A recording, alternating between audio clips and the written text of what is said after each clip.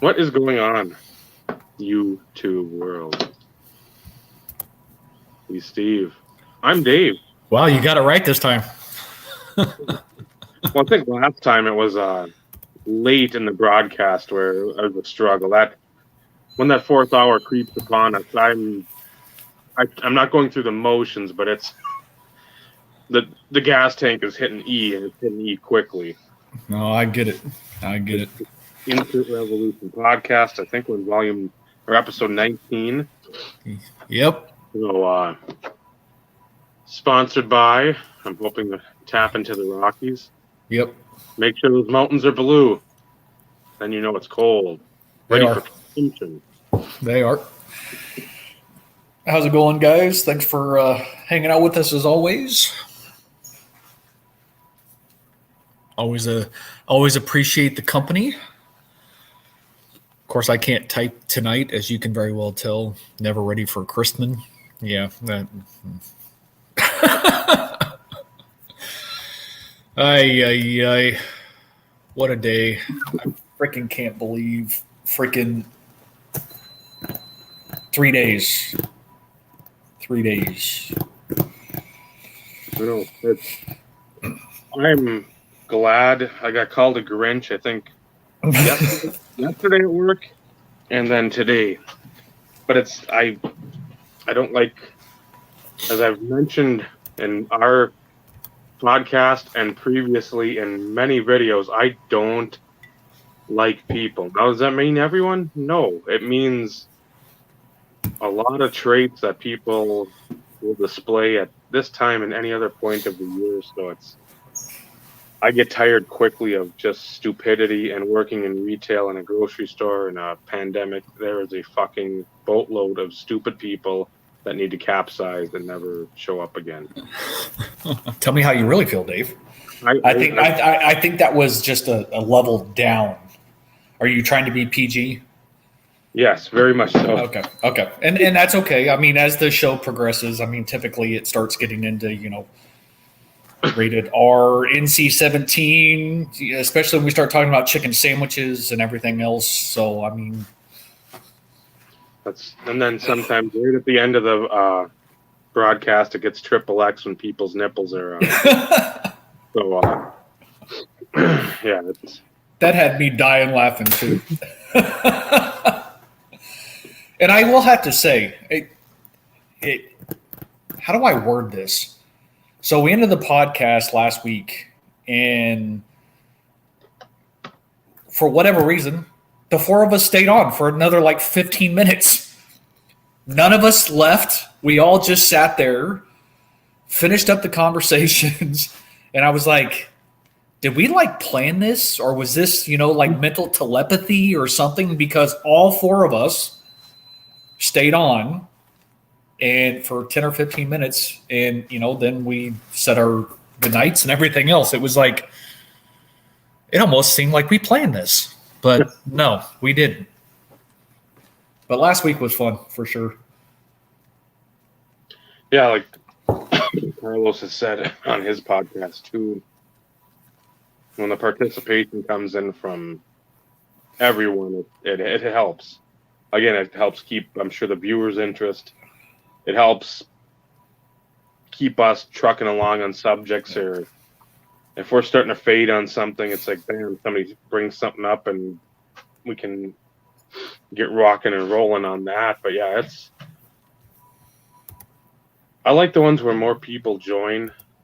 I don't want to have the Brady Bunch, because I don't think I like having a few at a time, just because you can bounce stuff off people and other folks. And whereas if you had the 6, or if we had premium content memberships or whatever, I think it's either 9 or 10 maybe. That's a lot.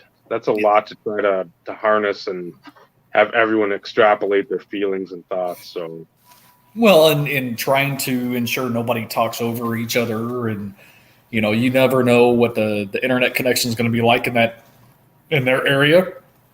So if there's any sort of delay, it's no different when I'm on video calls or whatever for work. There's times in which you're about to say something, and you realize that, okay, there is a lag, there is that little bit of latency or that delay, and you don't ever want to think that you're talking over somebody. At least the nice thing with us, I mean, for the most part, if we start talking at the same time, it's no, go ahead, finish what you were going to say, because you can usually tell when people's wheels are turning and they have a thought. And that's one thing I enjoy about, at least just the two of us. Not that this is not a slap on anybody else, but we've done this enough and we've talked enough to where we have an idea of when we can interject and things along those lines. And the more we have, the crew on from time to time, the same thing will kind of start happening from a flow perspective. And it's always nice too when you take a sip of our sponsor that I can jump in then and fill that dead air with whatever rambling diatribe that I have planned or unplanned.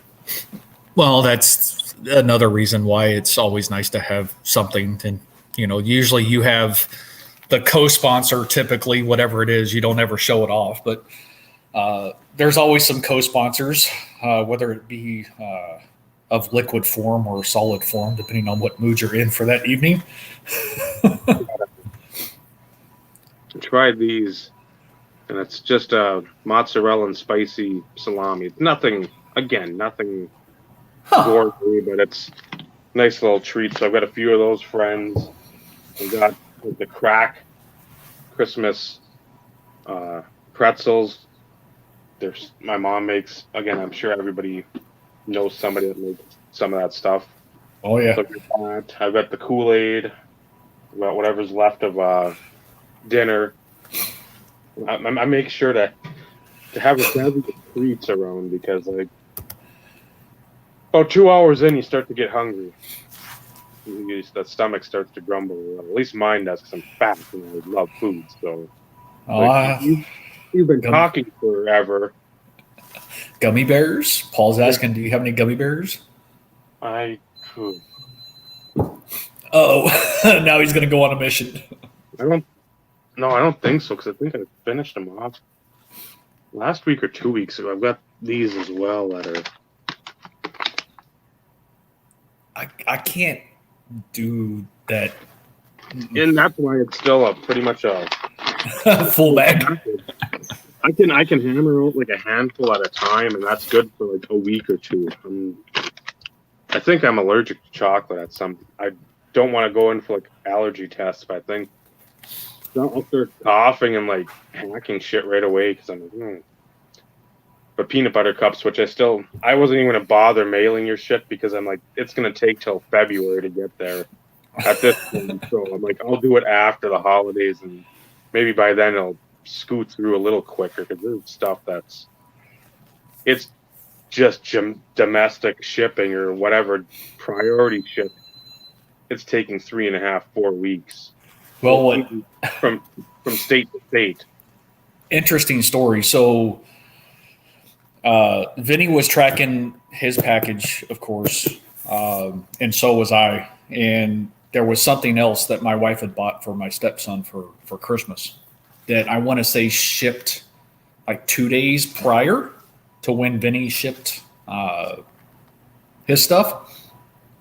And it's coming from Kansas. So only a few states up from where I am. And through USPS. And speak of the devil. What's going on, Vinny? I was just talking about you. Your ears must have been ringing. Burning, ringing, flaring. But they actually paid for priority 2-day shipping, where it said on the package 2 days. Mm. And it showed up on Friday. Well, this past Friday. So same amount of time. In the words of Vinny, I'm not going to quote him. So I'm going to show this. I'm going to let Vinny call it out. Code 29. Code 29. In other words, lose that bastard for 13 days. Yep. That's what we think that code is. My mom's package to my kids, it's code 29. It ended up in Tennessee, and now it's on its way back here. So it went from Pennsylvania to Tennessee, now heading back to Michigan. And it's It's ridiculous. delivered. Oh, even better. So I'm like, she's like, where is that? I'm like, how do I know? I don't know where that is. Mom, I don't live there. I can't tell you what that means. She goes, check your camera, see if they dropped it off. I'm like, no, it's not there. So I'm going to ask, Benny, how you doing today? I hadn't chatted with you today. Yeah, it was a rough couple days, but it's my grandmother passed last Thursday, and she raised me for a good part.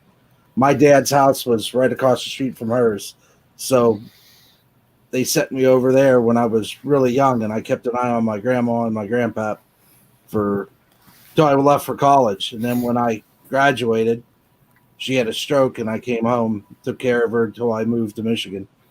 So it was a rough couple days, but it's good to come on here and clear your mind a little bit of negative things. Like I told you, my friend, it's, I don't know if you told Dave. I did share the news with Dave I told Dave. Without your permission, unfortunately, and I should have asked, but it was one of those in which we've started chatting. We've been chatting quite a bit, and it's one of those in which I told you many times via text. I'm here when you need me. I can relate. It's tough, and there's nothing I can put into words to make it better. But just know you do have friends that are thinking about you, and we'll be here if and when you need us. Well, I appreciate it. So, that stuff sucks at any point in the year, but then you have it this time of year, and it's just magnified that much more. Yep. 93 years is a long time. So yeah, she lived a good, solid life. Yeah, we can only hope that we make it that long. And she was tough the whole time. So she beat cancer twice. Damn.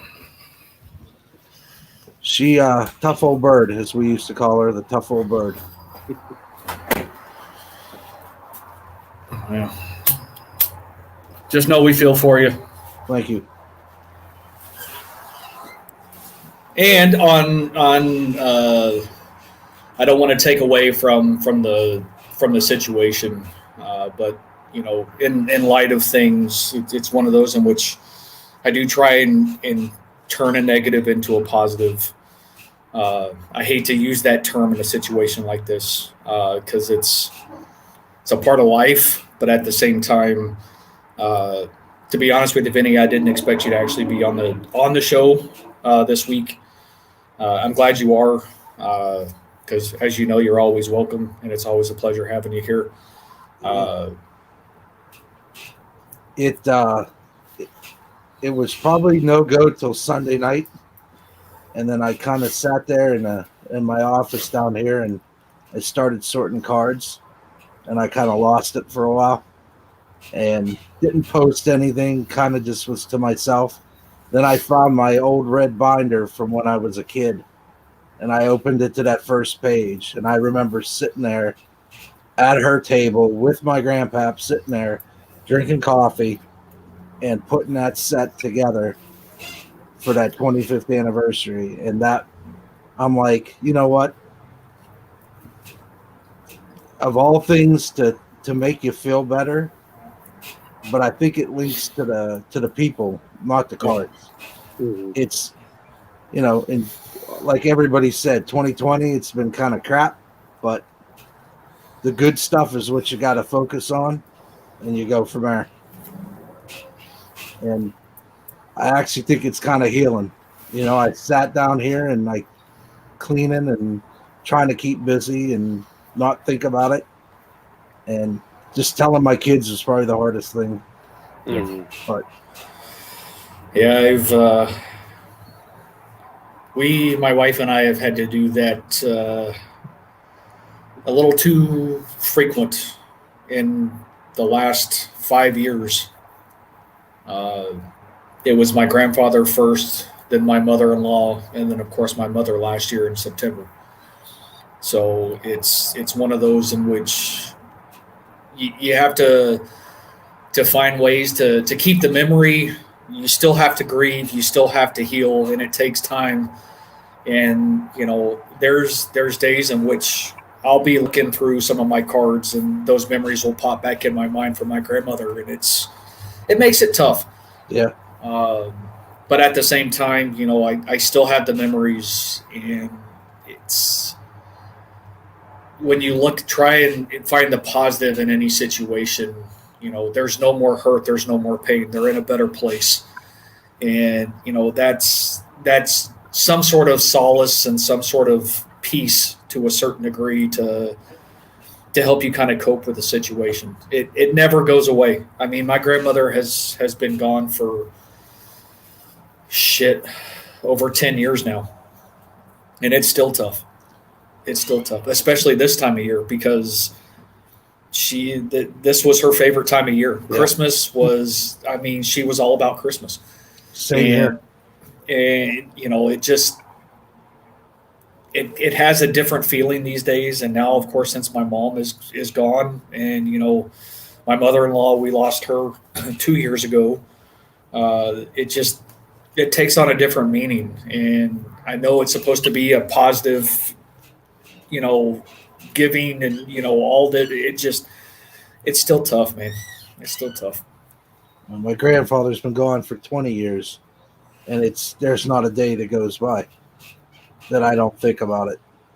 It's just when you live right next door to your grandparents your entire life, and your mom and dad are in the house next door with your brothers, it's close, and your aunt lives 5 minutes away.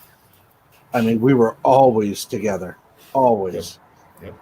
And it's not that it's not hard with anybody else, but when you're that close, it makes it rough. But good. I lived with mine until I was 13, and then we were a block and a half away for another 5 years. So, and then where I worked was 2 miles from my grandparents' house. So I would go every day for lunch and spend lunch with them and have lunch. So it makes it tough. What in the world?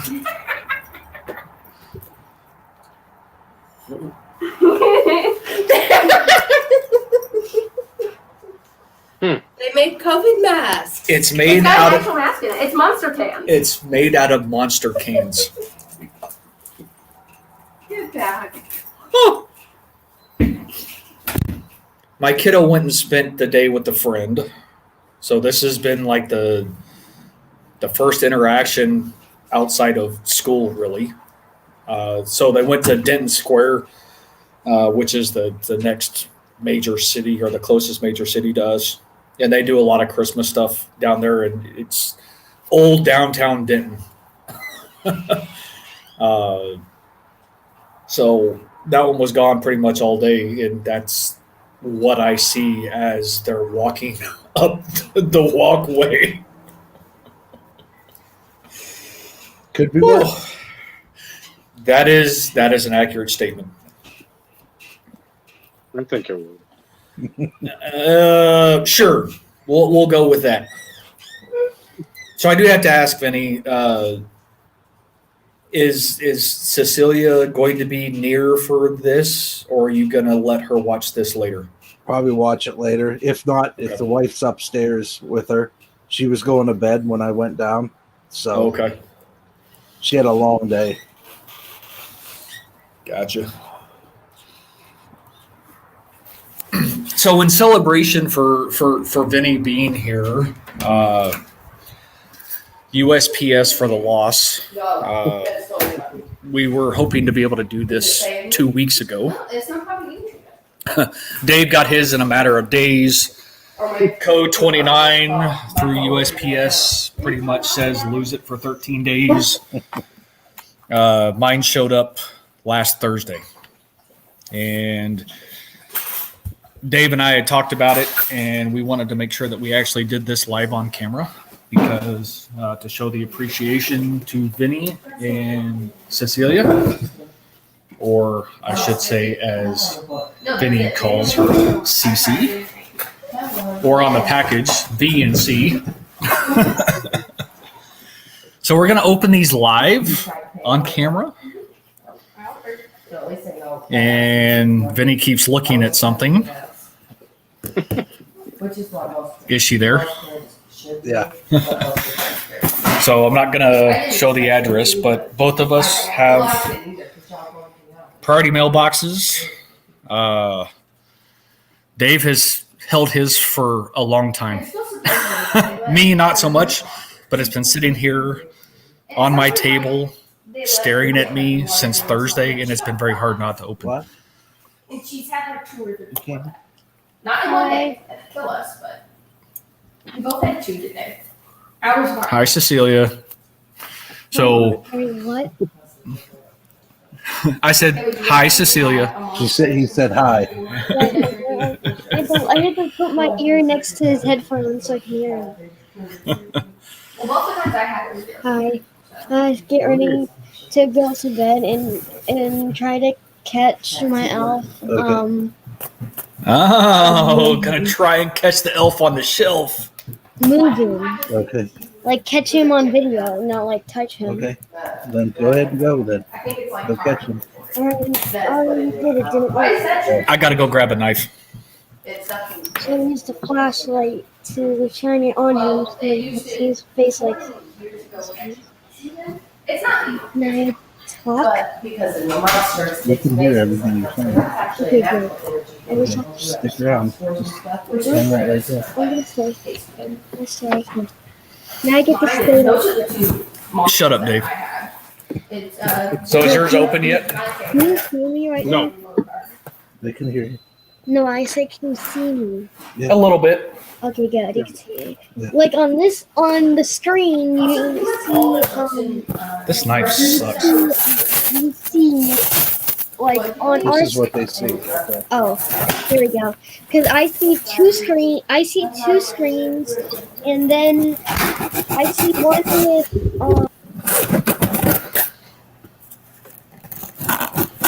Now we can't hear you.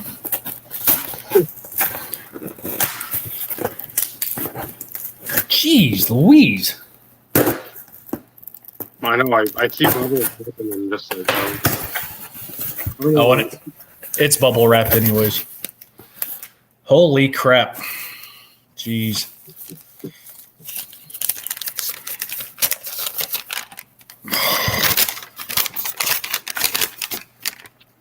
I'm not going to read this aloud, Yeah. but I am going to read it. And there's all sorts of stuff in here. And there's a open me last. Holy cow.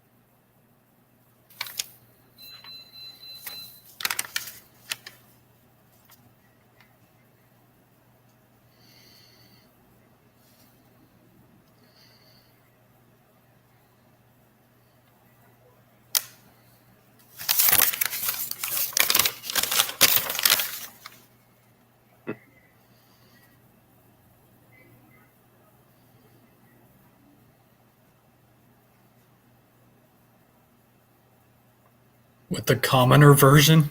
I got a charlatan in mine.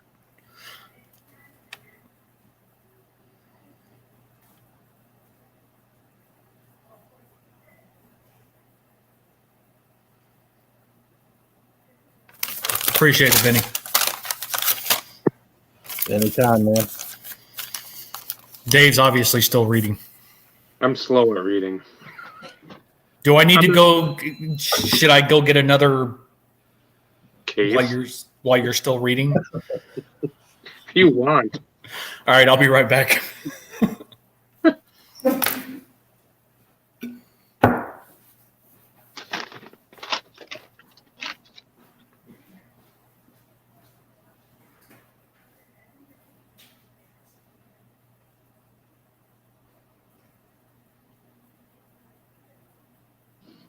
Thank you, kind sage. That means more than whatever you and Cece would send. A letter that taking time to write that's always something I try to do, and I love that you're of that mindset too, where the letter means a ton. It's not just all my fans. It's not just a here you go. You put some time and thought obviously into that and feelings, and that as you know for both Steve and I and most of the folks here, that's appreciated. Even before getting into what goes in here, it's Yeah, and I'd like to say my penmanship is not this good, so no. You'll have a hard time reading anything I send you. Just throwing that out there.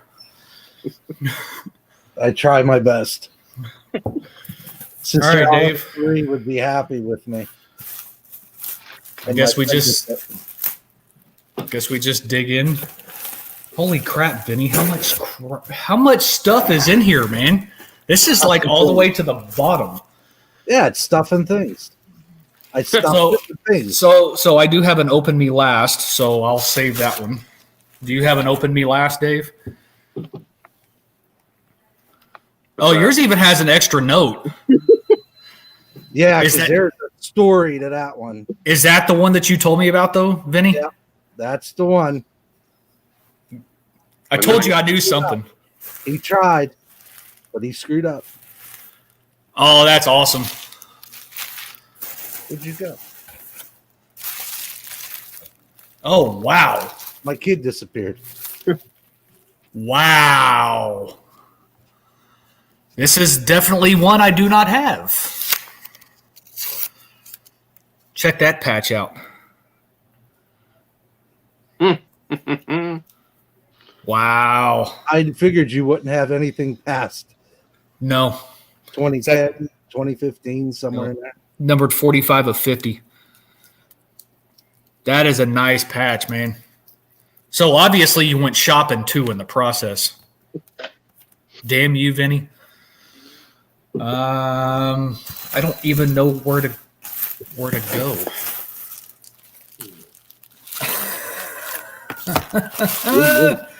Hey, I get to open some. I get to open some product.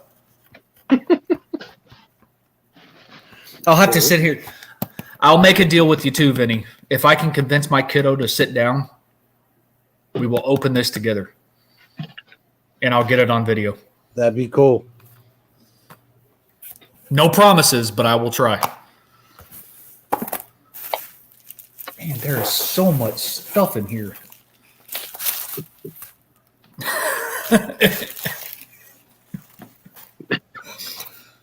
I'm in heaven, man. This would have been enough with the note. I hope you realize that. Yeah. Man, that patch is purty. Come on, Dave. What are you doing? I'm looking through some Lemieux right now. We got as we alluded to, I think, somewhere in a podcast. That's what that was. Yeah, that whole container was stuff we talked about in the last 6 months. Okay. So I just threw in a bunch of different, and there's some surprises in there. The Lemieux Skybox, I think Impact. Yep. 95.6. I'm going to be over me some packs, man. Well, good. You haven't had anything to break forever. No, I haven't. You can blame Cecilia for that one. not blame. Ice. Thank you. She disappeared again.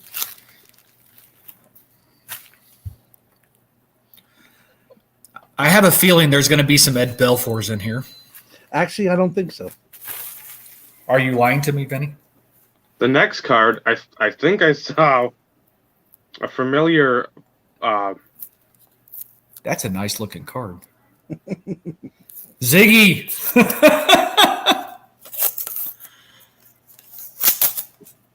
Poor meat, you won't have all the Ziggy policies then. I think he'll survive. Joey Juno, the black gold. Oh, those are cool. I can't remember if those are OPG or tops because I bought like 2 lots of both, and there's I think A is on the tops, and there's no designator on the OPG. Okay. And on this one, it just says on the back the Tops company. So yeah, the black gold, it's different uniforms. I have the whole OPG and the whole top set, so I'm not sure which one that was. You could tell I use the winner cards to tell that's what. That's the easiest way for me, because like Lemieux in tops has a white jersey, and the OPG has a black jersey. Okay. And that's my designator, and like is the same thing. I know he is Vinny's better half. I know there's going to be a Belfour in here. He spoiled it. He spoiled it already. Since Dave's still going through cards, I can't remember if I did or didn't. I have a stack here that is covered in decoys, so I'll be doing reveals. Those were the. Remember, I was telling you about the monster boxes that my dad got for $10. Yeah, Mhm. 5 of them. Those Bledsoes were in there. Zenith Hasek with. I love those jerseys for Buffalo. When they went to the red, black, and the white, those were atrocious. This guy, which I never seem to pick up anything of. Natron. I've tried to pick up a little more of this guy because he's a Hall of Famer. Is that Dougie? Doug Gilmore. Okay. And metal, which I don't know how much metal we even had up here. I remember football. We had more football than anything. Is that 95? That looked like 95. I think, yeah, the 90.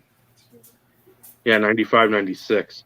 So I put that set together a little while back. Wah, which again, I remember getting back in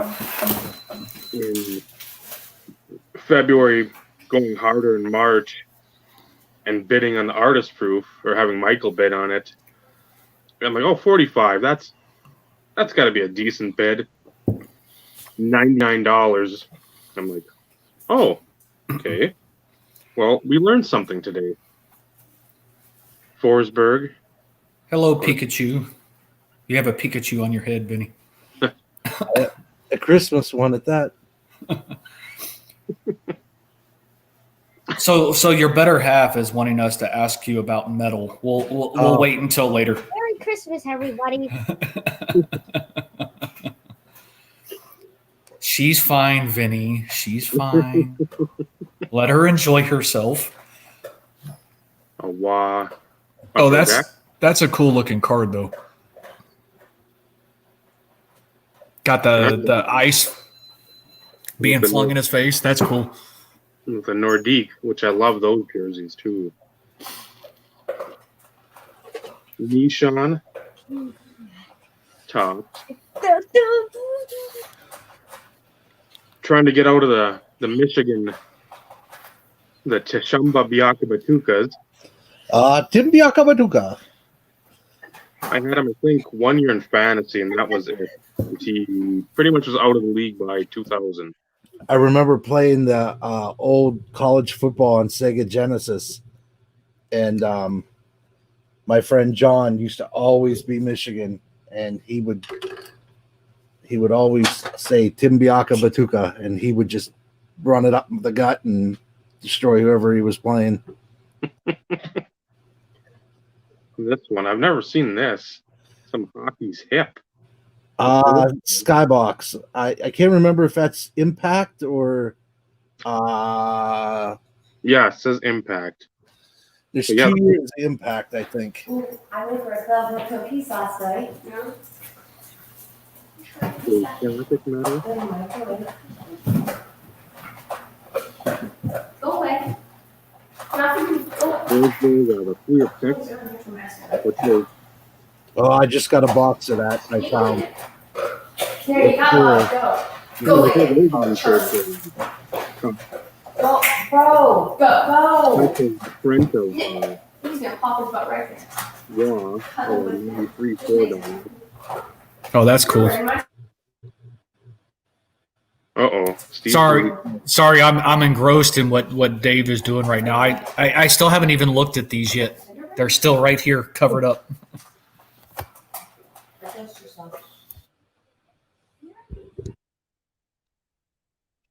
Timu. The Finnish Flash. Selene? Sorry. No. Come on, Steve. You are the Oracle of Hockey. Sakic out of Stanley Cup MVP. Get up. Oh, get up. Out of Crown. Get up. The Rock Legend. And then the Marty.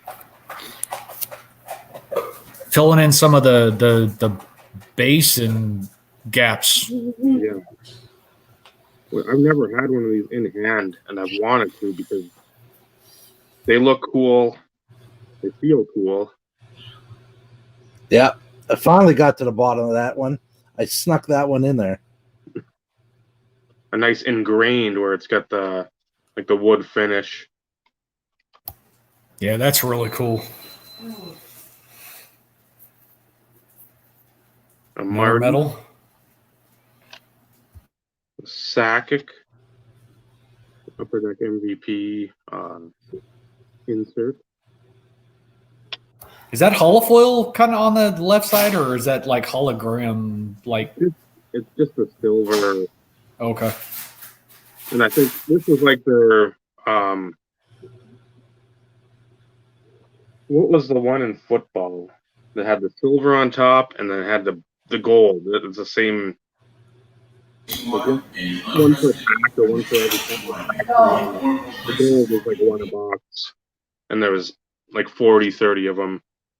And then on the top stars, which I enjoyed that too because it was like that sort of finish right over here.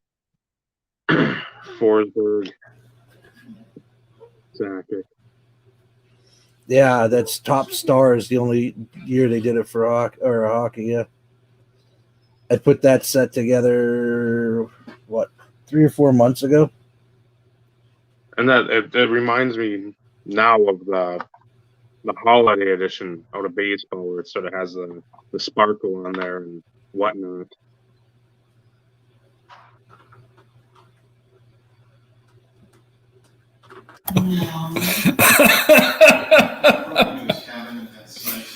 No, he did not. So that's the end of that stack, Steve. So no.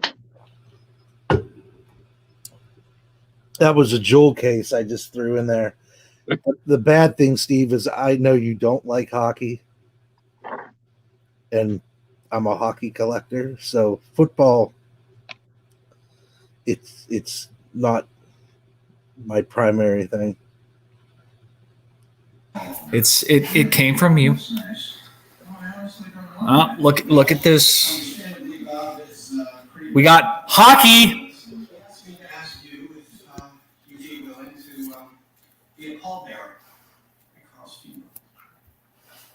I love holograms. Is that Lemieux? Oh, sweet. Everybody needs a Lemieux in their collection.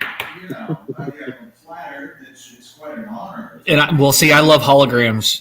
Is this 91? Probably. 91, 92. So the origination of holograms. It's iconic with the times. And the fact that this is your guy, I can still appreciate this. Even though I'm not a hockey guy, I can still appreciate it.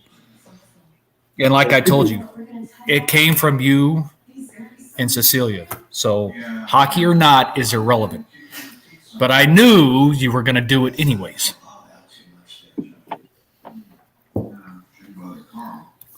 I'll show another one. Oh, that's cool. Out of Atomic. Yep. I love. Go ahead. I think it's McDonald's. Is there a McDonald's logo on It the back? is. Yeah, it is. There it is. McDonald's in Canada had those. No shit. Yep. Did you actually get this while being in Canada? No. Okay, I just thought I'd ask. But that I love Pacific. I've said it many times. Base design, insert design. The fact that it's got the die cut up there, that's cool. There was someone in Pittsburgh selling off. I don't know whose collection was, but they had like 60 copies of every card, and I bid on lots.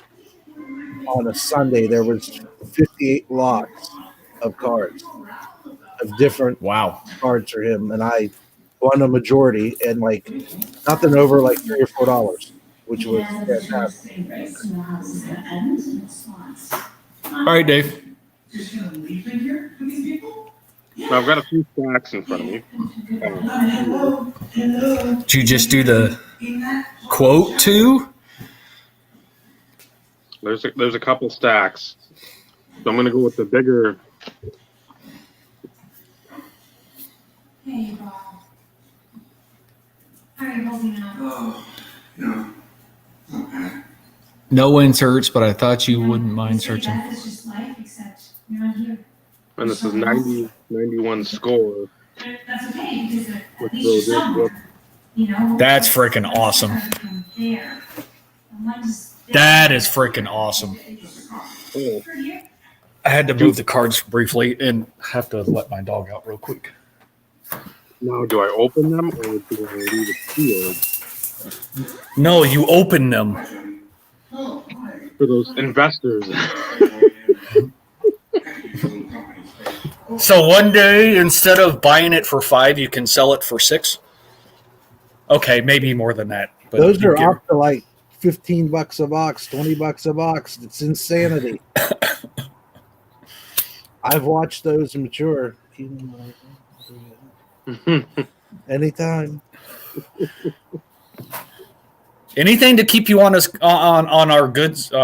Anything we can do to keep us on your good side. I had to think about that one for a second. Keep going, Dave. Again, I've got a couple stacks here, so and nothing's labeled as such other than the last. So, Mine wasn't either, so oh, I love this. I love these were one a box, I think. The Yep, OPP one a box. Premier Finest Dags rookie year. oh, that's cool. Can't read cursive. I didn't write cursive. Kind of looks. I thought you just said something about cussing, and I just realized she said something about cursive. Cursive. She's learning cursive right now. Yeah, I'm trying to stick in lectures, and I'm not bad at it. Now you're getting better. It takes practice. Yeah, lots of practice. Roman Hammerlick, which is awesome. Lindros. Lindros. Is that the whole set? Or the whole main guys that you can't read that? I can't read that name. Owen Nolan. Okay.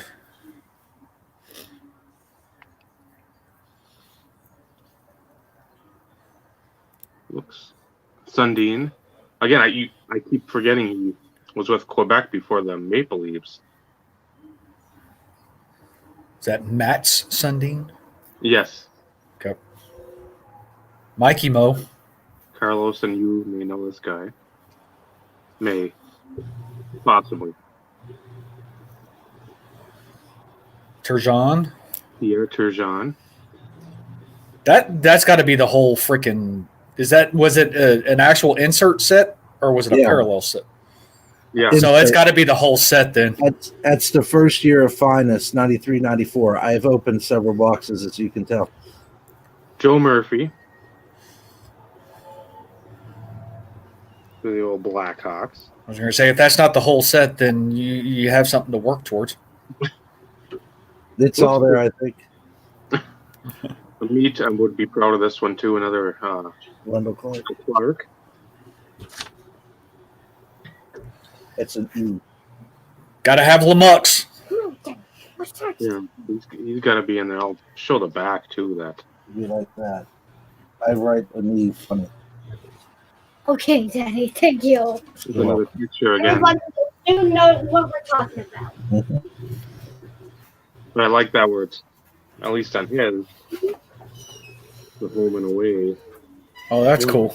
That's a cool little touch.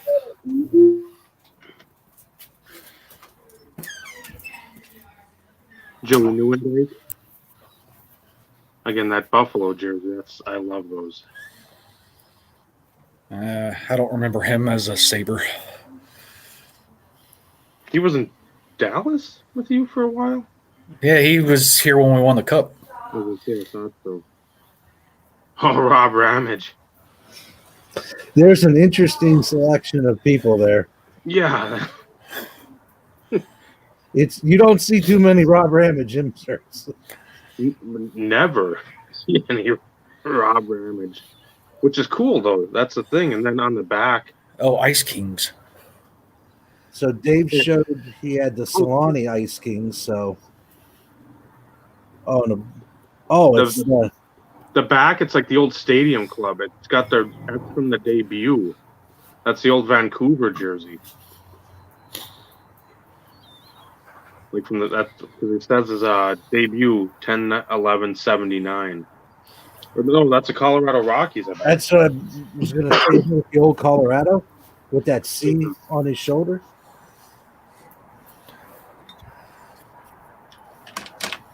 The Rockies, huh? Thought that was baseball. Shows you what I know. You know more than you let on. No, I didn't know that. And then the Ice Kings. Patrick Roy. That's cool. But I don't think I've got that one. I do know that. That's cool. Oh, and another one. LaFontaine. Isn't it really like it took 2 minutes? It's got the blue foil. 2 seconds before. Yager. I know Yager. Everybody should know from the mullet. Oh, the great one. I'll show the traditional old school Big Don with the right up.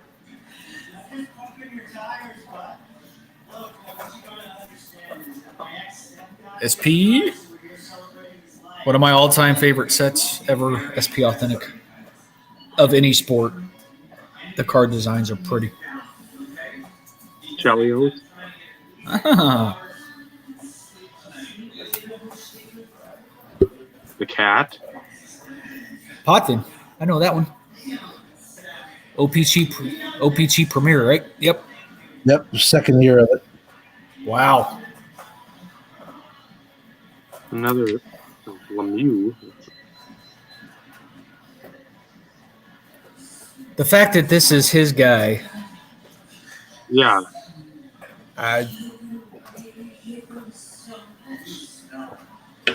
So you should have everything there, Dave, but Solani, which I think you have in video, like a couple of videos back, like 120 of them.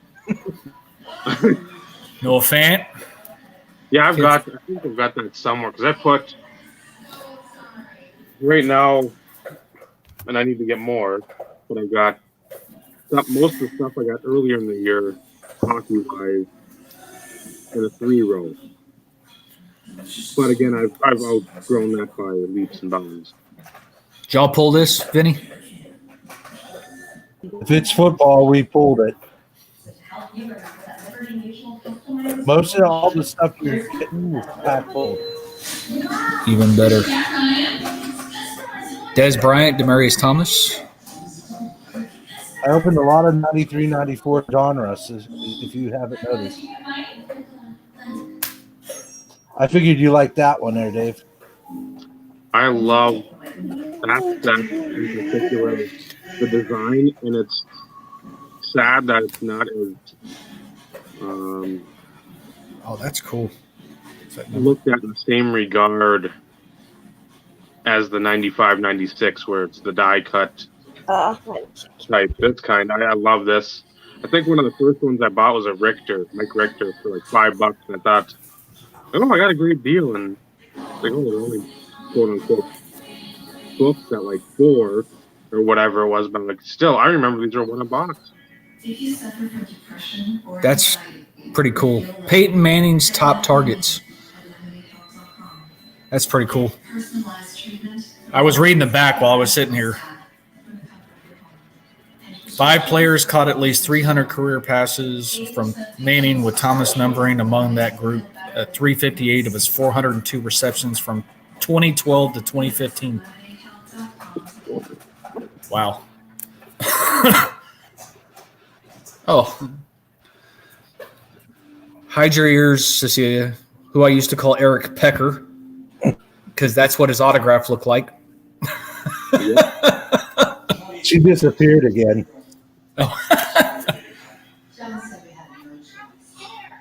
Round numbers: Bradley Chubb and Davenport out of Contenders. Love Bradley Chubb.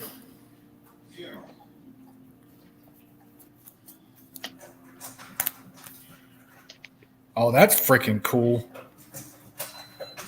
Not numbered. That's freaking cool, though. Out of Donruss. Peyton Manning. Look at the top of it, though, Dave. The Sheriff. Who's that? It's Peyton, man. Well, I know. I'm just. Is it like sort of like a tribute card, or is it like a nickname? Or? With the number, it's hard to tell because it's card 16. Okay. But that's cool though. Yeah, because that's for me. I haven't done anything with genres other than if there's been retail. I've picked a couple up, but that's. Legendary Contenders. I love Peyton. Peter Forsberg. Is that a rookie? Yeah, the French one. Which I don't think an autograph of somebody I need to pick up.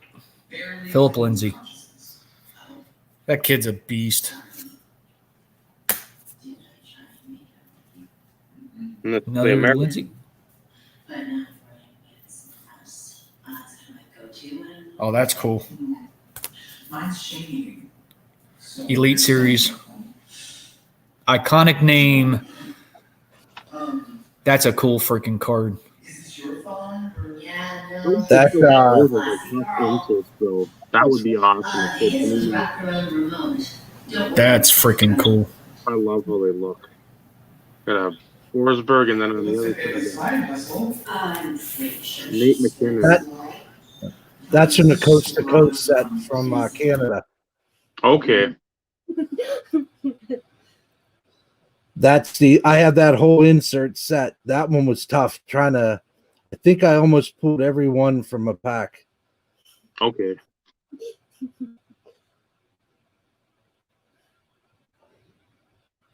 Yeah, I always like the then and now or whatever, but I don't like them to go way back.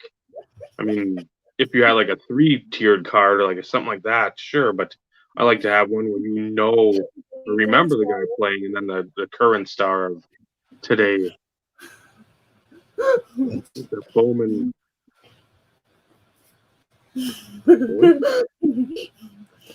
94 596 Bowman, I think. 94, 95 maybe. That's Bertuzzi's first year. Okay. That has Bowman's Best in it. The first hockey Bowman's Best. Okay. Super skills out of tops.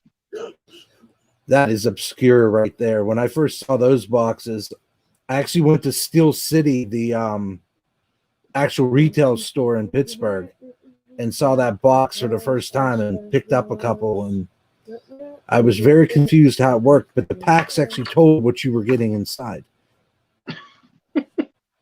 What a concept. And then all the cards are gold. The parallel is silver or platinum. Okay. More stuff to dig deep into. Well, when you got all those Forsbergs, I was like, son of a gun, I gotta take half of this stuff out of here. And I was like, quit buying stuff, Dave. That's not happening. So Yeah, I was like, I gotta ship this thing quick.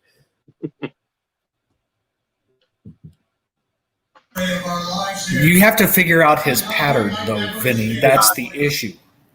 There is wait. You can't figure out the pattern. Difference maker out of Ultra. The eyes are getting older, so it's going to be us in like 5-10 years at a show. You're trying to look. You'll have everybody looking like. I do that now. Well, so do I. Not all the time, but. And so this is 6 cents, and I think that's $7.98 Upper Deck or $96.97. I think 97, 98.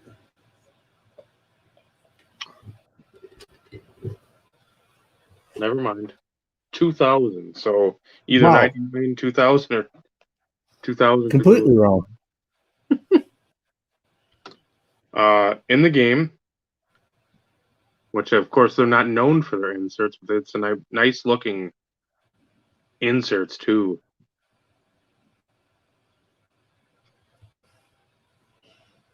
And again, I like this on the back of a leader. You have the list of top 10 guys. That's why I like the team cards in old tops, where you'd have like, it wouldn't be like Terrell Davis breaks through. It'd be like Broncos punish whatever, and then on the back you'd have scores, then the team leaders. I like that, where it's something simple, plain. Ice Masters, I like those are nice because the Chrome, Peachy Chrome had the Chrome variation plus a refractor. These, and I mean, these are a nice foil board.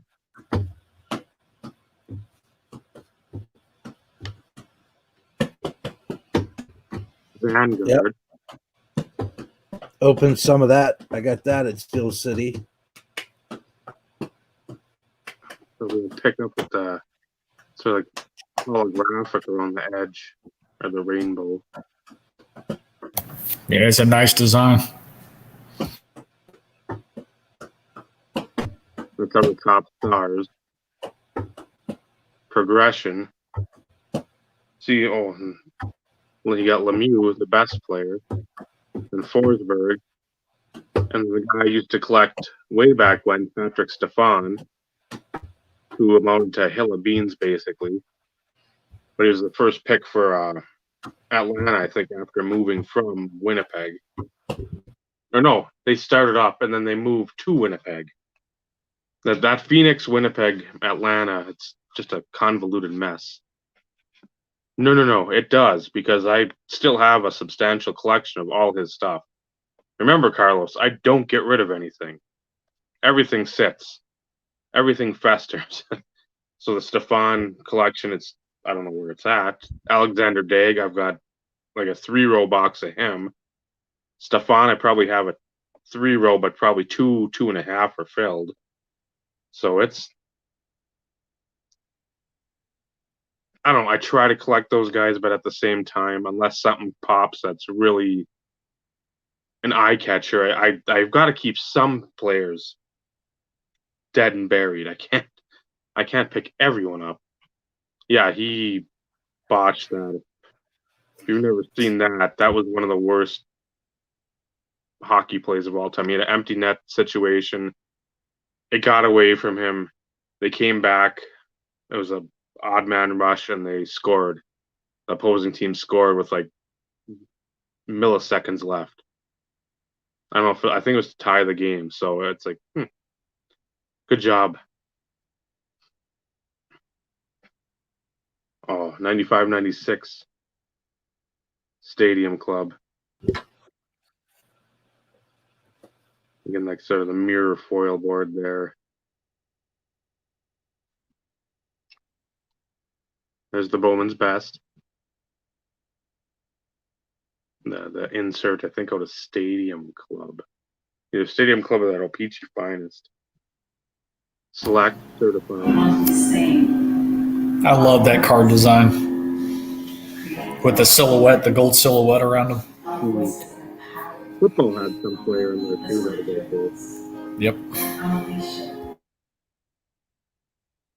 Oof. That's a superpower too, isn't it? Wow.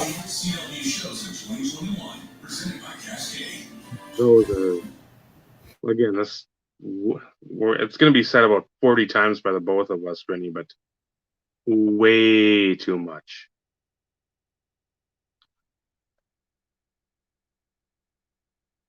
And Carlos mentioned it with Kachuk because Madonna wasn't in one of those sets. But if you get a chance to pick one of these guys up, and I mean, there's some, I'm not going to say lower tier players, but not as heavily collected players in there.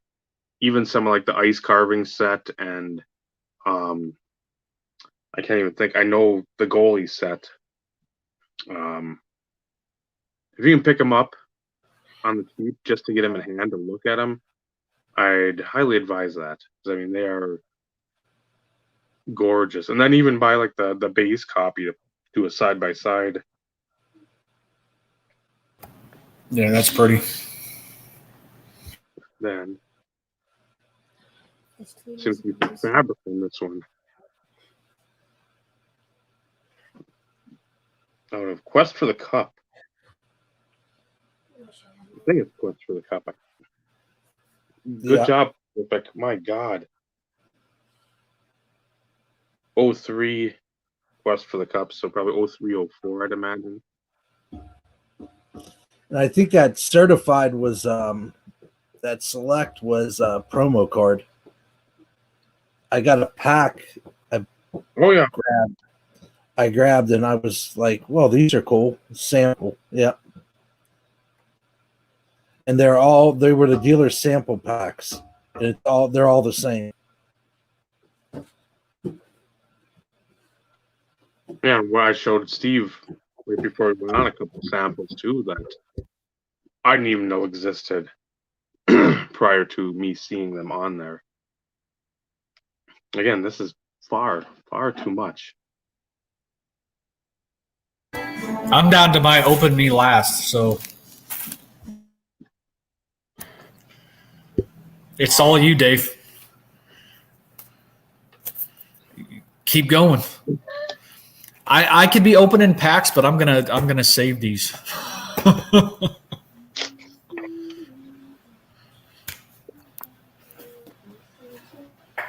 It's easier to send to you since you have 50 different players in the hockey realm.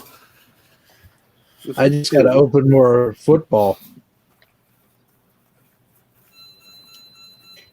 Is that Temu? Yeah. The Finnish Flash.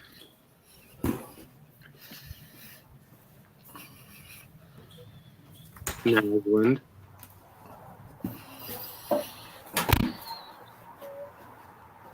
John Leclerc, Premier Rookie. He getting me with some of the rookies too. I know.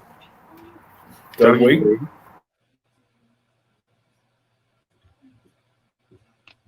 Kevin Todd, who was an integral part of the success of the New Jersey Devils. It wasn't just like some rando. If you actually watch the games, he was one of their better grinders.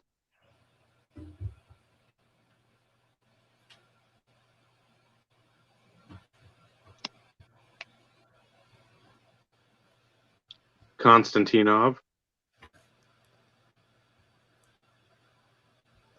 That's my boy. From the that Russian influx of the Eastern Europe flights that came over. Another Dougie Wade, can't have too many of those. I loved him for the Oilers. Looks like a meat sending you a ComC link for a Dumba. Nicholas Lindstrom, who hobby-wise is fairly underrated. Yep. For how good he was and where he ranks in the pecking order of defensemen. Amante, who was just a monster for the Blackhawks when he got traded there. He was absolutely him and Daze. I loved watching them. So I think at one point I had a fitted Blackhawks hat when I was like 13. They were the bee's knees. Black gold. Oh, you got one too. If you ever see the patches of these, even the higher numbered stuff, the McDonald's ones, they go for stupid amounts.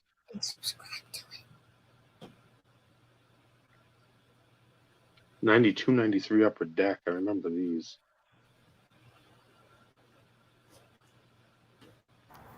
Oh, that's cool. The rookie record for the goals by Solani.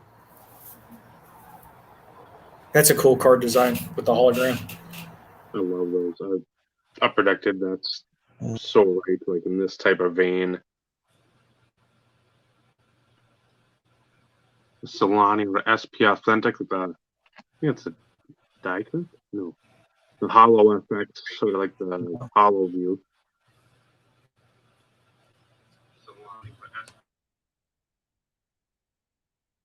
Again, another guy. Again, I want to go down so many of these rabbit holes, but we'd be over 2,800 PCs then, and there'd never been any ground gained. And that's out of upper deck. Looks like 05, 06.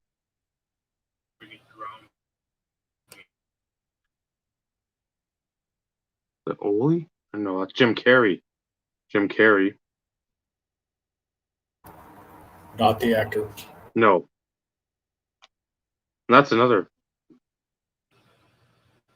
example. Raymond Bork. Such a simple design on those black golds, but so clean. Mm-hmm. They only did it for 1 year, I think. Well, football only did it for Hockey. one, I thought. Maybe they did it for two. Baseball, they did for 2 because I think I have both sets of those. Football was early. Yeah, football I think was only, 94 or 93? Theo Fleury. So underrated.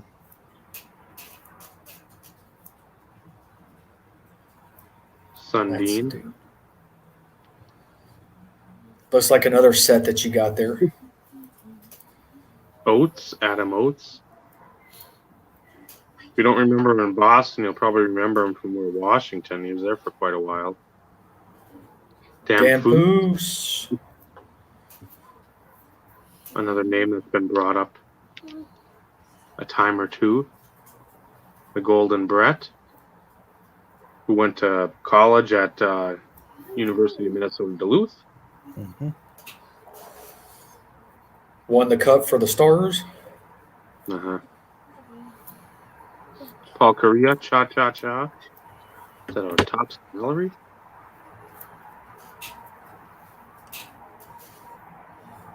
Yeah. Again, I think another one-off set.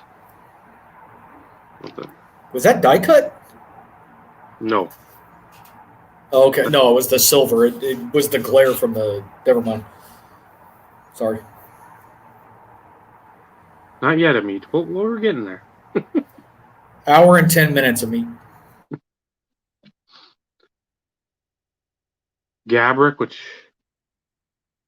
second year Gabrick, I think.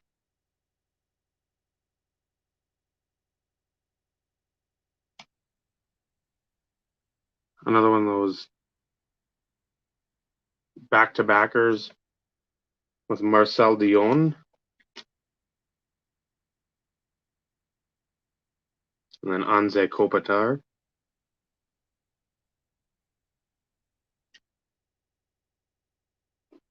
And the last one on this stack is the refractor of Paul Correa. Cha, cha, cha. That's nice.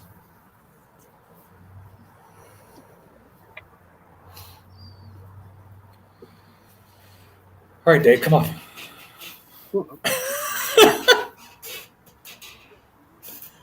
Only because I know what's in the last one. That's what I'm. I'll try to go a little quicker. But again, that's why my videos are always so long that No, it's the appreciation of what they are. That's what makes it enjoyable. I'm having fun just watching. Open a lot of that. is that what, 90, 91? Yep. Second year, I think, or third year Sakic. Second year. The That segment starts 12/31/2021.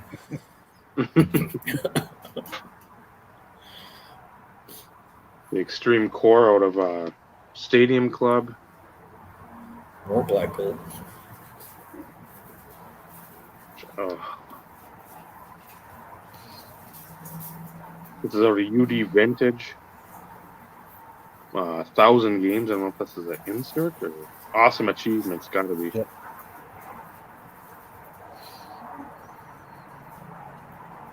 Oh, was it Art Ross? Yeah, Art Ross out of 96-7 clear, where they had everything staggered as like Vezina was one in whatever 40 or 60, and Pearson, Norris and all that stuff. So the Mew had the Pearson. I just picked that up this year. those are, I like them. I mean, they're real simple, but they're nice. Set wise, Amit, not many. Player collections, that's a completely different story. 6,727 to be exact. That number's a fluid number. It's 94, 95, or 95, 96. Yeah, 95, 96 Bowman. The Bowman.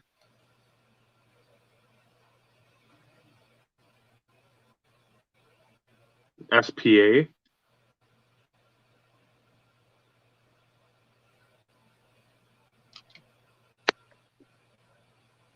Not, they are, because I pick up when I see Lindros, when I see Sundin, when I see a lot of those guys, I pick them up because they're cool cards, they're Hall of Famers, they're guys I watched, and if I picked up every Raymond Bork insert, along with Broder, Waugh, Forsberg, Sakic, Ziggy Palffy, Sundin, I'd be broke, but I mean, I try to pick up here and there just to, again, not zigging and zagging, but keep that collection fresh.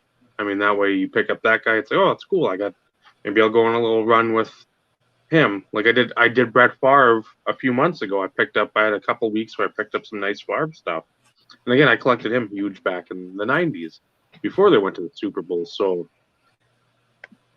I've got a lot of player collections. Are they the main players? No, but they're guys I'll pick up stuff here, pick it up there, and hold on to it because again, it's just too good of a value to pass up. And they're again, it's a Hall of Fame player for pennies on the dollar when you want to pick up a Jordan base, whatever, for $2,000-3,000 in a grade, or do you want to pick up a cool insert of a equally, to a degree, player for a cheaper amount? Forsberg, no, Sakic again, Rink Immortals out of Pacific Heads Up. Stadium Club something. Do you still have one more stack after that one, Dave? Perennials.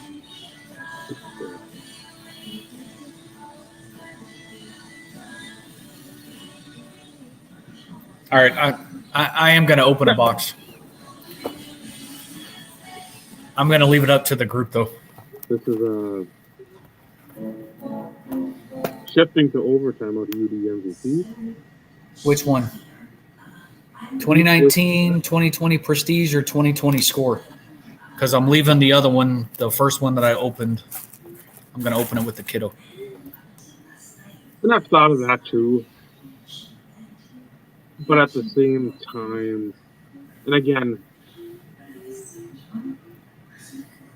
you want to do that to a degree, but you also want to keep that nostalgia. If there's something you like back then, hey, like the 90-91, if you just had a raw OPG Premier set, it's not huge. Graded, yes. But down the road, maybe it's not as profitable or valuable raw. I'd still get it because I remember it, and then maybe teaching the kiddo, hey, the set back then was huge. And I don't know. It's about the money and the long run, because you don't want to just have commons, but you don't want to just have marquee cards as well. For me, I'd like to have Jordan rookies, but I'd also like to have Allen Iverson base rookies too, to show off. And then I don't know. It's different.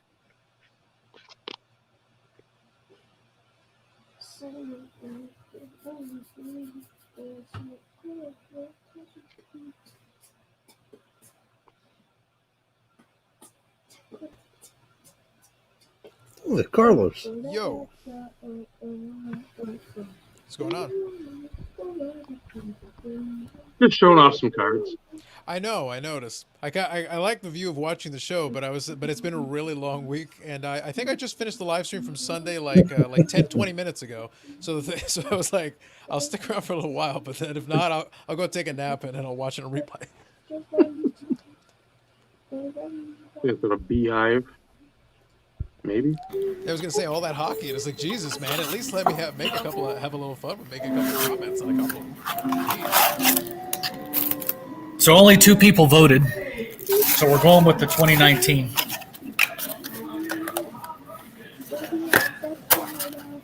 Which brand is the 2019? I saw the box, but I can't remember.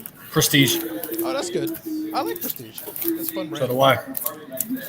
When I do go to the States, I try to grab a couple of blasters of football. It's fun.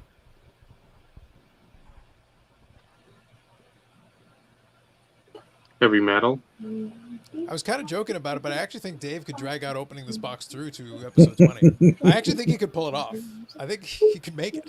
That is a all-star Pacific. I can. That's why my you totally video, get there. I believe you. global connection left.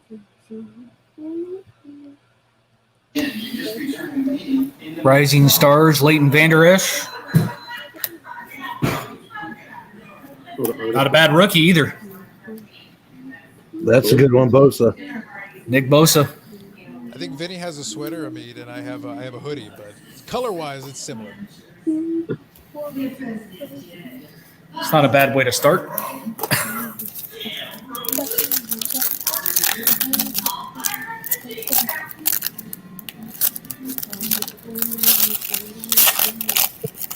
The best part is that Amit thought I was talking about him actually going on the show.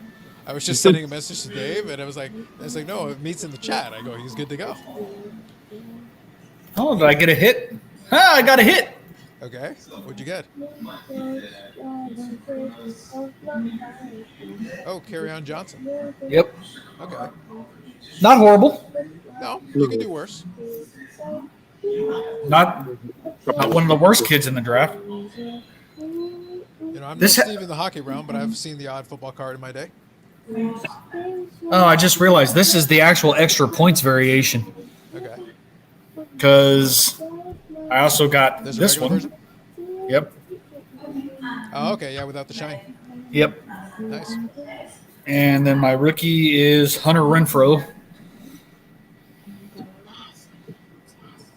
Also not a bad one, considering that is the kid of Mel Renfro, if I'm not mistaken.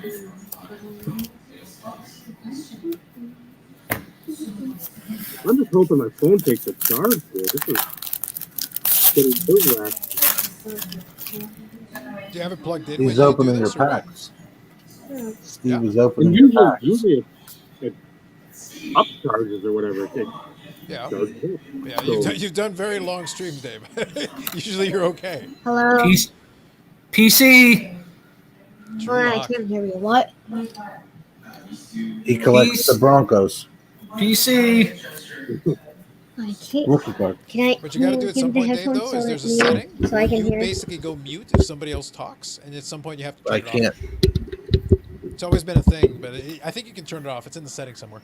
Okay, bye.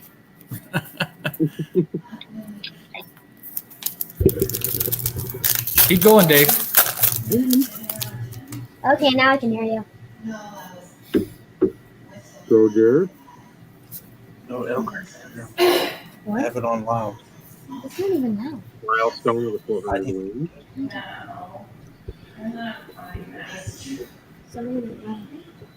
You're always losing your mind to me. That's usually the standard place, yes. I'm now listening. Nikhil Harry.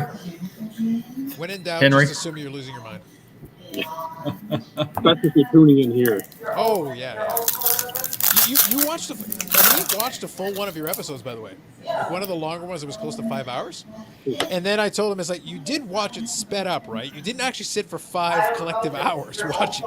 And he's like, I didn't think to speed it up. I'm like, oh my God, child. you watched the replay and then you didn't speed it up. Extra points. Cole Beasley. Not numbered. It is because I have both numbers programmed. Rock Yasin. I've never heard of the kid. I like the name, though. That's always been a fun name, though, from that draft class. I know. Rated rookie. Rodur.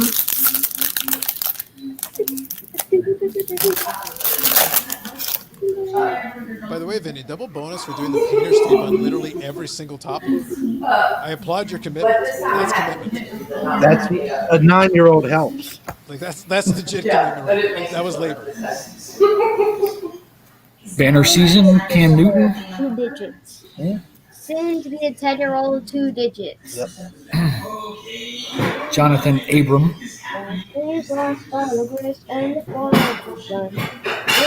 still like that year SP. I'm a fan of that year, the SP. I like it. 95. Yeah, I'm a big fan of it. I've enjoyed it. A lot of the scores I still like. My favorite. Yep, good old Leaf Limited. That's a great one. That's on the Is there a store on the back? Or Stefan Fisset. Stefan Fisset. Gotcha. Bowman's best. Yeah, the Scotty Bowman's there. They thought they were cute with that. Devontae Freeman. Extra points. I unplugged the cord and I plugged it back in, and now we're up to 3 points. Julian Love. Much love. You're getting a lot of the background sound to meet from the locals there. Oh, there's the one from last week, but I told you don't buy. Okay. Last pack. I've never even seen that. I don't think I've searched it. Which brand is it? It looks Cortland familiar Sutton. to me, but which In the game. okay, in the game. Gotcha.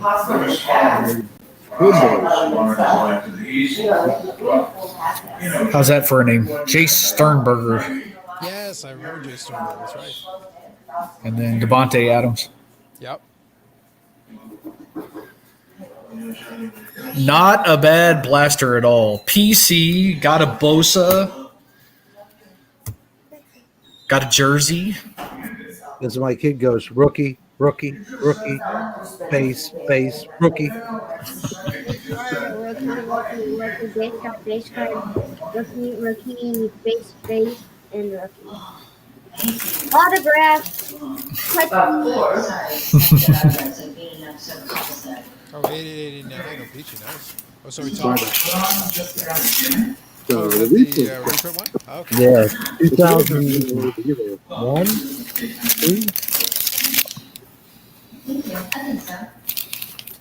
Man, that felt good opening something. That's another one.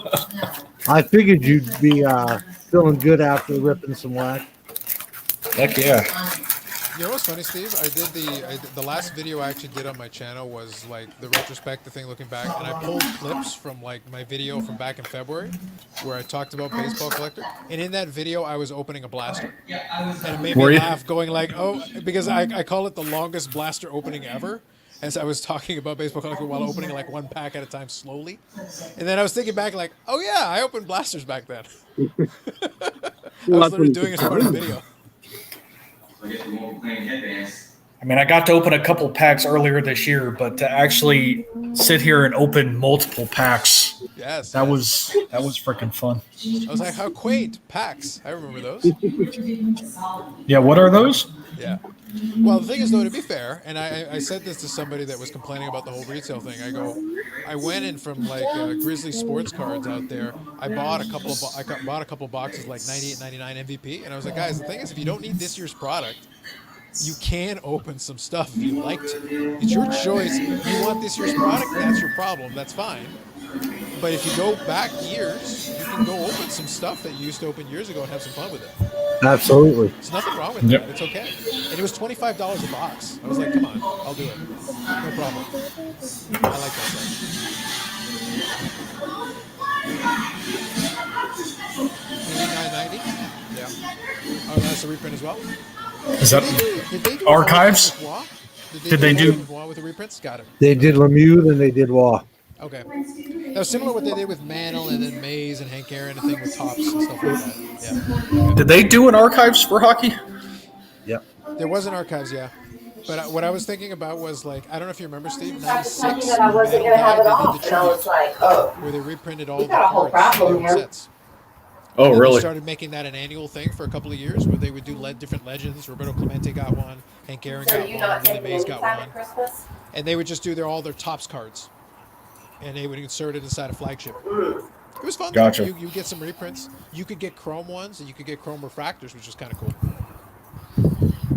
Nothing wrong with refractors. Yeah. But imagine a 1952 Tops Mickey Mantle refractor Damn. out of 96 Tops pack. Not bad. You could pull Be one. pretty cool. Yeah, you could pull one. That was one of the draws back then.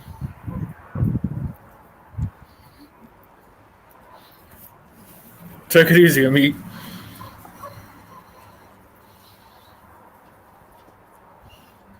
Upper Deck Award winners. Mm-hmm. Is that like black and white?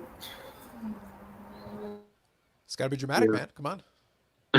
The same way in the Conn Smythe. By like It's got to be black and 7:30 white. in the morning. No, it's cool. That's why I was like, Yeah, I think that was the 93, Dave. That's the 93, probably the last one for Montreal. I gotta imagine, yeah, I think so. I think that sounds right to me.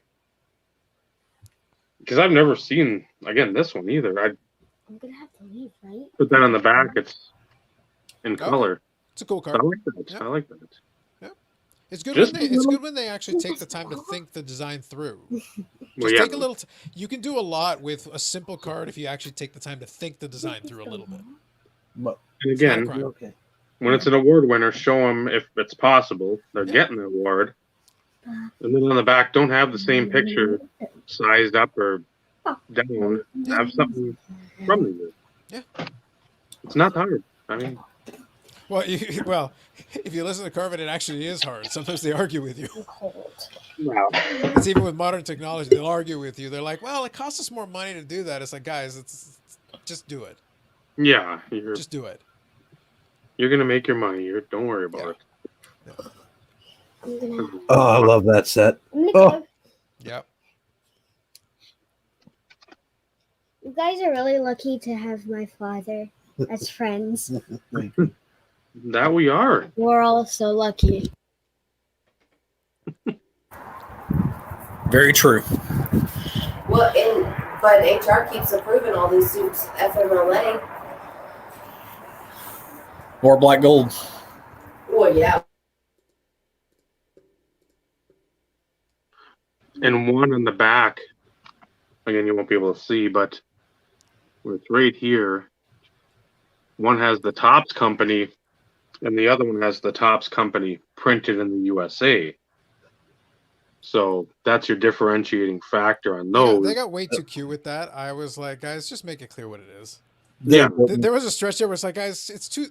I appreciate the subtlety, but then there's too much subtlety. Just spit it out. What is it? Which one is it? Yeah, that's the first year Topps and OPT both did premiere. Mm-hmm. A pain in the ass, Vinny, is what it is. It was a pain in the ass. This one here is the O-Pee-Chee for. Yeah. Because it's not. You think again with the O-Pee-Chee, something on the back's going to be in French, but. Well, the thing is, I don't ask much. Just like if you just O-Pee-Chee, just put O-Pee-Chee on the front. just like make it clear what it is, and then that's okay. Do whatever you want from there. That's why you never mix the commons, because then you have to sit there and look at the backs when you're trying to put a whole set together. I made that mistake. Well, I showed Dave the one from 91 score, where I showed him the differentiation between a couple of versions, even the two Canadian versions. There were two Canadian versions, all English and English with French. Yeah. In the Canadian version. And like, guys, it's a bilingual country, and you just made this more confusing. And then you got the American one. I'm thankful that Brodeur just has the French. Well, you lucked out because of the 91 thing. If it had been 1990, it's like, good luck, Dave. Let me report back your findings. Yeah. 13 variations unannounced later. This is the last. Well, there's this two. Says open third. So I think I didn't open them correctly. I know this one's the open last because I can figure that one out. Oh, don't worry, Dave. If you didn't open it correctly, just start again, and okay. And we'll get to episode 20. They're gonna open something that you put in there. Yep, that one. Remember this? No. Well, you will remember it here in a minute. Okay. A minute, Vinny. What an optimist. I was like, how long are your minutes? I'm from Pennsylvania. Usually they're 6 to 7 minutes. Not long enough. According to my wife. If I look at my sundial, it's like, it's broken. It's nighttime. I'm not casting a shadow on here.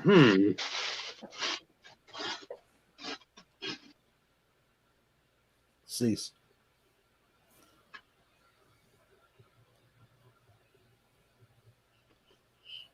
This is cool.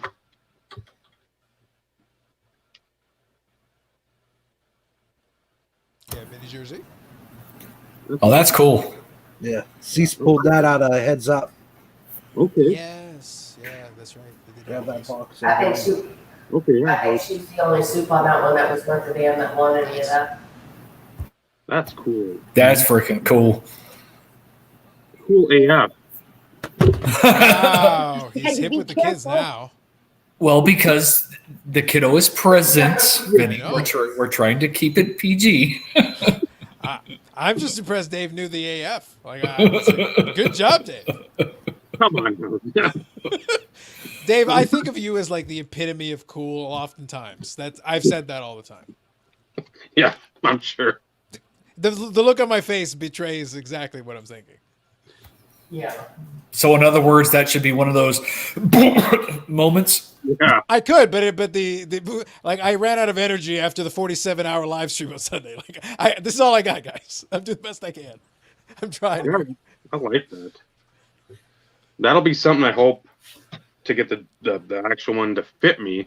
That'll be a chore to find that. There's a Forsberg too in that.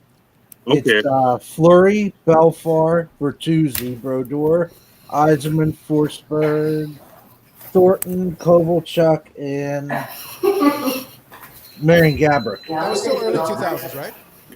Was Uh, Belfort, was Belfort on the Leafs at that time? I think that's right. Probably. Yeah, probably. this is what it came out of. 2004. Okay, so probably 03, 04 is my guess. I think this is Fleury's rookie year, if I'm not mistaken. You know what? Maybe yes. Because I know he was before Crosby, and Crosby was 05, 06. Yeah. Yep. He was before Crosby, for sure. And then it was Malkin. That sounds probably about right. That's probably accurate. I believe this. Yes, but we're still trying to be good. I'll leave it at that. Yeah, the rare chance, the rare time to. And Carlos, wasn't the live stream on Sunday? I thought showed only like 4 or something. No, they went 5:20 and change. Yep. We intentionally stopped about 5 minutes short of Carvin's record. Because I was looking at it and I was like, guys, we're dangerously close to Carvin's record, and on a random Sunday stream, I'm not breaking it tonight. I put the foot down, and Bobby and I actually chatted for another hour after, so we could have. Did you? We could have blown the door off of it if we wanted to, but I was like, no, I kind of want Carvin to keep it unless there's a special occasion. Gotcha. That one probably should have ended probably after about an hour, but Jeremy wanted to come on, and then Bobby came on, and then we kept going. So I was like, okay, fine, no problem. If you guys want to chat, I'm good with it. I would have been good turning it off after an hour. I would have recorded my other videos. I ducked out about 2 hours 40 minutes. Then, and when I got up for work, I looked. I'm like, how long did he go? I'm like, 5:20, man. 5:20. I'm like, oh, he was on for a couple more minutes. Well, the thing is, Bobby was in a chatty mood, and Jeremy came on and hung out for a while. And my thing is always, it was an experiment. I did two things that I never do. I wasn't even 100% sure I was going to do it, because I just asked him, he's like, do you want to do the live stream? And he goes, no, I'm super busy, man. And I go, that's fine. So I sent like the Instagram thing. I go, do you want me to do it? Yes or no? Enough people said yes. All right, fine. We'll give it a go. I had a couple of things I wanted to talk about. I figured it would take about an hour. I showed some cards. I showed the shield, which I wasn't going to do, but I was like, what the heck? You guys are here. I'll do it. And then I was ready to cut it off. And I had left the thing on the screen for a while. I go, if you guys have the guts, basically, if you guys have the guts and you want to come on, you can come on and chat for a bit. Otherwise, I'll kill it wherever it needs to die. And instead I thought about it. Yeah, instead I thought about it. I thought about it, Yeah. but I was in my bedroom. That's all right. Laying in the bed, had you up on the TV. Yeah. I'm like, I'm debating. Yeah. So it was one of those things I literally did. Paul put the comment on there, but like, no joke aside, I left it. I did leave it for the mass. I go, you guys figure out if this is going to keep going, because I'm cool to turn it off. I'll record my videos. I'm good, man. But I still wanted to do it. I was like, let's do it. I had it on the bedroom too. And the wife walked in. She's like, "Must you?" I'm like, "Of course I must." It's a fair reaction. It's fair. It's a reasonable point. Yeah, because let's put it this way. Left to my own devices, I love doing the longer live stream. I don't mind. I enjoy doing it, obviously. But on Sunday night, when I have an 8:30 meeting on Monday, is not my first decision. Like, I would not intentionally go out to do that. But the conversation was too good. I'm like, I'm not cutting this off. And then I was chatting with Bobby for another hour. So then I'm looking, it's already 4 a.m. It's like, when's my alarm going off? Ooh. Oh, okay, fine. Let's do this. Yeah, that sounds like Dave. Yeah, let's make sure I got my coffee ready to go for Monday. Monday was a very long day. And stuff broke down. I work in IT. And on Monday, a whole bunch of shit broke. And I was like, Of course it did. this is what I need right now. So my Monday was long. So Dave, you're not finished yet. Come on. Keep going, Dave. Keep going. No, that's the only reason I was giving I'm still sitting on this, waiting on you. That's the only reason I was giving Dave a hard time. I didn't mind hanging around and chilling for a bit, but I was like, it had been such a long week already. It's Tuesday, and it's been such a long week already that I was like, okay, if if I come on and I'm chatting, all good. But if I'm just watching, it's like I'll watch the replay. I need a break. It's okay. Well, and you always said you wanted to come back, Carlos. I don't know what you were thinking, but I have fun with it, Steve. I know you do. It's too much. I get too much enjoyment out of it. That was the reason why when I ran those numbers, I've recorded 90 videos on the channel this year, plus 19 live streams. 109 pieces of content this year. That's a lot. That's the thing. When I went and looked at it, I was shocked. I was like, what the hell have I been doing this year? I need another hobby to get away from this hobby. That Scoring Kings, I think, is only like an eight card set. Seven. So yeah, it's not a hard one to put together. And you get the main one. So again, thank you, Fleer, for a 7-card insert set. Yeah, it takes up a page nicely. Yep. This Nice card, though. This set. Oh, SP die cuts. The silver skates. I had 2 guys in one of the, I don't even know what it was, social studies class in 7th grade. And we were after these like nothing. Just out of curiosity, did you say social or? Yes. Yeah. Okay. Social studies. Okay. I thought history class. Yeah, I thought I heard something else other than social. I was like, wait, just so I'm clear. I did hear that, right? Okay, good. Please continue.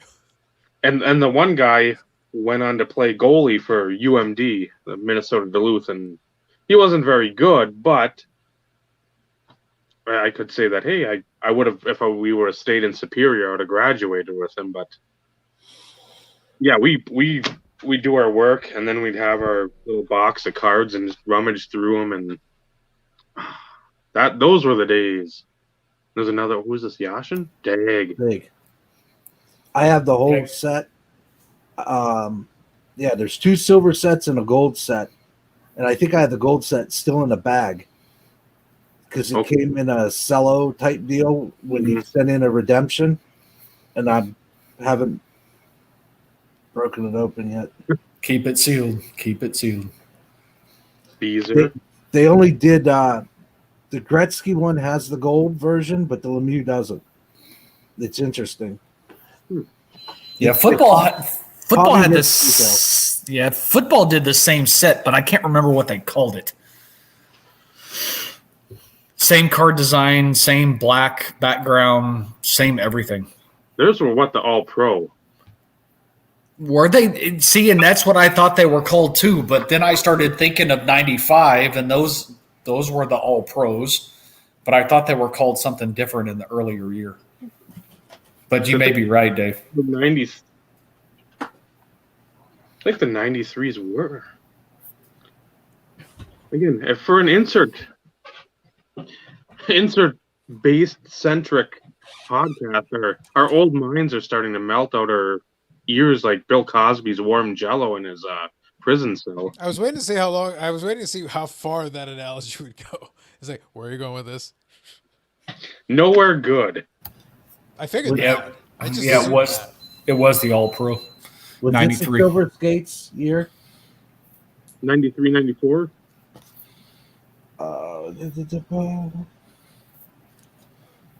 Series 2. If it's not 93, 94, that's 94. Yeah, it's 93, 94. This is yeah. This has the other the SP. The first year they did SP, I think. Inside the set. Okay, like the 1 per pack or whatever. Yeah. I'm trying to put that together too. Pack pulled. Yeah, that's McDonald's Prism. I remember those. Yeah, the patches, I told Steve a little earlier, those still go for so much. Oh, the McDonald's patches? Oh. Here's the one you upper deck McDonald's. Yeah. Again, it's simple, but nice. There was a year in between, I want to say 95, 96, or 96, 97, where they did the lenticular. You had because the Lemieux would have been the card, but you could tilt it and you'd see Lemieux taking a shot. So you could just tilt it and actually have Lemieux taking the shot on net. It was actually kind of cool. Do you have that one, Vinny? It's either 95, 96, or 96, 97, Vinny. I'm not sure which year. One of the two. Vinny's gonna go look. I figured he'd have it because it wasn't an expensive card, but it was a cool card. I remember pulling it from packs in McDonald's in those days. Because McDonald's is a great set. You'd go get the fries and go get the packs. And they didn't have patches at that time. It was literally a lenticular set from Pinnacle. Pinnacle is the one who did it that year. It was really cool. I like that. I still remember that set fondly. I was looking at eBay. I was thinking about buying it. I was like, I'd buy it. I still like those cards. I think they're cool. Nice. 91, 92 Lindros. Oh, Vinny's better half. 96, 97. Thank you. Somebody remembers. There you go. Awesome. Him and Gretzky in the back. Yep. They did a good job with those cards. Even though 91, 92 is way overproduced, it still had some cool cards in it.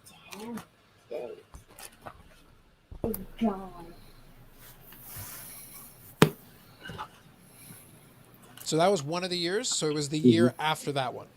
Okay, there you go. You got like 9 of them. But that is the lenticular card where Lemieux was taking the shot. So Vinny knows exactly which one I'm talking about. It was a cool card. There you go. That's the one. Yes. Yep. Steve, that's when I was talking about that lot from the guy from Pittsburgh. And okay. They literally sent me 2 PSA graded card boxes with labels on them through the mail with all the team bags. And it was probably almost all of the McDonald's. And most of the McDonald's, Carlos, correct me if I'm wrong, are Canadian. Yeah. It was an annual tradition stemming from about 90 or 91 where they would have a set. Upper Deck did it for years, and then it switched over to Pinnacle for a while, and then eventually Pacific got that. It was like its own license inside a license. So you got to do the McDonald's cards. Yep. And I thought Pinnacle did a really good job. Pacific did a good job too. I like what they did. Yep. Because by the time Pacific got their hands on it, they were doing Upper Deck was doing it at the tail end. They got to do the patches and jerseys and stuff like that in the redemption cards. They were impossible to pull. And then you'd have the people who would do the deal with the McDonald's manager would be like, look, just let me buy like 10 boxes. There'd be 100 pack boxes, and you'd be like, just give me 10 boxes. I'll just buy them all. Just like Tim Hortons today. Yeah, but I'll be honest with you. Tim Hortons just doesn't – it's not the same. I know they do the Tim Hortons, and Tim Hortons is obviously quintessentially Canadian, even though it hasn't been owned by Canadians by like 10 years. But let's pretend it's still Canadian. For reasons. Yeah, exactly. But the thing is, like, the Tim Hortons cards aren't the same. I like them for what they are, but it's not like the old McDonald's cards. If they still make the McDonald's cards, I don't even care if I need them. I would go buy the stupid small fry and be like, give me the damn cards. Tim Hortons, it doesn't work for me. It's not the same. Yeah. Are you done, Dave? I am finally to the point of open last. Dear Lord. All right, so read the note. Read the note out loud this time, though. I didn't get the whole story, but I know what this is. Now it begins with 7 years ago. Our forefathers founded a nation. No, that's not the one. Sorry. Please continue. in watching about 250 of your videos, I've been trying to figure out all of the big cards that you are hunting for. Trying to do the same with Steve and TD. Well, Steve's biggest Terrell Davis is a 2000 finest. I think that's the last card he needs. If I see them out in the wild, I can message you, or if online, the same. I thought I heard you say that one of the big cards you needed was a JJ with Joel Zumaya. If they go to the shows up in the Detroit area, it might be lurking around. Well, I thought I landed you the big one. Emphasis on thought. This popped up and I hit buy it now before anyone could grab it, and you would be out of luck. Now you know why I asked on Carlos's podcast. Well, not the 101 logo, man. It is a card you might need, well, more than likely have. However, this comes with a solid story of your buddy, Uncle Vinny, trying to help chase down your white whale for you. Hopefully that day comes for you, my friend. Sincerely, Vinny. So, your watch. Well, yeah. I don't like Steve's reaction either. That's another thing I don't like when he's like fist pumping before. I'm like, that's not a good sign when he's. I need to hear. What is he punching himself in the face? I don't know if that's so much a fist What? pump. That's the Texas fist pump. I was gonna say, jeez. Regional. That's after you get into some serious moonshine. That's a lot going on there. Regional for reasons. No. For reasons, indeed.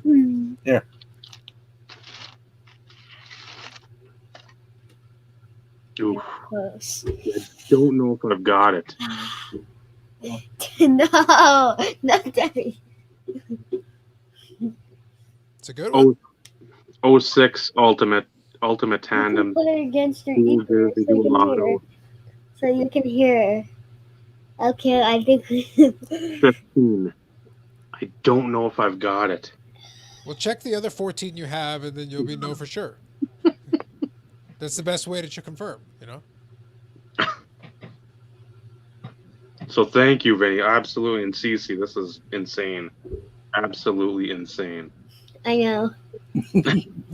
Modest, isn't she? That's a good, I appreciate that answer. That is a good Or- answer. Or in the words of Vinny, see, I say That's CC. loud. Gee. Vinny says cease. And when he only works 5, he always has one. I'm working on the tape here, guys. How do you Bear turn with it me. down? He has Tuesday. How do you turn it down? That's the back. So, Words spoken by a lot of people listening to this podcast. How do you turn it down?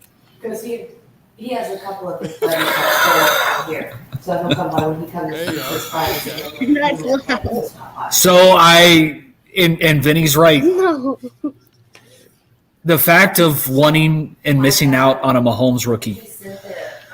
This is not normally PC by any stretch of the imagination, but this is freaking awesome. And- Mahomes you pulled. And it happens to be, although a lot of people hate it, I love Prestige. And I used to build Prestige sets for years. Remember when you pulled that? Yeah, I gotta go. Okay, bye-bye.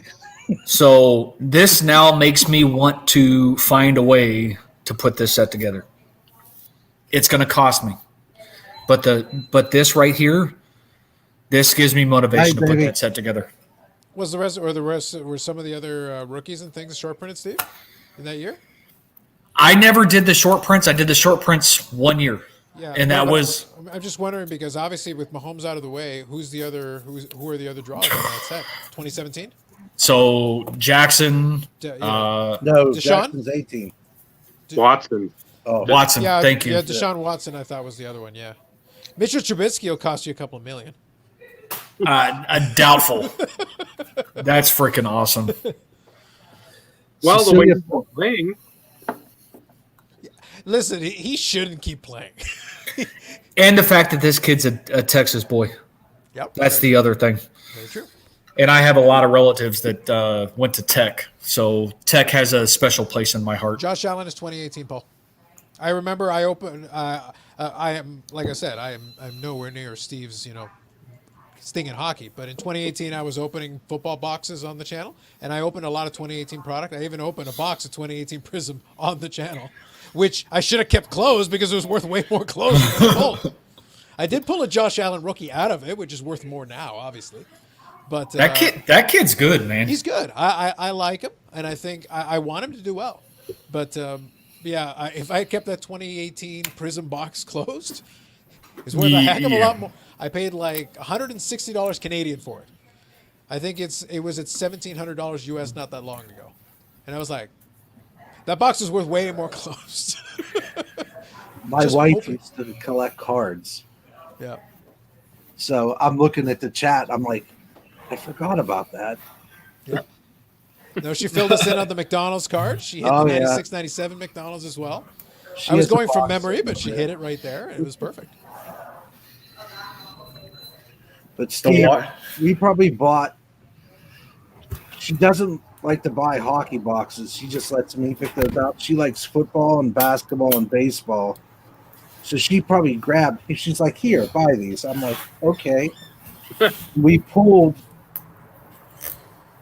three of those, and one's like the blue version of that.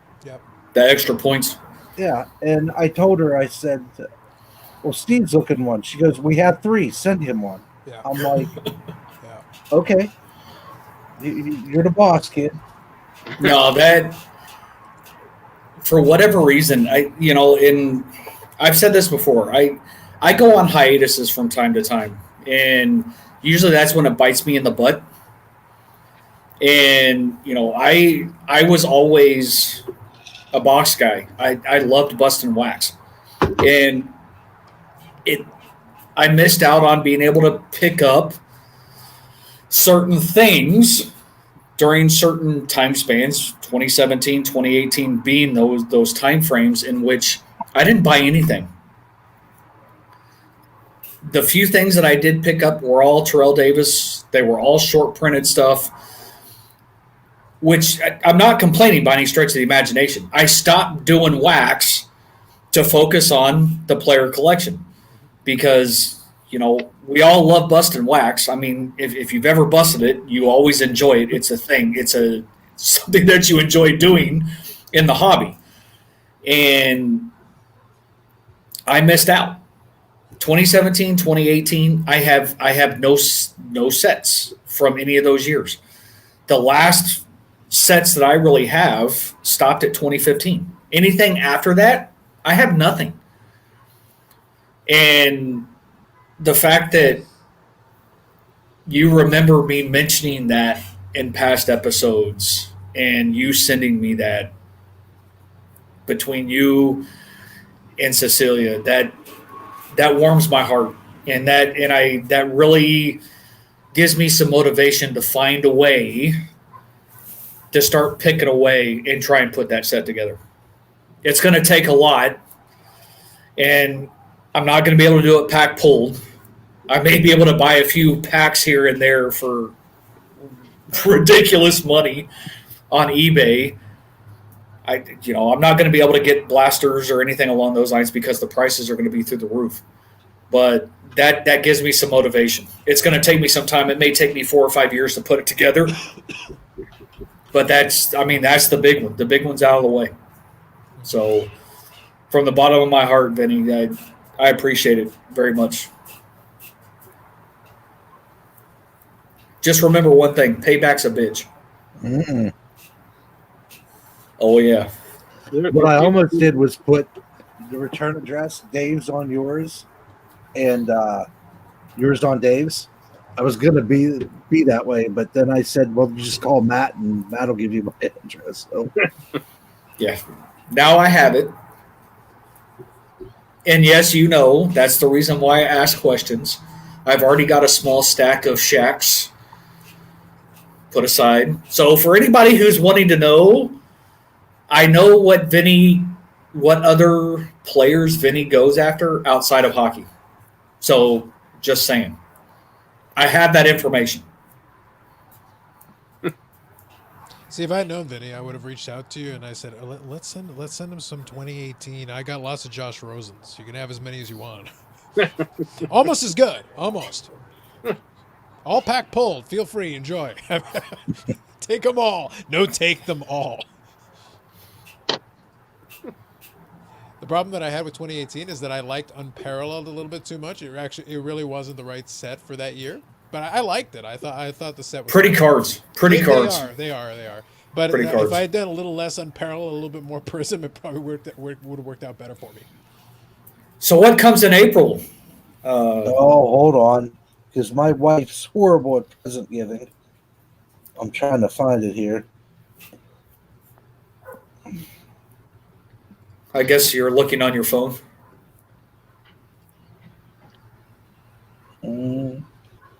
That is an impressive white screen. Yes. That's really good. Yeah. It's not showing up very well. That picture is Dave with a polar bear in a snowstorm. If you look at it real close, you can make it out. What it says is 2020, 2021 Upper Deck Skybox Metal Universe Hobby Box pre-sale. Ooh. ×2. Look at that. So my wife can't keep a secret for more than 24 hours for Christmas. You have like 3 days, lady. But nope. Be thankful your wife buys you product. My wife has never bought me any football related anything. Oh, my Ever. wife has.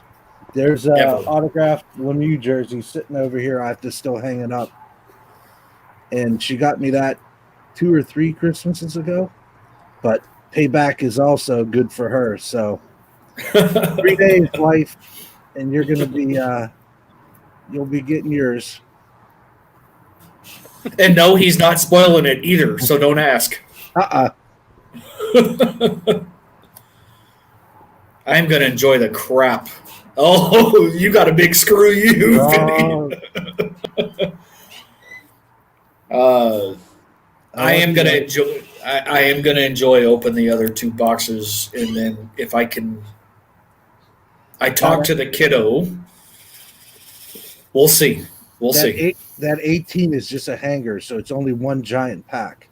That's okay. Just want to make sure you knew. I figure you did, but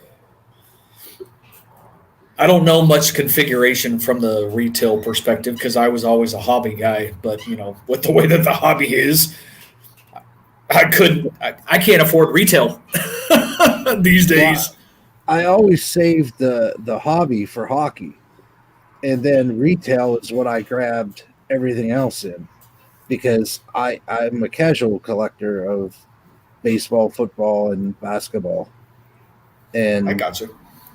I don't know. I like to put the money where your the main stuff is. Yeah, where your main focus is. It's no different than me. Hobby was always in football.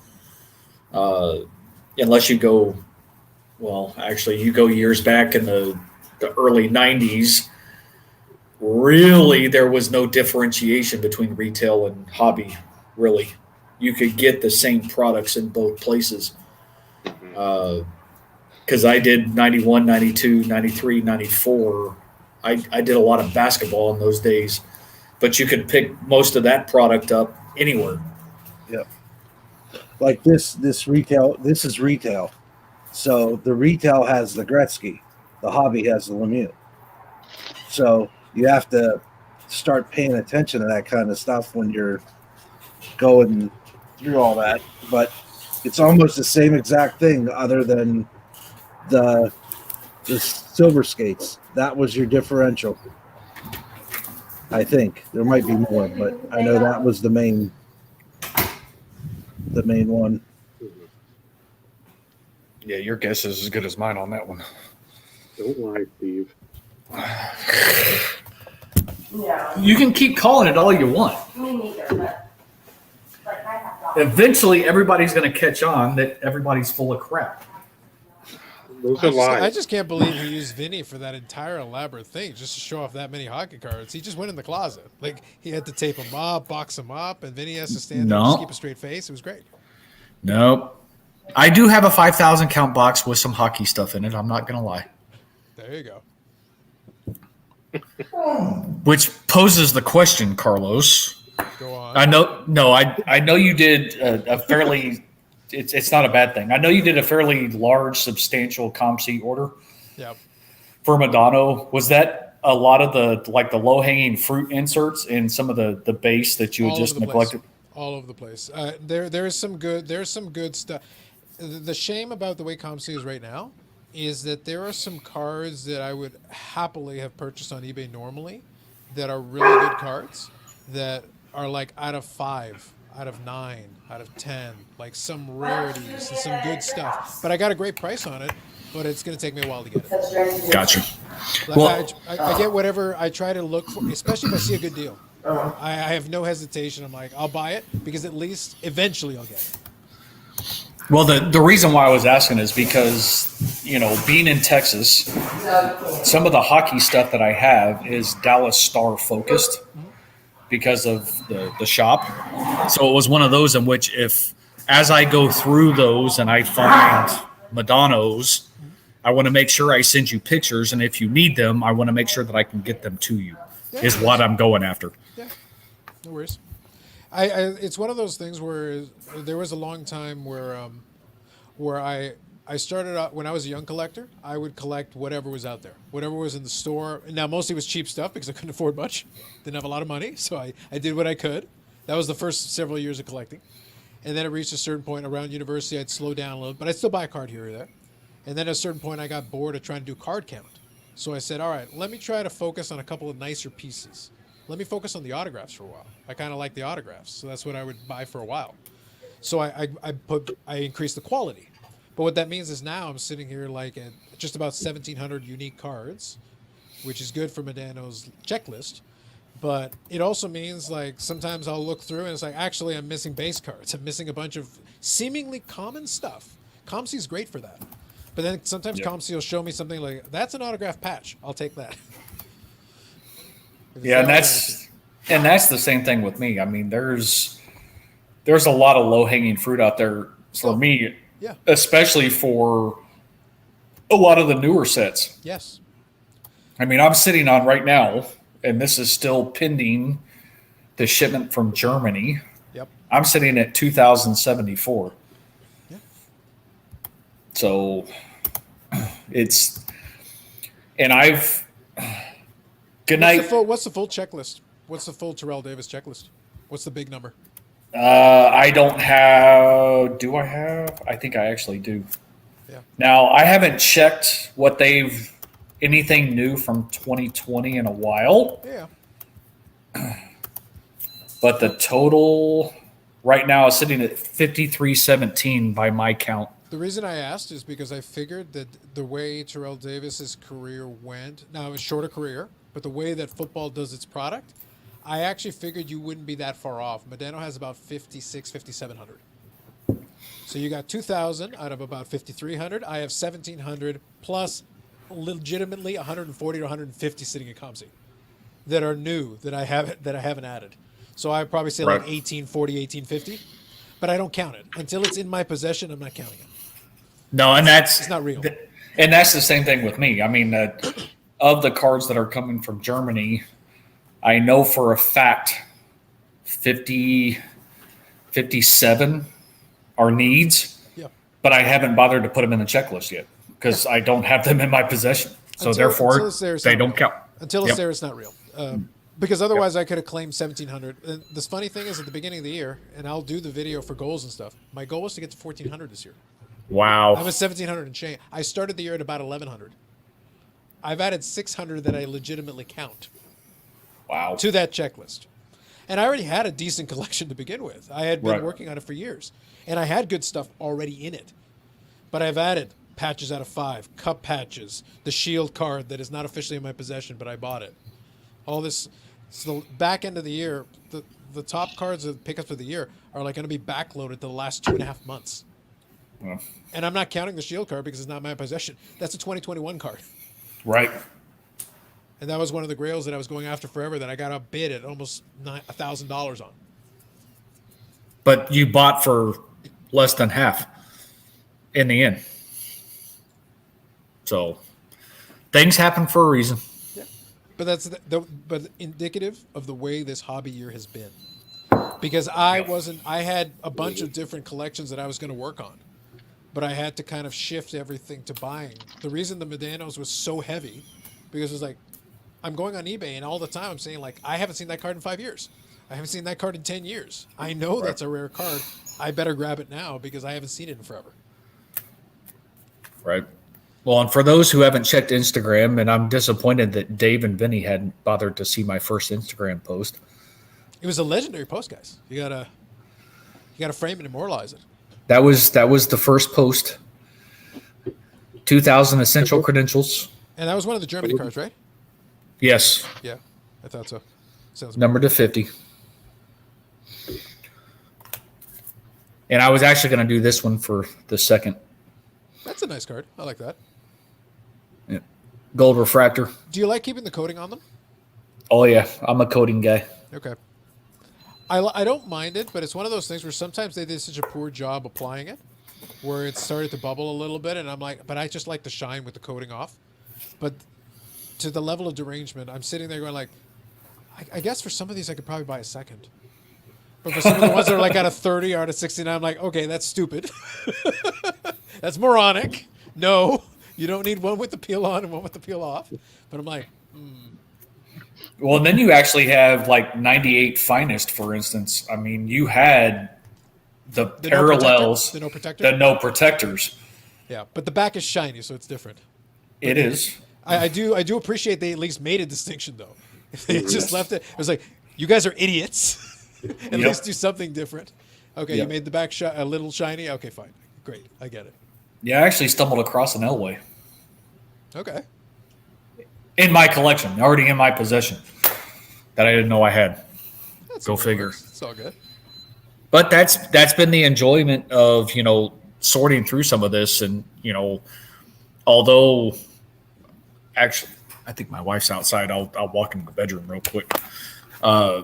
Since I have my sorting table in here, because I can't very well do it in my office since my wife is working out of there.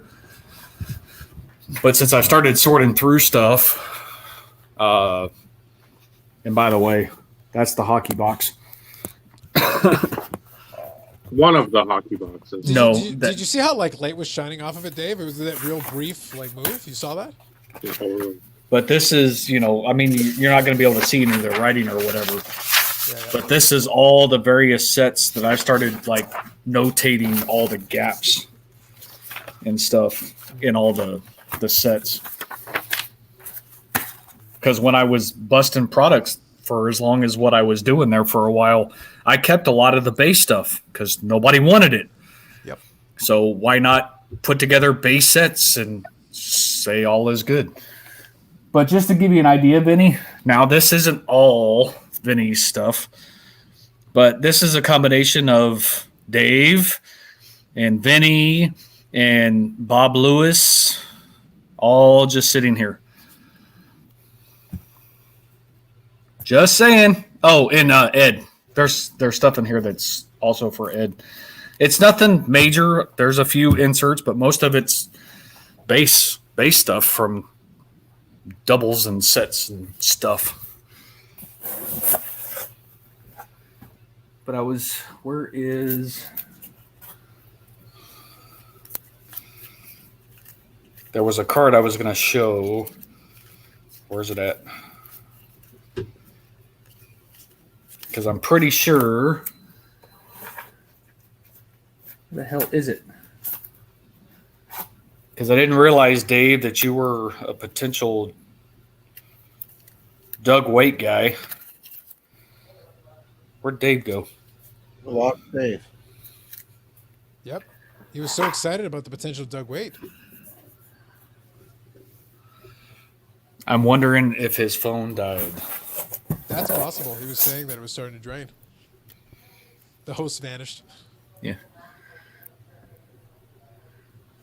Those are fun cards. Is that the die cut or just no? It's just a regular. I still like when they incorporate the hologram. If they can do it in the design in a good way, I'm a fan. But it's one of those in which I stumbled across it while looking through the hockey stuff.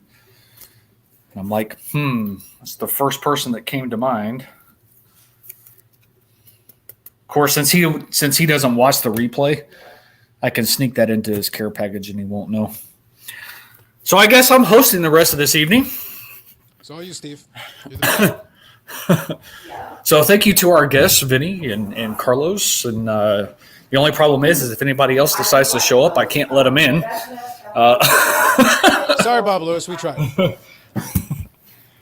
Well, I didn't know if there was going to be anybody else who would potentially come in. I know he always mentions we may have a guest or two. So who knows? So we'll see. I don't know. That's kind of...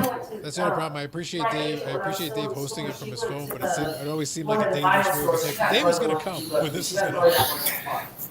Well, and that, it's one of those in which, depending on how old your phone is and how fast it can charge, and if it charges fairly fast, even when you're consistently doing something, is also left to be seen, which is potentially why we lost him.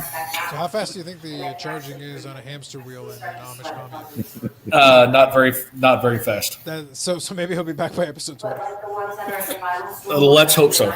Let's hopefully he can get his phone charged. And I am surprised though it hasn't happened yet.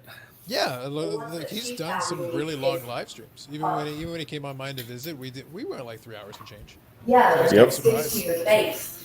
And the phone usually holds out, so I was pretty impressed. Yeah, and I don't know if he like comes home and keeps it on the charger and stuff while he's, doing whatever in preparation. But I think he forgot to charge his phone a little bit more this evening, and I can't very well text him because if his phone's dead. And the smoke signal's out. The carrier pigeon might take too long. Send him a letter. I hear the mail's fast now. Yeah. By the time that happens, we may be on episode 27. At the rate we're going. So now Vinny's the host of his podcast. Paul, to answer your question, it's been a while. I was having this conversation with Batnog Cursive the other day. We were talking about Crosby, and I followed World Juniors probably into the mid 90s and then stopped for like a decade and then started watching them again. If they're on TV, I watch them, but I think I need to start following them a little bit better. Plus, they make their sets now, the World Junior sets for Upper Deck, and I always get the Lemieux out of there. But I haven't busted any of the wax itself, which I think I'm going to start doing, because if you have the Lafreniere from, 3 years ago, a box is going for about $800. So it's Really? PRC. It's like nuts. It is, but it's one of those things where, like, especially some of those junior cards, like, it's a cool idea. It's fine right now. If you happen to have one already, hey, sell it. But, like, as soon as he starts getting some more of his regular rookie cards, like that, it's like basketball in the draft pick cards. Yep. The Zion Duke card probably was really great for a little while. And then as soon as his NBA card started coming out with him in a Pelicans uniform, it's like, so by the way, we don't care about the Duke card anymore. Yep. Only the hardcores. Then he's in Michigan. I mean,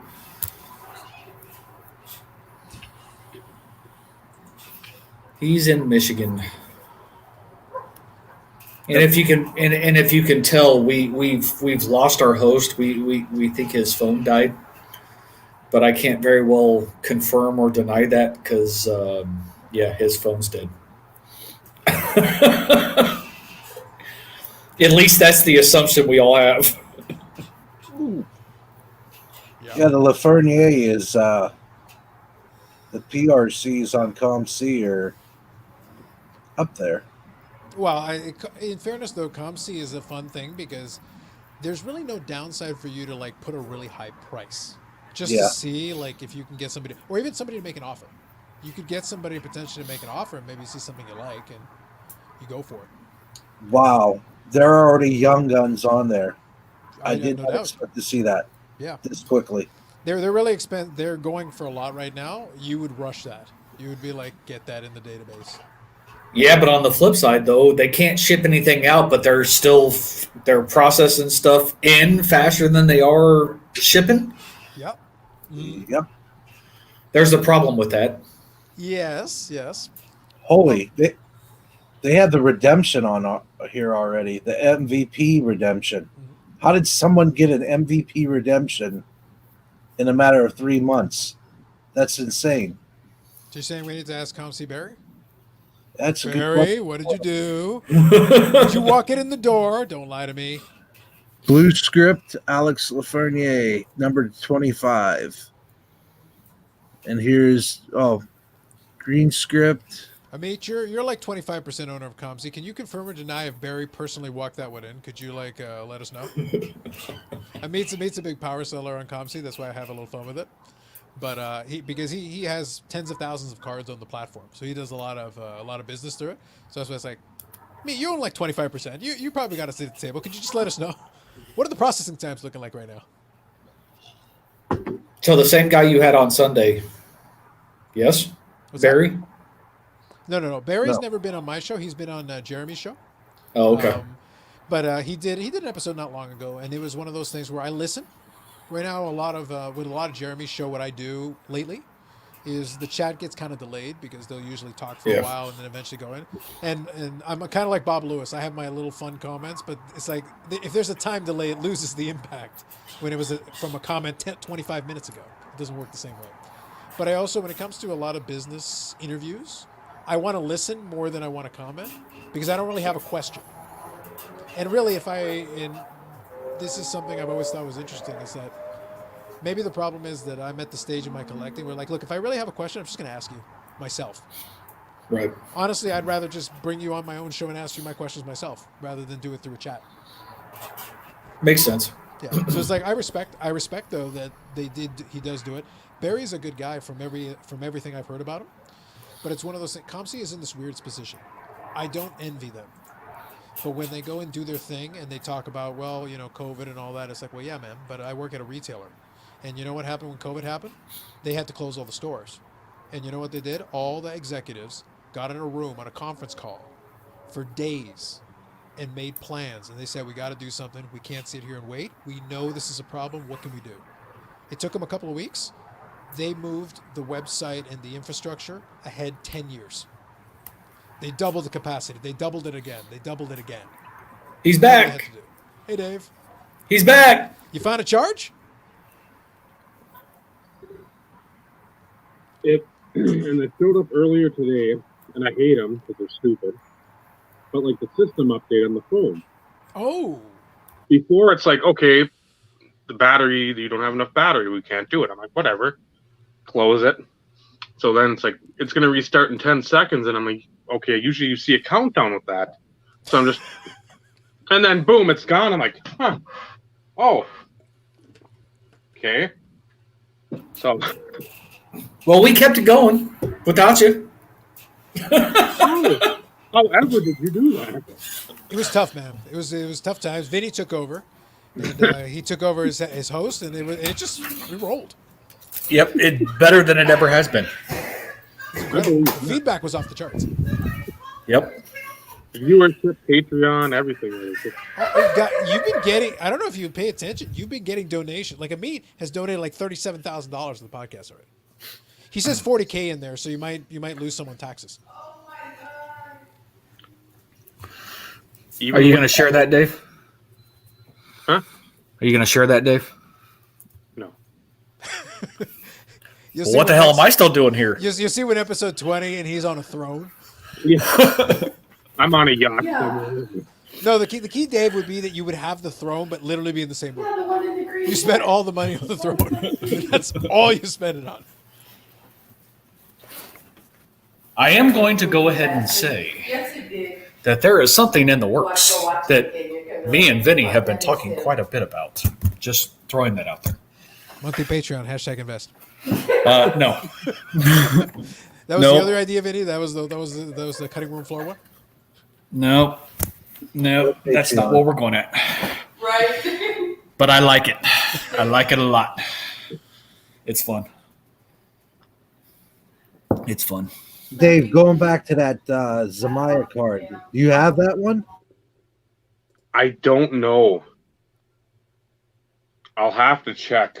I might have the patch to 5, but the frequency I go through my Josh Johnson collection is nearly 0, which is there's too much stuff to go through. That's the bad part. At some point in time, and I won't spoil too many goals for that 2021 year because I keep everybody hanging. But a little different format for how I organize his stuff is going to be forthcoming. And yes, Paul, that's exactly what we're talking about. Sports cards only fans. Oh, Yep, Lord. you got it. That was my third guess, so Paul's ahead of me on this one. Yep, you got it. And it's going to be expensive. It ain't going to be cheap. Oh Well, if Dave's getting the gold throne, Steve, you got to get at least something comparable, you know. Well, I gotta compensate somehow. I gotta one up him somehow.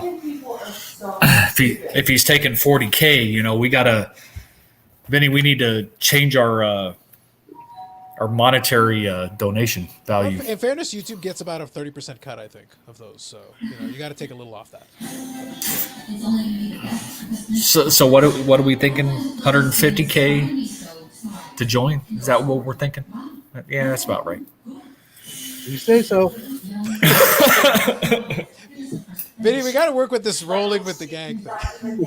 We got to roll with the gang. I'm usually better at it, but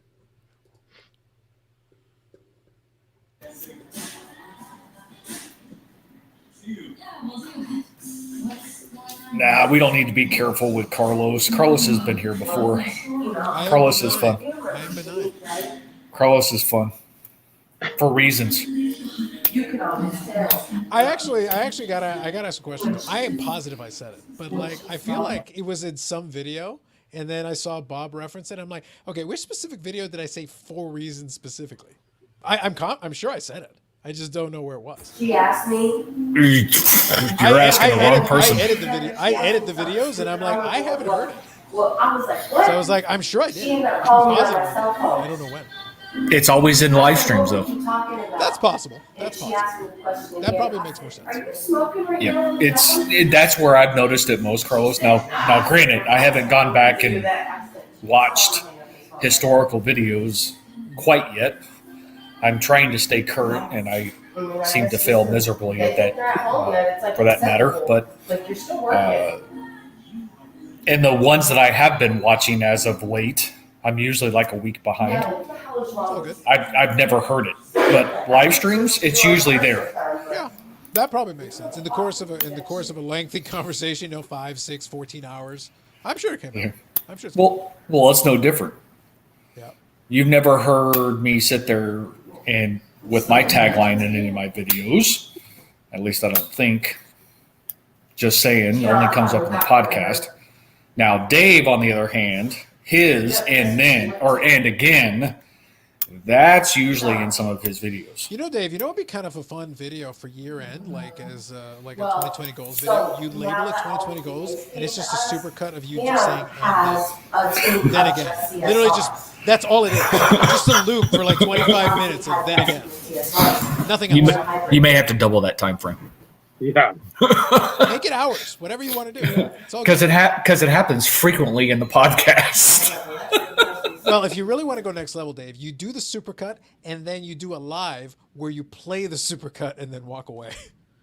The live is you playing the supercut. It just runs. And it's still a live video. Could do that. Yeah. Could do that. Yeah. It may help the views, Dave. Well, I'm not completely convinced that wouldn't be the video that would suddenly be like, so what was Dave's most watched video? So it was like a 3-hour loop of him saying then again on a live stream. Well, how many views did it get? 47 million? People just kept showing up and being like.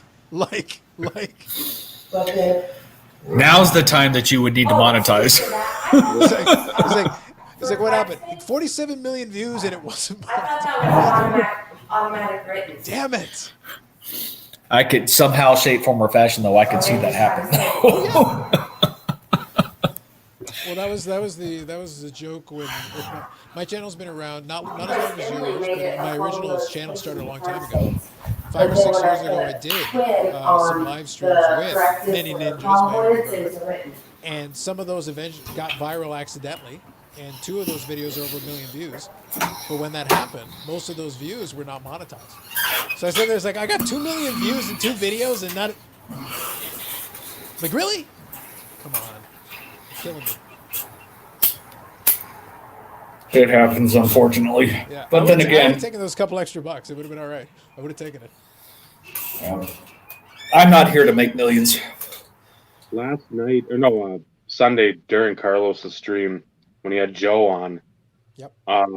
He jacked your style, Steve, and I immediately was up in arms and When I heard him say nomenclature, I said, Yes, "What? that's true. He did say that. That's right. Fuck!" I'm like, "No way." He threw a couple of references in there. I have that copywritten. He's never been here. I would defend that copyright, Steve. Get on it. Defend it. I'm suing. That's when you should have went on and been like, "Pardon me, good sir." It's like there can only be one. That must have been after I ended up shutting it off last night or Sunday night. Because I think I shut it off at 10:30 my time, give or take. Yeah, that's fair. There's only 7 or 8 more hours after that, so there was a lot missed. But he did throw in, yeah. I think I caught it. I think when he said that, and I was just like, because there were a couple where Joe would like randomly throw something in there where, yes, technically that is the correct word, but I was like, I wasn't expecting it. Yeah, there's a few of them because I'm I'm like, a little out of left field on that one, but all right, I like it. Fair enough. I'm going to have to go back and watch it and find it, and I'm going to have to comment. Yeah. It's like, how dare you, Joe? Yeah, I'd say after that 2 hour mark. Well, yeah, that's basically about the time they came on. Well, about an hour. It was like an hour or so. hour and a half thereabouts, but yeah, that's about right. So yeah, that was sort of listening and stuff. What the nomenclature with it? I'm like, what the fuck are you? What? What is Steve? What is Steve on the show? And I just don't know it. Why is Steve named Joe? Why is that backwards? That's not what is this an unannounced gimmick change? What Steve became a surfer dude in California. What happened? I'm a master of disguises. You never know when I'll pop up. Doing the opposite Stone Cold. He went from Stone Cold to like surfer the blondes, the Hollywood blondes. That's fair. That's valid. That would have required me to dye my hair. That ain't happening. Sure. So that OnlyFans money. Well, Vinny's got to get that lined up first before any of that money comes through. He's fallen back on his one job. You had one thing to do. Yep. You're fired. No, I'm kidding. Vinny's like, can I please? Please? Pretty please?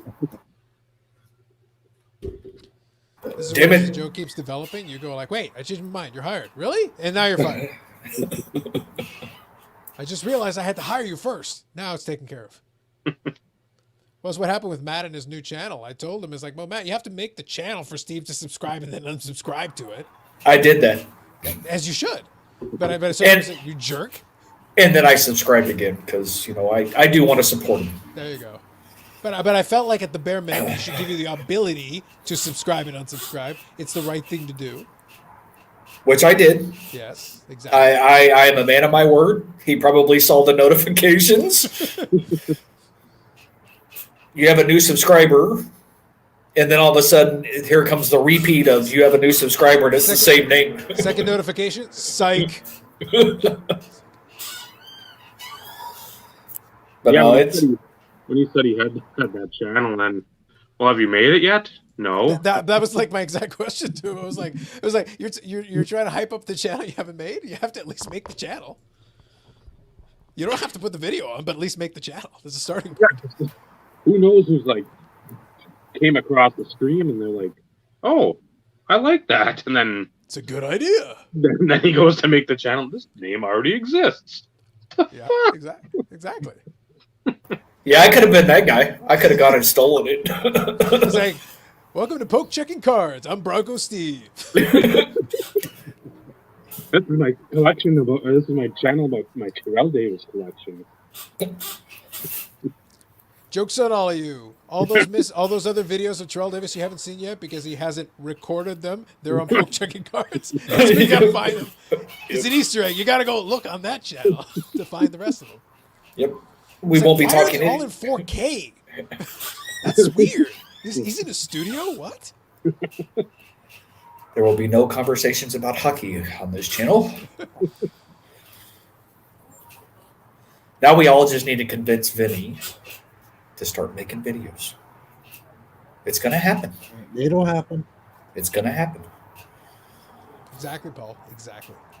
Oh, I thought about it when I found out that he hadn't made it yet. Well, his mistake was admitting it. He should have been like, yeah. Totally. I definitely made it. Yep. Like, take the camera off here. Yeah, it's like, I'm just going to shift the camera away from me. You didn't see anything. You just hear clicking on a keyboard. Frantic typing. Yeah, I'm not that mean, though. But the thought did cross my mind.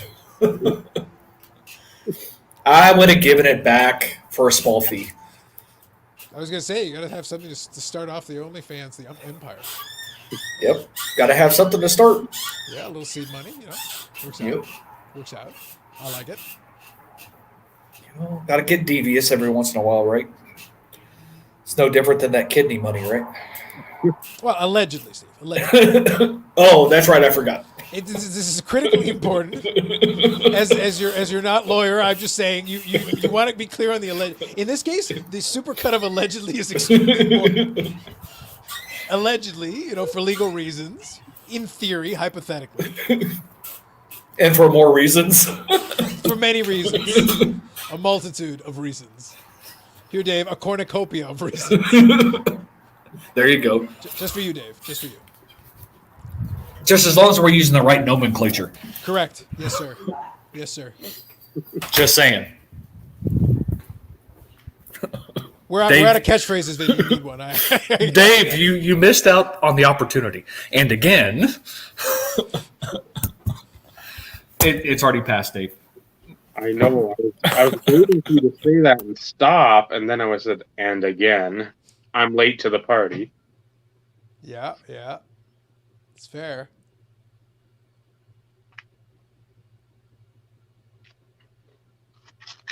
The chat's a little quiet this evening. Oh, that's because we have Vinny actually on the show. I'm trying to follow it. I have it on the screen over And here. then, of course, Paul's carrying the load right now. Yep. And then plus we actually have Carlos. So two of the main chatters are actually No, on the I broadcast. was legitimately thinking about trolling myself from the chat. I did think about it. And I was like, just out of habit. That could get interesting, Carlos. I'd like to see you do that. I'm perfectly capable of such things. Perfectly not a capable. surprise. Oh, we know you are. Yeah. We know you are. It's like no one's immune. You know who I really hate? Carlos. What a jackass. Worst YouTuber in the world. Without question. I'm surprised the meat didn't stick around longer to razz you. I think Amin. Well, have you seen Amit try to razz somebody? I know. He's like agonizing. I'm literally sitting there going like, this is like a 47-degree black belt in razzing somebody watching like a white belt who just showed up to a class one time that he watched on YouTube. Just like, please, child, please no. It's like, I don't want to hurt you, but there's almost nothing I can do that wouldn't. Here's a good answer to a stupid question. That was the best. Yeah, it was great. And literally all of us are sitting there like, really? And he goes, what did I say? It's like, the thing you weren't trying to say. That's what you said.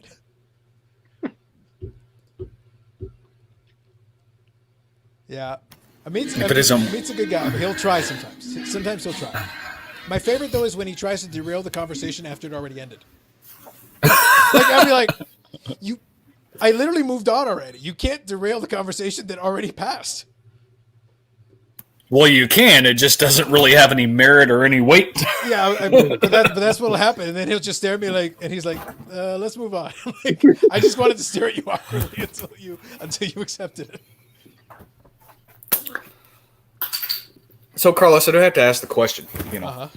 Amit's a regular guest. You've had Dave on. You've had Matt on. Yep. Why haven't I been invited on your show? You literally just got Instagram like 47 seconds ago. That's usually my form of communication to send the initial link. Otherwise, how would you like me to reach you? That was a few weeks ago, but good try. It wasn't that many weeks ago. It was a little while ago. It's been 3 weeks. Yeah. 3 weeks tomorrow, I think, as a matter of fact. All right. Do you like Sundays? Not really. Yeah, But I was gonna say. The thing about the Sunday stream is that I have never had any moral objection to it. The thing with Sunday that's tricky. This past one was an exception, obviously, because when Bobby came on and Jeremy came on and they wanted to chat, it was fine. But Sunday, I like it because the meat will like run out of gas, so like naturally it'll have a nice ending point. You won't drag it out too long. But like on the Sunday, it's tricky. I don't mind going longer, but then Monday's miserable. Well, that would be my issue because it'd be no different than Yeah. doing Sunday with you. Yeah. Now, it's one of those in which I can be less wordy, unlike Dave. Dave has the words. He knows words. A lot of them, but at the same time, it's hard enough for me to get up on Wednesday morning, even though it's nowhere near like to the extreme of what Dave has to do on Wednesday morning after a 3 or 4 hour stream and getting only a few hours of sleep. I had the ability to sleep a little bit. Yeah, that's why. That's basically why the Carvin streams were both times. I said Friday. We're doing it Friday. Carvin was good with whatever, but no, dude, we're doing it Friday because I knew I was like, that gives me Saturday. I can chill, take it easy, sleep in, have brunch, and just take it easy on Saturday. That works. So your mail day videos, do you do those earlier on Friday then? No, if you do like the long, I am a night owl. That's why Friday Okay. doesn't bother me. I'm generally not. So the thing is and this is to my detriment. It's not a good idea. I'm usually awake until 1 or 2 in the morning normally on a weekday anyway. So like on Saturday or Friday, it's not a big deal. But the thing is, when I know there's an 8:30 meeting on Monday, I'm like, okay, I'm a night owl, yes, and I can go with a lot of sleep deprivation. But there is a certain limit where, unfortunately, I work in technical industry. So when they ask me how to fix something or something needs to get fixed, I need some faculties about me to be able to do my job properly. I'm the only system admin we have, so I better be on my game. If something breaks, I have to fix it. no, makes sense. I mean, I get it. Yeah, so I have to have a little gas in the tank, otherwise it's going to be problematic. As Vinny yawns. I don't think I've ever yawned during any of them till today. Usually I'm bright-eyed and bushy-tailed, but You've had a lot on your mind, my friend. yeah, it's been it's been an interesting couple of days, but Well, hopefully, us finally getting a chance to open live brightened your day a little bit. Yep. I know your kiddo enjoyed it. well, she was there like, is this it? I'm like, yeah, this is what we do. I was like, there's no explosions or Lack of graphics or anything. we're talking about cards, kid. You should have seen what happened when Dave's phone was down. The National Guard rolled in for a couple of minutes, and they're like, "Is everything okay?" Yeah. Go back. It's fine. Don't worry about it. The Android is getting updated. It's all good. And I thought about that the other day. I'm like, man, I haven't seen those updates in a good while. And then, of course, today. Why not? It's always an inconvenient moment, right? For reasons. I did mine earlier today.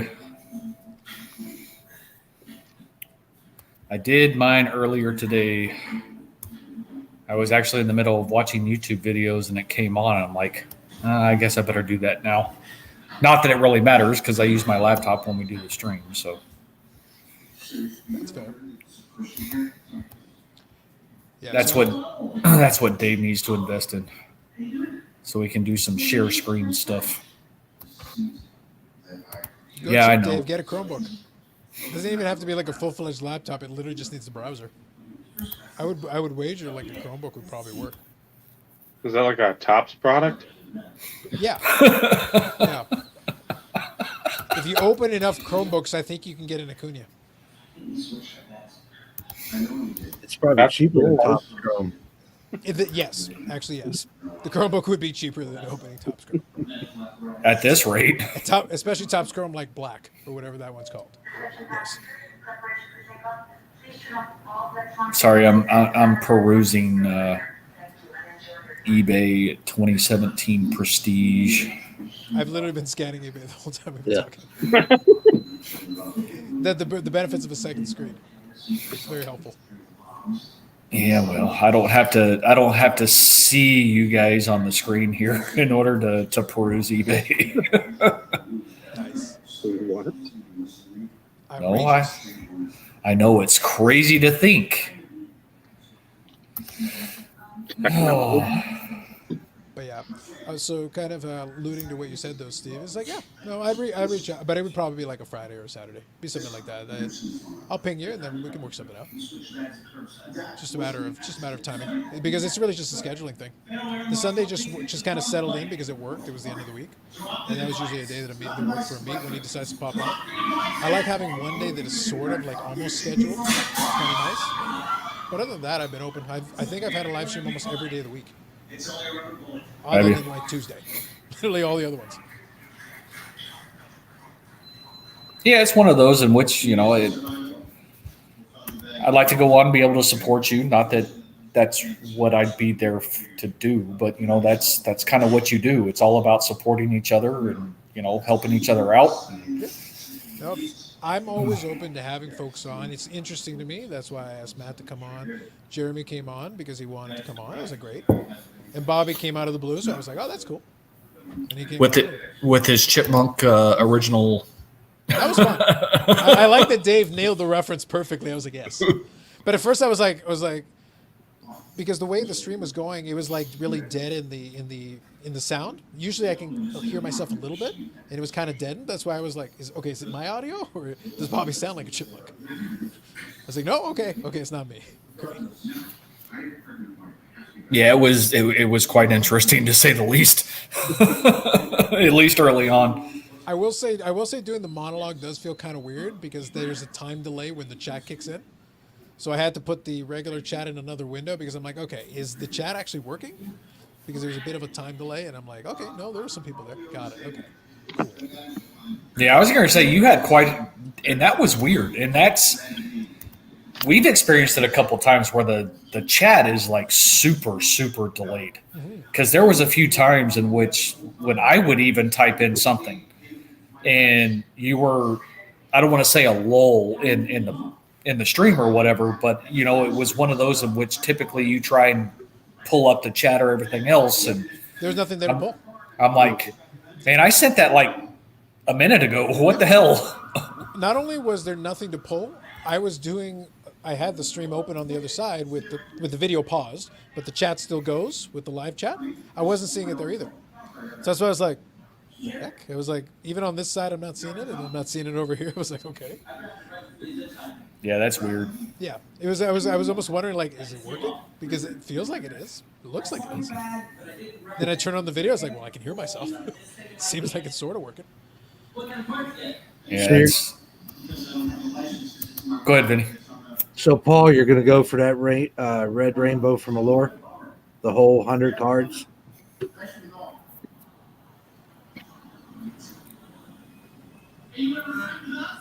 Oh, Canadian Ice, nice. I like those Canadian Ice cards.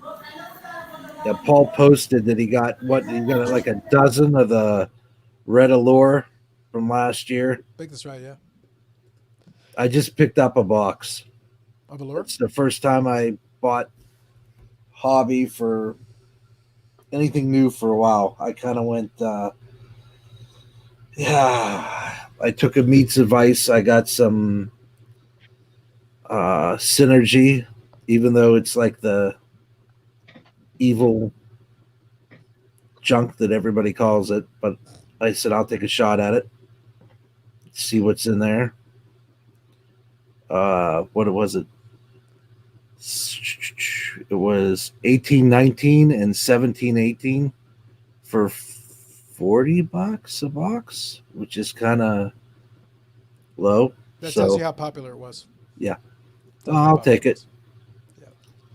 You want to weigh in on that one? Because I think, if memory serves me, Dave, remind me if I'm wrong. I feel like that was like the 97 Mirrors, Starcrest Gold, 98 Atomic. I feel like that was during his retirement before he came back again. Mm-hmm. Yeah. That was in between. Yeah. Yeah. So anything 96, 97 was the last. Yes. Then there's some Pinnacles in the middle there. Giant Eagle, Pittsburgh grocery store, did a 25 card Pinnacle set. Then you had 99 2000 had that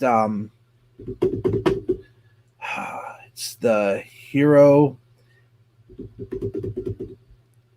the Cup Heroes, or I can't think of what it is, but it's from Topps. There was it's a holofoil card, and then it has a refractor. And then 2001 started the tribute set for Mario. It was all of his Topps and OPG cards. There's 25 cards. And then the next year, they did all of the supplemental cards, including Bowman. So that whole 97. Now there is a 97 be a player, 97, 98 be a player. I forget who has one. They were in the chat. It's a all-star fabric card for be a player. It's an autograph. But Okay, other so you than mean that, 98, 99? it might be. Yeah, because that's when they did the memorabilia cards, and I think I remember the one you're talking about. It Yeah. would have been 98, 99. It's in, I think, the blue all-star. Yeah, that sounds about right. But yeah, it, you did sort of dodge a bullet with that, but at the same time, there were some really good 97, 98 sets. It's kind of a shame because there's some of my favorites were right in that range. yeah, all the Pacific, the Dynagon, Especially the first year stuff. yeah, it would There's have been good stuff nice. there. There's And some that good stuff there. the what was it? Select. I'd like to get a box of that if he was in it. That I think that's one of the prettiest years of Select was the 97, 98 Select certified. 6-7. No, he was in 6-7. No, but 97, 98, it was Pinnacle certified. I don't think there was a Select certified in 97. Oh, it 98. became Pinnacle. Okay, Yeah, it was Pinnacle certified after that. Yep. that's 97 to 2000 is probably my weakest knowledge. It's like when Dave showed those the blue, red, and green from Collector's Choice. Those were nothing on my radar. And then I picked up Talking about the Star Quest? yeah. I picked up the blue set for like $5. Because that's about what it was worth. Yeah, It it was one a escalated pack. quickly from there. Yeah. It's really the gold. Yeah. Because for such a cheap product, it's the gold that sticks out because it's like 30 players, limited player collection set, and then the packs were cheap, but you could open cases and not pull one. Didn't matter how hard you tried. It was like you weren't pulling one. Good luck. And they made enough stuff from he retired 05. So after Crosby's rookie year. So from 06 to 09, it's not too bad. Then after that, there's a plethora of Legends cards for him. Every year, I just wait for the checklist to come out to see what he will and he will not be in. Well, they announced 2019, 2020 the Cup. Is he in there? I have no idea who's in there yet. I'm in the same boat. I have to wait until the checklist comes out and be like, what horrible fate befalls me? What are you doing? What thing do I not want you to do? I swear to God, I know who it is at Upper Deck. I will get Billy Celio for this. If he's in the checklist, God damn you. I'm just checking. I'm like, give me a break. That thing's expensive enough. I love the Cup cards, but for God's sake, give me a break. Just let's do a 5-year moratorium. How about no Medano cards for 5 years? Let's do that. Yeah, you won't have such luck. Absolutely. Yeah, not. but you're in the same boat as me, though, Carlos. To a certain degree, although you try and focus on like the playing years, yeah, you still, as a player collector, you still want some of the other stuff. especially And- stuff like the Cup. The thing is, they make some really good stuff. So it's one of those things where it's like, it's hard for me to. I could ignore them, but then they're quality cards. Right. So it's like they fit in the collection, they look good, and it's like, okay. That's Well, basically what causes the problem. And it's no different, though, for me from like a flawless perspective.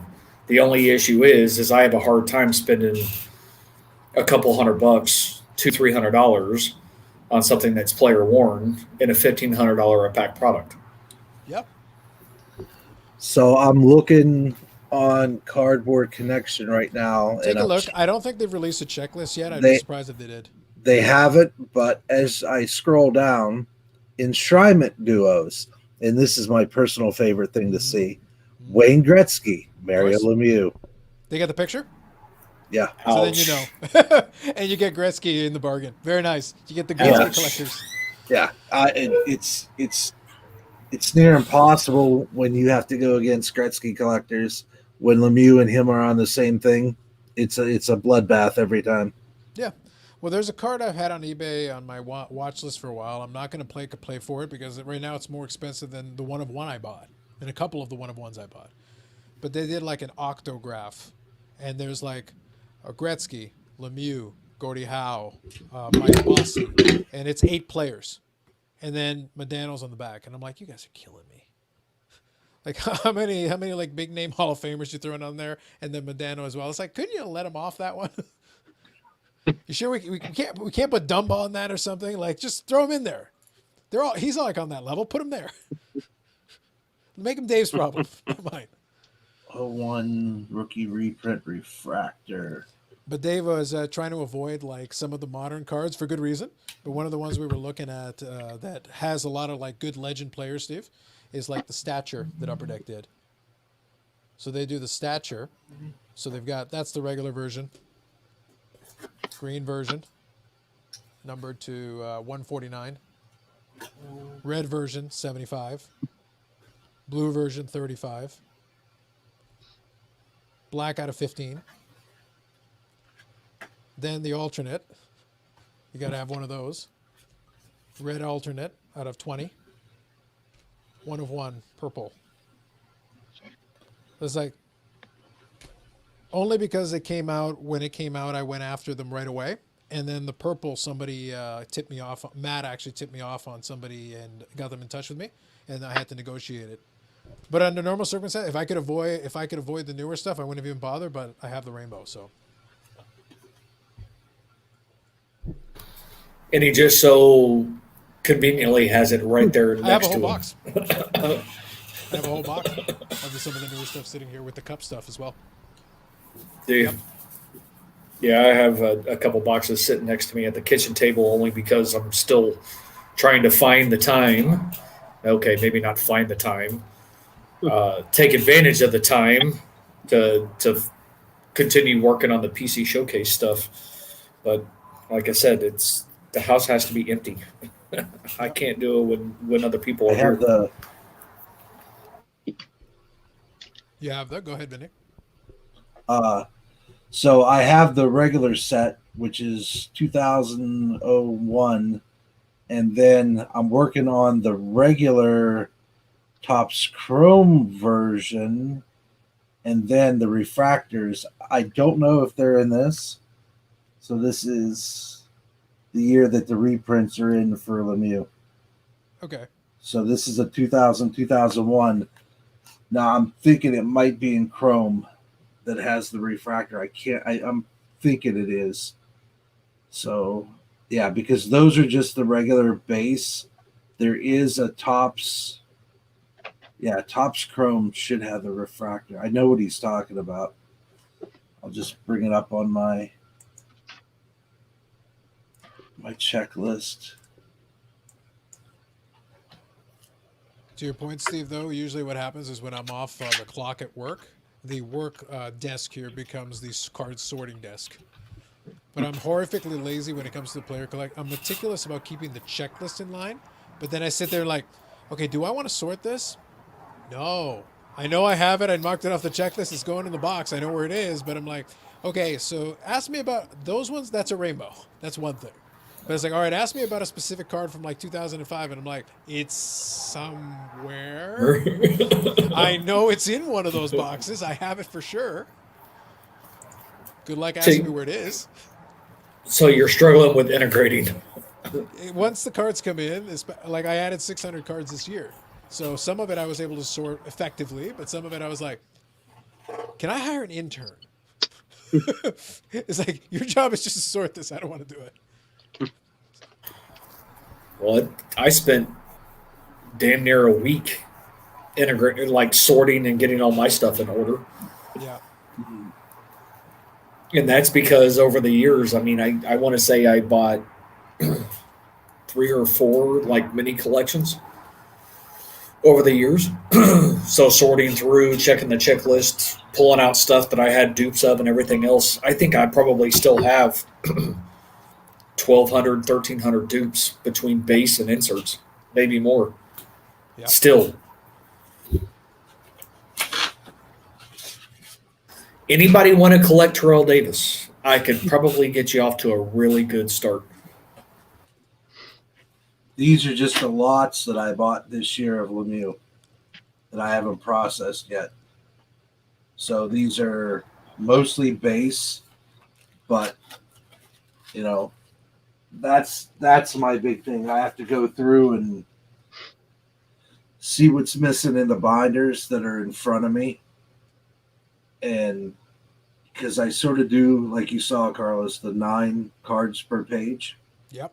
And I do that for almost every base card.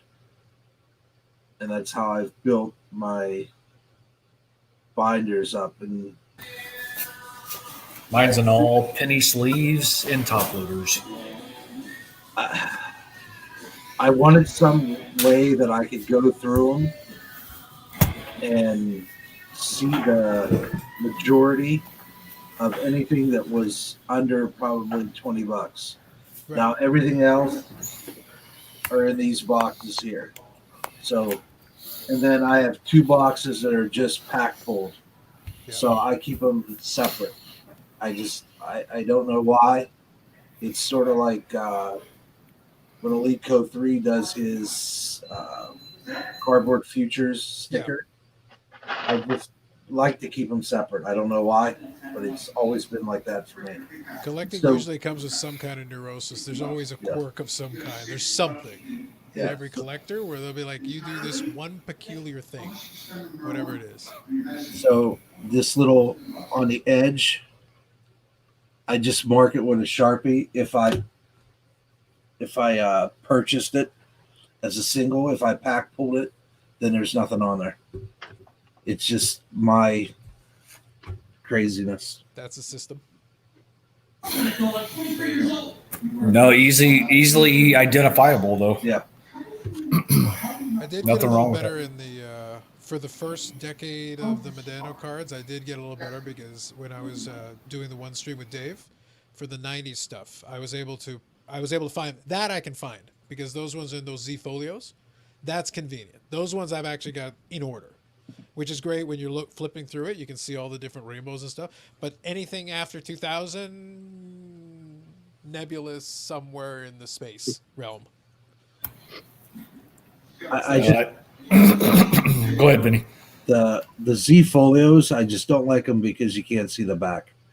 I don't know. There's something about the back of the card that I enjoy looking at. Sometimes the pictures are better on the back than the front. It depends on the card, yeah. Yeah, Batnob Cursive put a good one. The 9091 Lemieux. The back one has him looking over the boards onto the I think ice. was that the upper deck one? Yeah, 9091 Upper Deck. And it's just a classic picture of him. And I like to enjoy. Sometimes I'll just sit there and read the backs of cards, just for something to page through the collection. I like to look at it at least once or twice a week. I grab a binder and I just look at it. It just makes me feel like I'm doing something that's accomplished. That's probably another reason why I use binders. But then all of these are broken out. I did them by year, and then I don't know. Again, neurotic. I broke them down to brand, and then I have them sorted by brand by year. So that's my easiest way for me to find something if I'm just leafing through. So like I have Leaf and Donruss together. I'm working on I was supposed to be working on Panini, and that's been like a 3 week thing that I haven't finished yet. So, and then I have Fleer, and then I just finished a Rainbow 2 days ago. So the funny thing, the big collection I bought this year was from a guy in Michigan that was a Mario Lemieux collector, and he was getting rid of his stuff, which is crazy to me that there's another one of me somewhere in another There, state. there's always one, if not one, multiple. Yep. And you never know where it's going to come from, Yeah. because when I did a showcase on the I showed one of the patch cards that I bought of Medano, and a guy from Finland reached out, and he had been a Medano collector for years ago, and at the time years ago he had 2,200 different Medanos, so he had more Medanos back then than I have now. But then he goes, yeah, I had one of those, and then I had the one of one. And I said, all right, send pictures. So then he sends a picture. He's got the two stacked on top of each other. It's a different version of the same patch card, but then he's got the one of one underneath it. And he sold them off years ago. But Ouch. at one point he had it. So there are some European collectors that you've never heard of. You have no idea who they are. But then you go, it's like, actually, their collection is extensive. They put together a lot of stuff. Sometimes it makes it out there. Well, it's the door guy. Czech Republic. Yeah. Czech Republic. Well, it's no different stumbling across somebody over 1,000 cards of Terrell Davis in Germany. Yeah. Who'd have thunk it? But on the flip side, small number, which is fine. I mean, anything you can to plug holes, right? I mean, that's the whole objective. That was always the one thing is that after a while you learn not to assume anymore. You're like, you just have no idea. And you don't judge, you don't assume. You're like, look, it could be anywhere in the world. You think you've got an idea. No, actually. I know that for a while, one of the 98, 99 one of ones was sitting there in Sweden. And the guy might have sold it off a while back. But for a while he had it. It was in Sweden. And I didn't get a chance to make a play on it because we were still in the middle of lockdown, so mail wasn't moving. So internationally, the mail wasn't going to move. So even if I had tried to make an offer, I would have been sitting on it for months before he could even ship it to me. So you never know. Yeah, that'd be hard too. Yep. But, like you said, at the end of the day, you just don't ever know. Not one collection purchase came out of Colorado for me. You would have thought somebody in Colorado, being in Denver, I mean, there's been a few people that has listed multiple things, but never to the extent of like a collection purchase. It's been all over the country.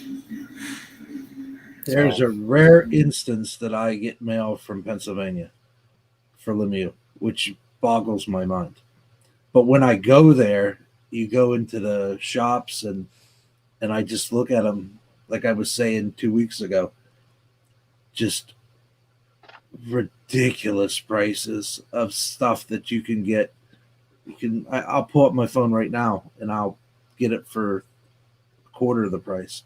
But it's that local tax, as I call it. And, and for him being the legend that he is, it's the premium you pay when you're there.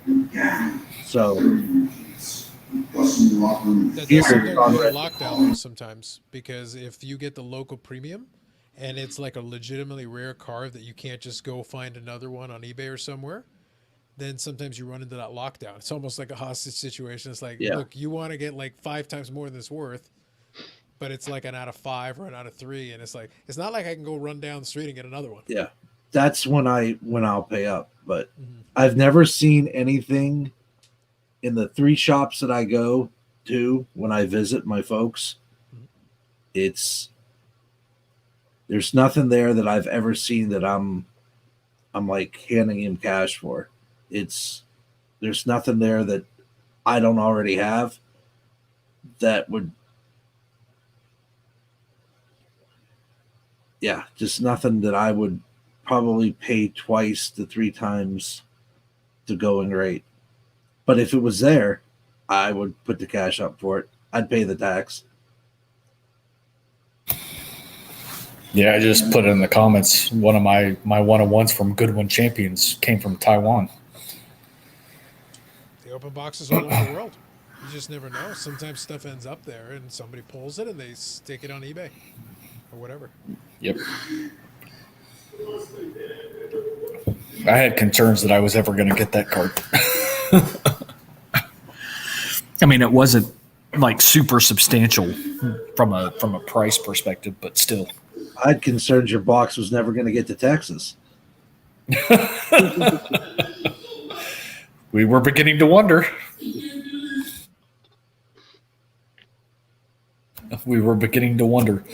But, since we have the trend of, the code 29, everybody needs to start looking for that on their U.S. related postal packages and see if there's a trend. Yeah. Oh, when I got that one-on-one, that was before the whole global shipping stuff went into play. It was a couple of years ago. I think the global shipping, there's a couple of different spots where it applies, but right now the Canadian buyers are the ones that really hate that global shipping because it can kill us on the small dollar cards. It's where you'll buy like a $10 card and the shipping will be like $18. And you get the privilege of, okay, so this is like a $5-10 card, guys, and you're going to charge me $18 shipping. So what do I get for that? Oh, it includes tracking. Great. You get to track it to Kentucky. So you got to ship it to there, the fulfillment center. It sits there for a week and a half, and then you ship it over to Canada. It takes forever to clear customs, and then it comes to me. And then you got to pay customs. No, the customs is prepaid, Steve. Prepaid. Oh, is it? But Pitney Bowes puts a handling fee on it. That's how they come up with this ridiculous number. Now, God help you if it's a legitimately expensive card. The one that I bought, I could have ordered it directly from, had them ship it to Canada. The global shipping fee would have been, so the card I bought for $400, the global shipping fee would have been almost $200. And I can wait for them to ship it to Kentucky and then put another tracking number and send it. So I get to wait weeks for $200 worth of service. Or I can ship it to Arizona and then send it to ship my cards. They will charge me $2 to hold it. I can have it sent by FedEx and it'll be like $30 or $40 and it'll be shipped and tracked and I'll get it. Gotcha. Wow. It's very much a racket. So it's one of those things and it's so off the charts. I'm like, guys, customs does not cost this much. If Canada Customs literally charged me, they charge me 13%. That would be the maximum. That's how much they can charge. That is our tax here. That's it. No more. And that's why I don't ship outside of the U.S. Well, the thing is though, like for the seller, it's not on their end. They just receive a label. That's why the sellers like it. That's why they play into it.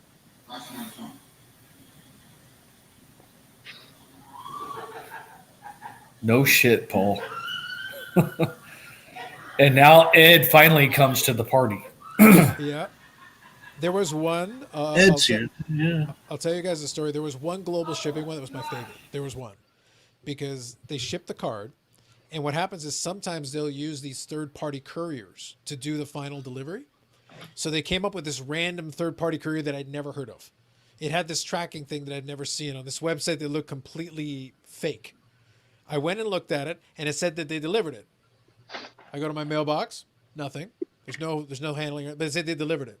But then I look closer, I click on it, and I do some digging. And it says, we left it at the drop-off point. I'm like, what is the drop-off point?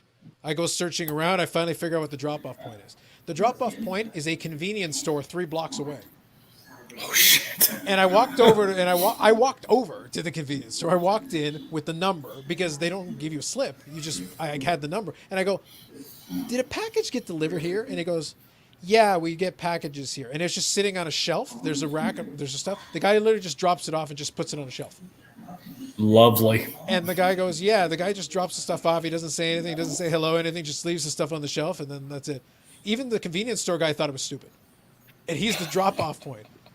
And it was like a $300 card that I had to wait weeks to get that was dropped off in a random convenience store 3 blocks away. Wow. And I'm like, I'm supposed to go get it? Like, how would I have known? Wow. Oh, it's been delivered.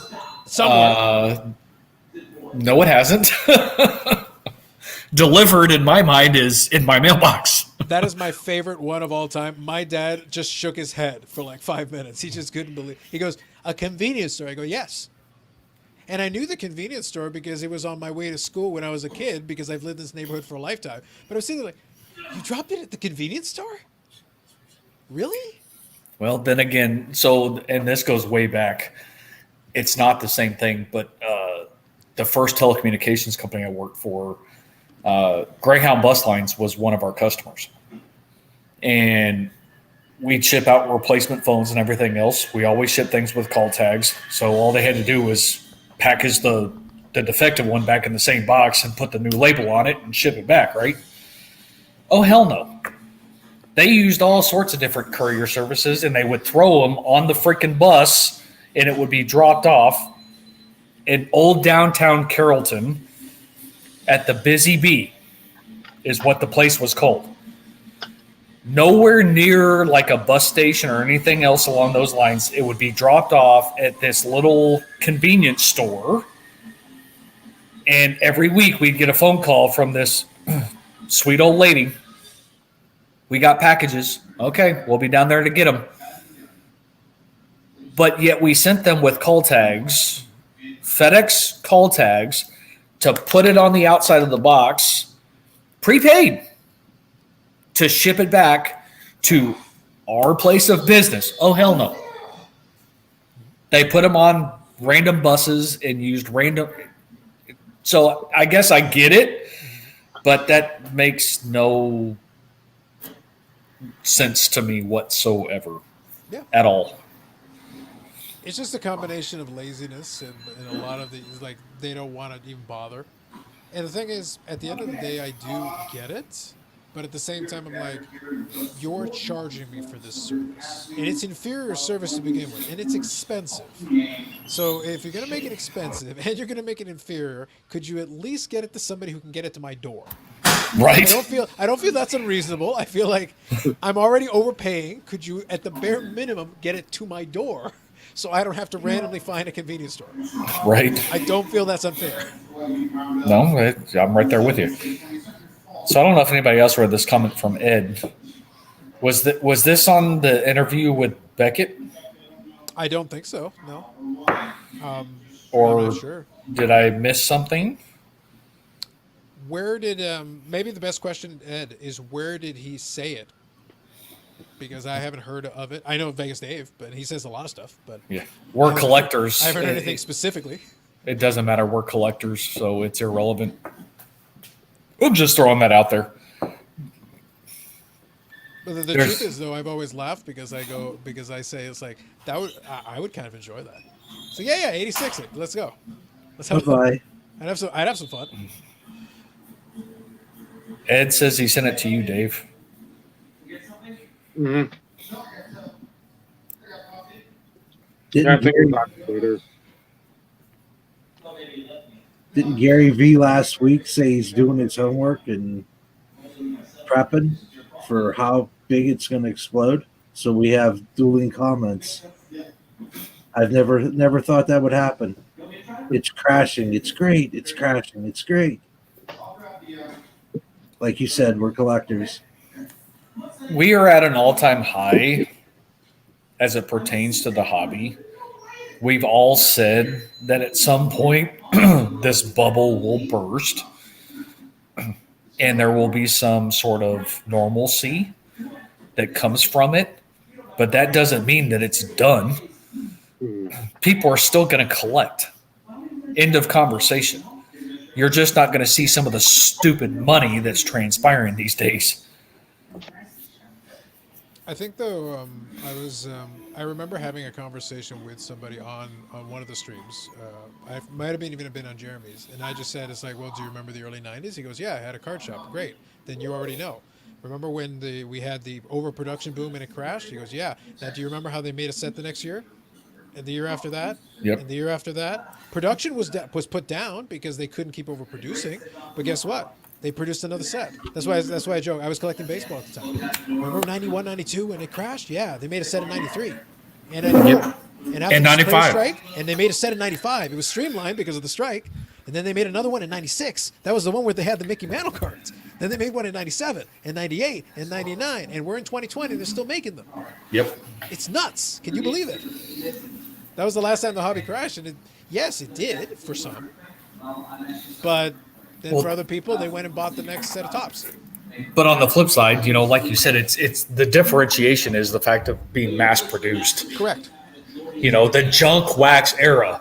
But yet there's still cards during that era that hold a pretty substantial value if you consider the overproduction of said cards. Yeah. The market will determine if there's any value left over for it. Absolutely. The rules have not. I use the same phrase. It's like the rules of economics have not been violated here. No. They still apply. This supply demand still works. If you want it and you're willing to pay for it, then that's the price. If you don't want it and you're not willing to pay for it, it doesn't matter how rare it is. It doesn't matter any of it. The only difference is, and like I always allude to, none of us can sit here and say that we've ever seen a time in the hobby to where it's been this crazy. Yes, that's fair. And, does the pandemic have a lot to do with it? Some of that free money? I think that's part of it. But there's always been investors. I've said this before. It's no different than, expanding your portfolio. Investing in collectibles is a way to expand your portfolio. It's no different than gold, silver, stamps, cards, comics, Magic, Pokemon, Yu-Gi-Oh! They're all investments to a certain degree. 2020 has brought out more of them in ways to add additional financial windfall by making YouTube channels and everything else and getting some of that YouTube money and becoming YouTube famous and everything else. It's done so much for me. It's been huge. Then you failed as a YouTube content creator. No, as a YouTube content creator on sports cards, I am succeeding. This is it. This is what success looks like. That's it. you want to make actual money? Point. It's called PewDiePie. That's the genre you go. Not this one. Yeah. Oh, okay. So valid point, Carlos. Valid point. This was if you're an idiot. No, you don't go to this one. You do the other one. Point taken. But it's one of those in which eventually the bubble will burst. I mean, let's be realistic. It will happen. Do we know when that's going to happen? No, because none of us have a crystal ball, and we can't determine when that's going to happen. Other than the fact of, we've said this before to a certain degree, if you want to burst the bubble on retail, stop fucking buying the inflated prices. Yeah. That ends the bubble right there. Yeah, if it's the done. market collapses, there's nothing left. It's done. Yep. But from individual card prices, I mean, who knows? We could still be seeing stupid money on some of these for years to come, which is good for the hobby.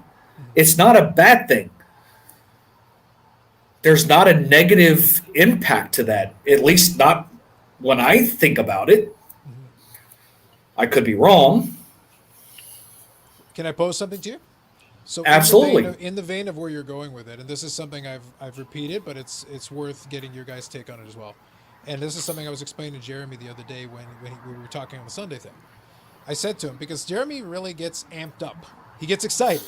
Because I joke with Bobby, and I've joked with some folks. It's like I kind of want to test Jeremy and see a certain point. It's like, Jeremy, is there a thing where like everything's good for the hobby? Because sometimes I feel like that's what you're saying. If the prices go up, it's good for the hobby. If the prices go down, it's good for the hobby. If everyone dies of syphilis, it's good for the hobby. If we have a mass extinction event, it is also good for the hobby. There is nothing that is not good for the hobby. Calm down. But he's enthusiastic. It's all good. It's all fine. But what I try to point out to him is I go, don't forget, and I use this analogy with Joe and a couple of things. I go, don't forget, when you say the economy or you say the hobby economy in this case, it's not all the same thing. Gretzky could be setting new records, but yes, am I paying more for certain Modano cards? Yeah, but not all of them. A bunch of them are exactly the same price they were a year ago. 2 years ago, 3 years ago, 4 years ago. Now, Jeremy will go, like, well, Medano's not like on that type of year. It's like, it doesn't matter. He's a first ballot Hall of Famer. So if I can buy a first ballot Hall of Famer all day and most of my cards are not costing me that much more, then then the hobby isn't booming on that side, which means the guys lower are also not booming that much, which means it's really only the high-end guys, which is to say if I'm collecting Gretzky, this sucks. If I'm Vinny and I'm collecting Lemieux, who is a top-tier guy on that top echelon, this hurts a little. It sucks. Yeah. But if I'm collecting 98.5% of the other players in the hobby, not so bad necessarily. Maybe it went up a couple of percentage points. So then is it really causing me that much of a problem? If I'm buying retail, it's causing me a problem. If I'm buying those top-end guys, the Jordans, the Lemieux, the Gretzkys, the upper tier guys, Brady's, then yes. Everybody else, and Palfy, of course. But like everybody else, maybe not. So then my question was, okay, you can keep resetting these records. And I used an extreme analogy. I said, okay, if you tell me the economy is going up because the Dow Jones is setting new records, but you go to your local mall and all the stores are closed, all the mom and pop shops have closed, and you're at 45% unemployment, is the economy good or bad? The Dow Jones is setting new highs. Amazon's making more money than it's ever made. So is the economy good or bad? It depends on what you're looking at. It depends on your index. So for the hobby economy, it's not that extreme and it's not that serious.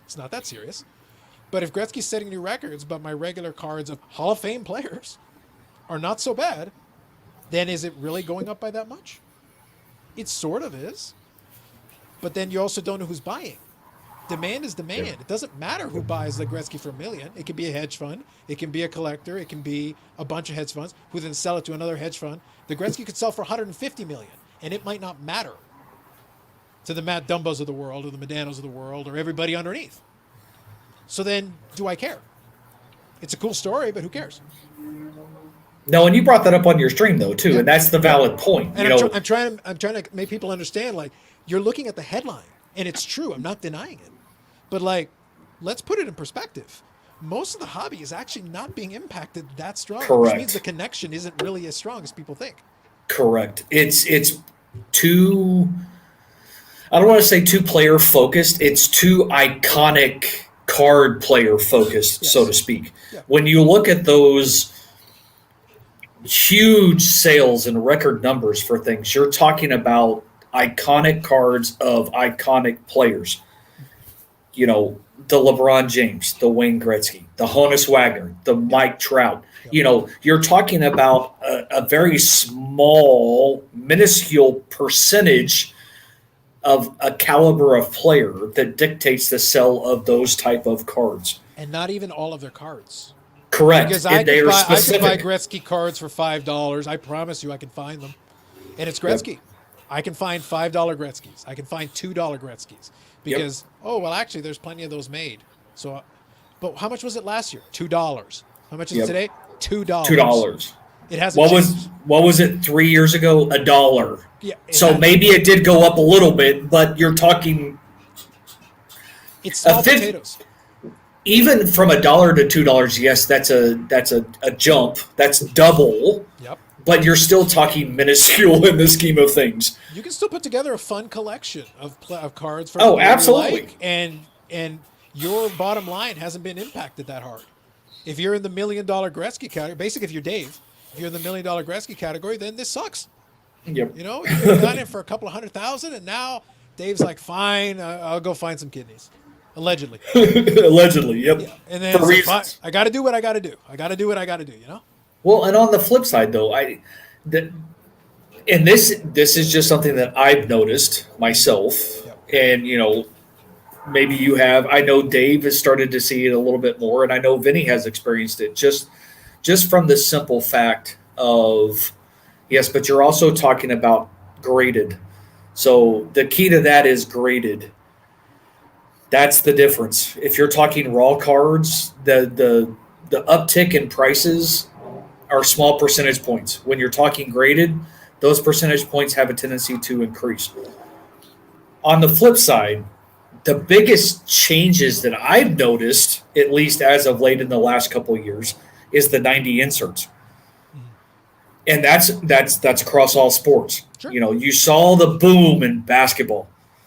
I mean, 90s inserts in basketball have been on an uptick for years now. Substantial upticks. to where in 2020 they're through the freaking roof. Do I ever think baseball, so you got basketball, you've got baseball next, and then, to me, I actually put hockey above football in a lot of situations. No, I do. From a price point perspective, I put hockey above football on some of those 90 inserts. Oh, yes, I do. Oh, okay. Hockey is, yeah. Yeah, I'm talking There's some inserts. genres where they do very well. Part of that, to your point, Steve, though, is also scarcity. Some of those 90s basketball cards are because some people realize that actually some of those cards are pretty tough. But the demand is also off the charts. Correct. There are parts of the world that are not America, that are not Canada. The Philippines loves basketball. They love basketball in parts of Europe, and they're willing to spend some of that money.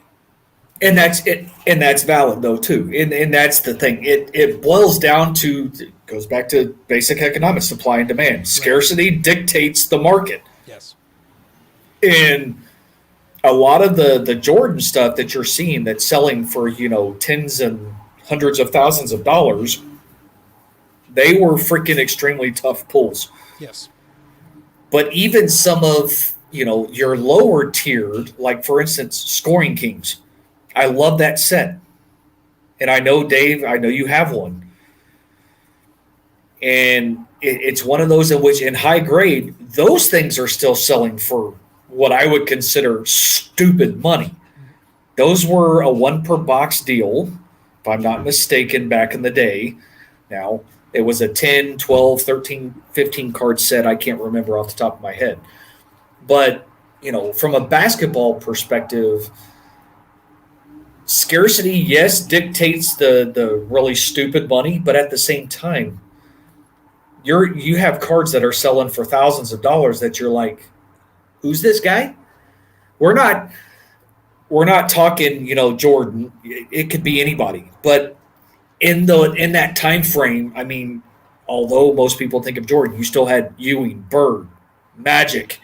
You had other freaking big time players that are still selling for stupid money.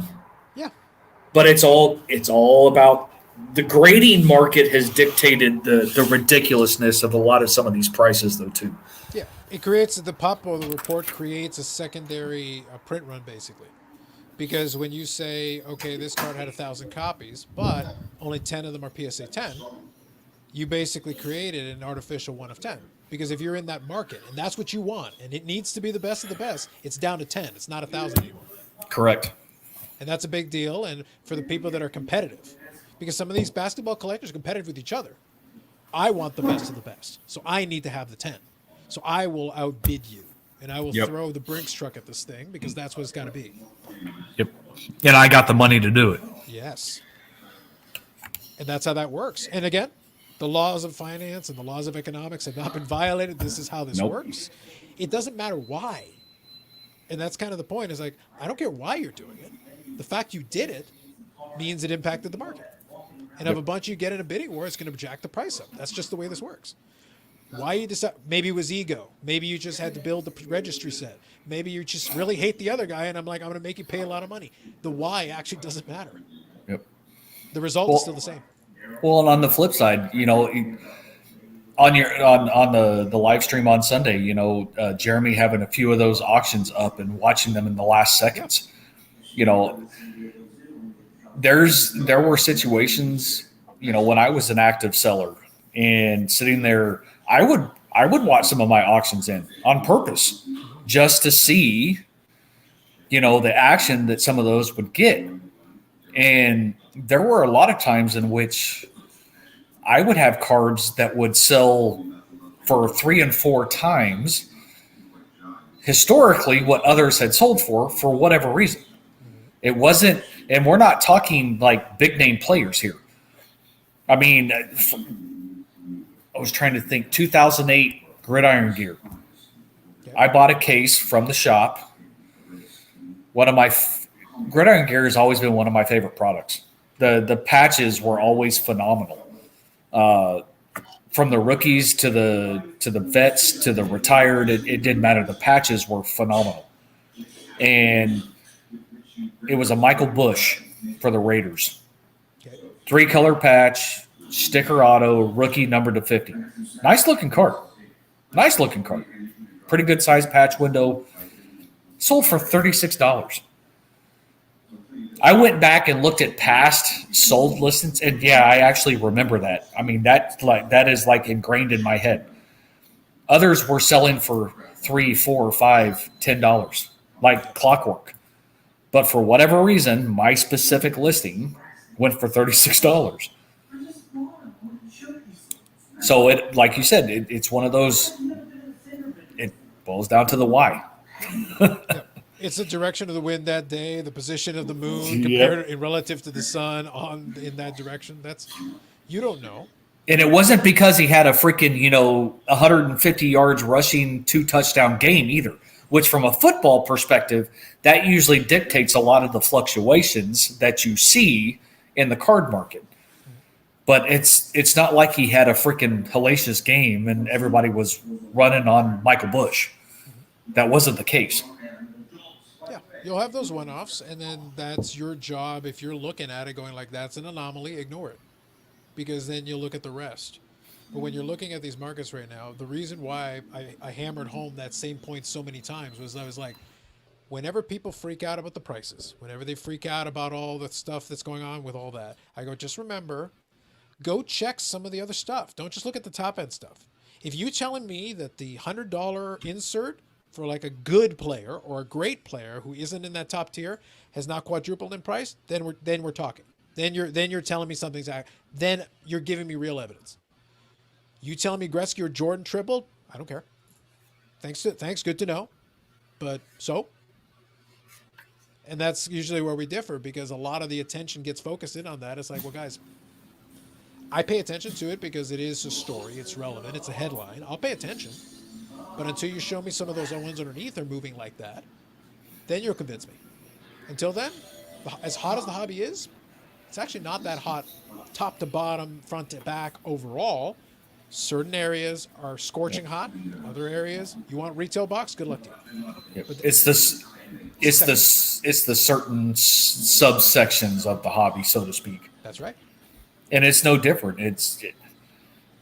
This year's rookie class, from a basketball perspective, through the roof because of Zion and John Morant and everything else.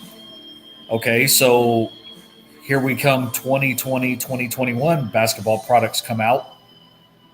I'm willing to bet you're going to see some drop on Zion and Ja. You're going to see some dips because everybody's going to start focusing on the next biggest thing in hopes that the same thing happens as it did with Zion and Ja Morant. The only kind of unusual tick would be your Luka. Luka has been consistent as of late over the last, 18 months, give or take. Yep. But even on the flip side, you look at when you're in season or when you're in off season. Football stuff in off season has a tendency to dip. When it's in football season, prices increase, especially with the rookie class. If somebody has a good game, you're going to see an increase in a lot of your prices on a lot of said rookies. Basketball is kind of the same way. I don't believe it's the same way from a hockey perspective. That's the only sport that since I don't follow it from a card market perspective, I can't allude to. But baseball, basketball, and football, if you're in off season, you have a tendency to see lower prices. When it's during season, that's when you start seeing some of your upticks. It has to do with the season. Yeah, there are seasonal waves. Seasonal waves are normal in all of the sports and all the markets. That's part of it. But and Dave, you can debate me on this piece if you want. I get your take on this. I find that really, especially for modern players, if we're talking modern players, it is kind of top heavy. It's top loaded. If you're talking the Crosby, you're talking Ovechkin, you're talking McDavid, there's certain players, McKinnon, there's certain players that you'll pull one of these from a pack, it's a good card, you'll do well. There are other players who you'll do all right, but it's not like the fans are passionate. Like they will go to the ends of the earth to collect some of these players, but some of these guys will be passionate to the ends of the earth for like a second liner or a third liner. But that doesn't mean their prices are going to go nuts. That doesn't mean that. It just means they're passionate about collecting them. But the Crosbys, the Ovechkins, the top guys still do well, always, generally. But some of these other guys, it's like, no, you do all right. Like if you pull some of these second-tier guys from a box, it may not do anything unless something happens. Does that make sense? You're kind of on alignment with that, Dave? Does that kind of jive with what you've seen? Yeah, it's you call again players you name McDavid and even like So a the Waugh. legends you can get away with as well, They're- just because they've already established their brand. They've already got their career in the books, and Yeah. you know what they've got. But yeah, if you pull like a Landeskog, if he's got his season of a few years ago when they're looking at shopping him, you can get that cheap. But again, if you find something, you're not going to find somebody going wild for like a Zach Parise. Even like the Wild fans, it's like, solid player. But you're not going to have, like, let's say, and again, I don't know how many autos or auto patches there are out there, but like a Kirk Maltby.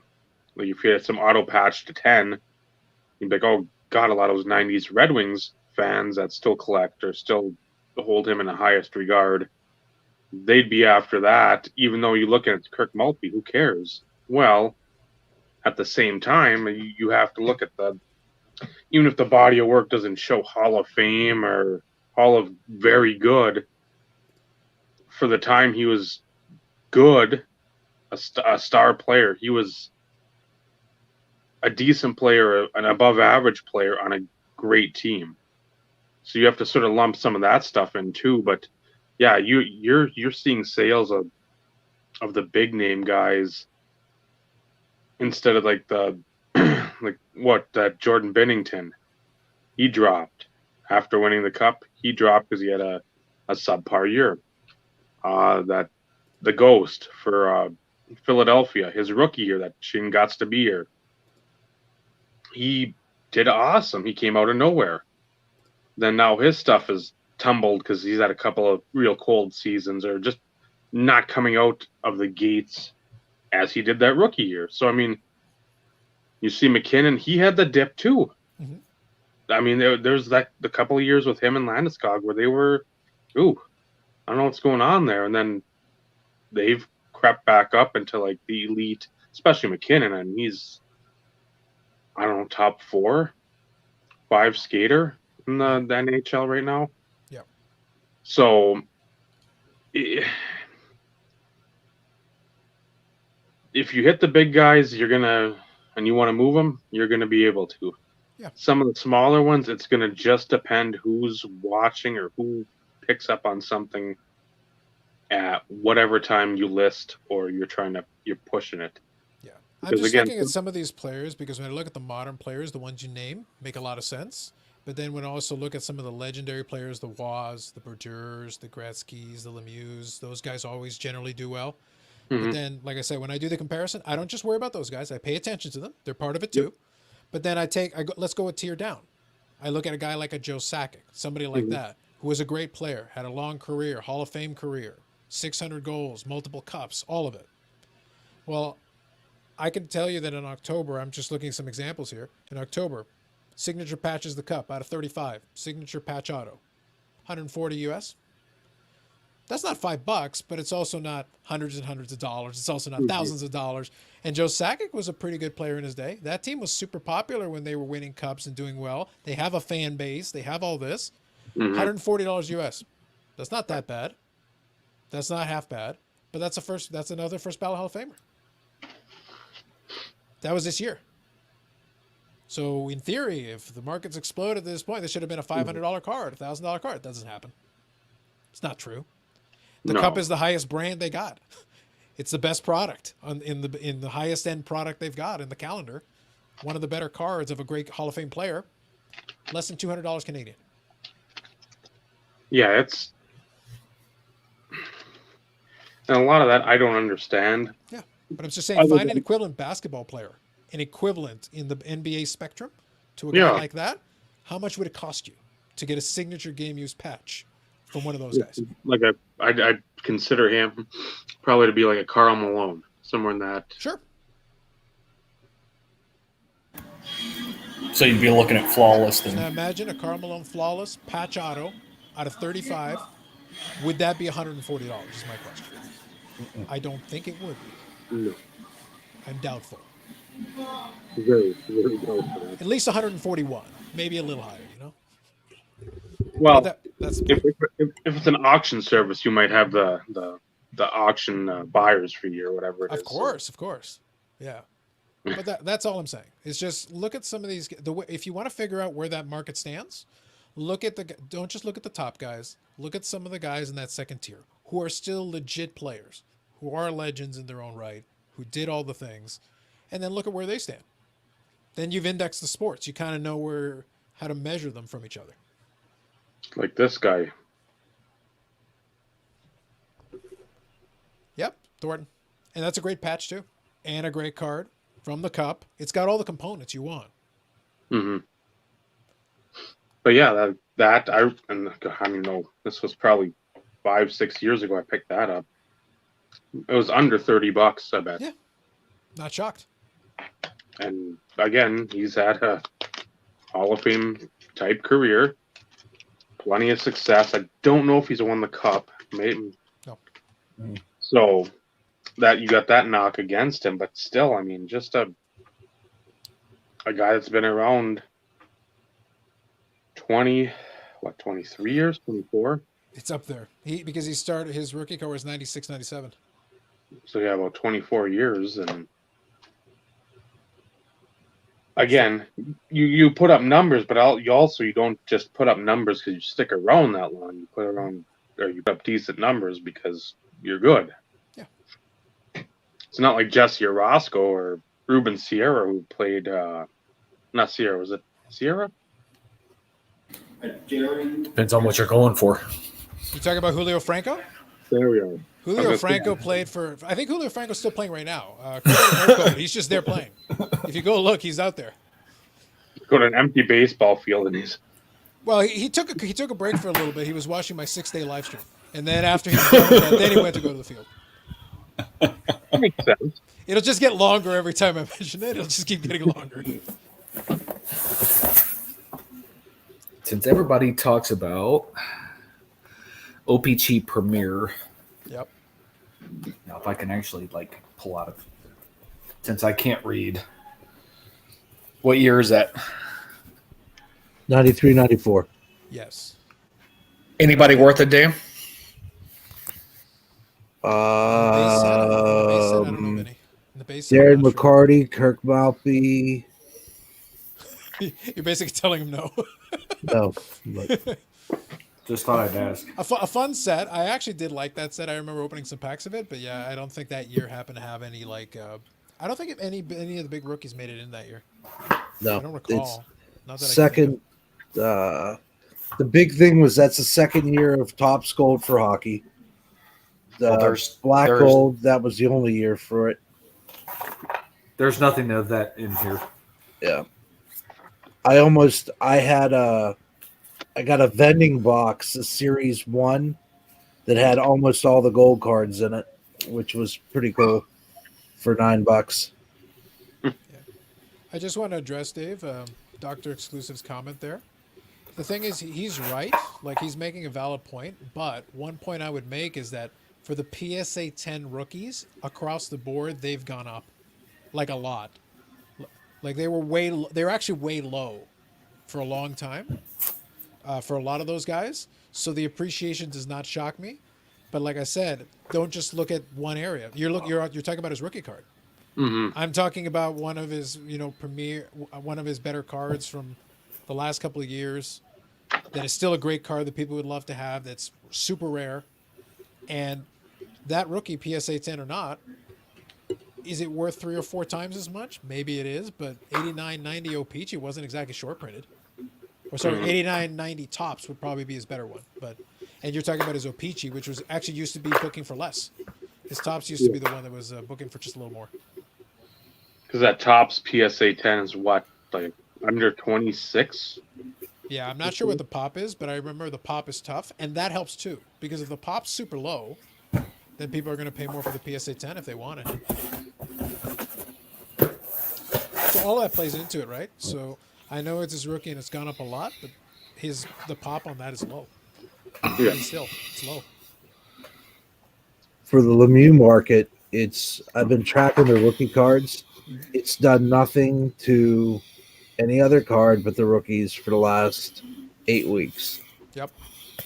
So we saw that 2 go for what, 3 or 400, the OPG. Yep. I was tracking an 8. It went for a little over 5. A 7's going for about 3. We're talking tops. Mhm. So it's there, but I haven't seen anything else jump the shark, as they say. I think it's a valid point, but it just depends on whether those quote unquote new collectors, again, we say it with a grain of salt, we don't know exactly what their intentions are at this time. It's still new. But let's assume they're collectors for the sake of argument.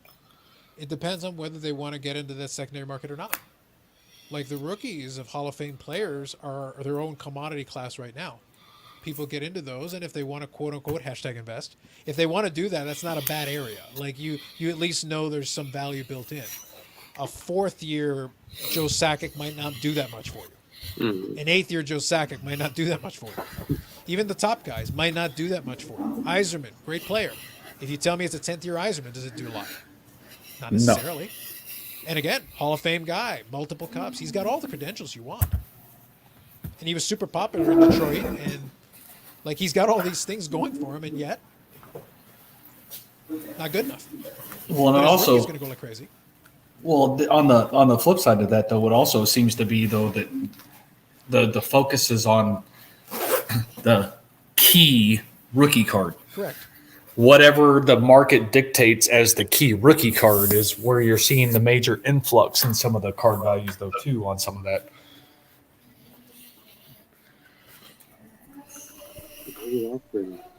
Yep. Vinny has vanished. You know what I mean? Because, like I said, you're talking about the Gretzky OPG rookie. Yeah. Or, Lemieux's OPG rookie. Mm-hmm. Looks like he had to move to his phone. You all right, Vinny? Yep. I have a 100-pound husky that's demanding my attention. So he had to move to his phone. But if you look at, and I'm trying to, so for instance, the first thing that comes to mind, and the only biggest reference that I can pull up, from a football perspective. So you look at 95, Terrell Davis. Sure. Yep. Mirror gold. Mm-hmm. That's the card. Yep. And PSA 10, you're going to pay pretty good premium for it. 95 select just regular, not near what you would pay for a mirror gold, of course. They're not short printed by any stretch of the imagination as far as any print runs, but then you also have like 95 SP. Mm-hmm.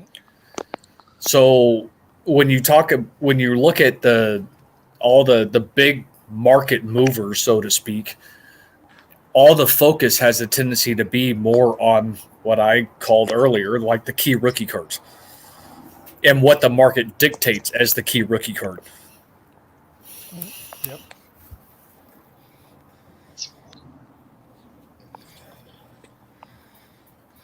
Whether it be a regular card or patch or an auto or whatever, that becomes really irrelevant.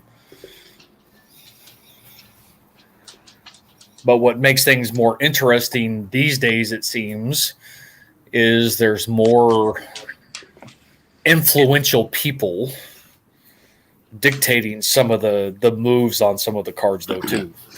Yeah. Now, let me throw this one at you, because this has always been an interesting thing for me. I understand why some people get upset that some of the, let's use your words, influential people throw their 2 cents in on it. But the reality is, they have a following and they say something in a certain way. I try to be very. This is where I do. This is where I am very laissez-faire when it comes to like the quote unquote hobby economy. Because I'm like, you know what? You want to say something and someone wants to buy what you're selling, then it's your own damn fault. Mhm. Like I have to put the, and this is where I kind of challenge collectors. Like I'm putting the responsibility back on you. If this is such a big problem for you, then don't play into it. It goes back to that retail thing. You don't like it, don't buy the secondary market prices. You don't want it, don't play. You don't like the game, stop playing it. But if you keep playing it and then you complain, then I don't care about your complaining. Valid. Like, you're allowed to do this, and I started throwing the buzzword in the last live stream, and I'm going to force it down people's throats over time. I'm going to throw it in there from time to time. You get to curate your collection, which means you can do it however the hell you want. Mm-hmm. There's nobody put a gun to your head that said you have to do it this way. You don't like do it this way, do it a different way. Yep. Like, if Vinny changes his mind, loses his mind, you go, you know what? Forget it. I only want Lemieux in the black uniform. All the other Lemieux don't exist to me. They're dead to me. He can suddenly shift and do that if he wants to. Or he could go the other way and say he only likes the white uniform or the vintage uniform or whatever. Or he can collect everything. Like, it all are allowed. Yep. You can go in every direction. But again, if you want to play in this game, and Gary Vee decides suddenly, Gary Vee gets on this bandwagon, he says, guys, Ziggy Palfy rookie. And all of a sudden, Mead's dream has come true. The ship has come in at last. Then we can sit there and be amused, but like that's about it. Like I'm going to sit back, I'll get my drink, and I'll be entertained. It's all good. Or the Greg Jeffries. Dare I even live that dream, Steve? I dare not even dream such things.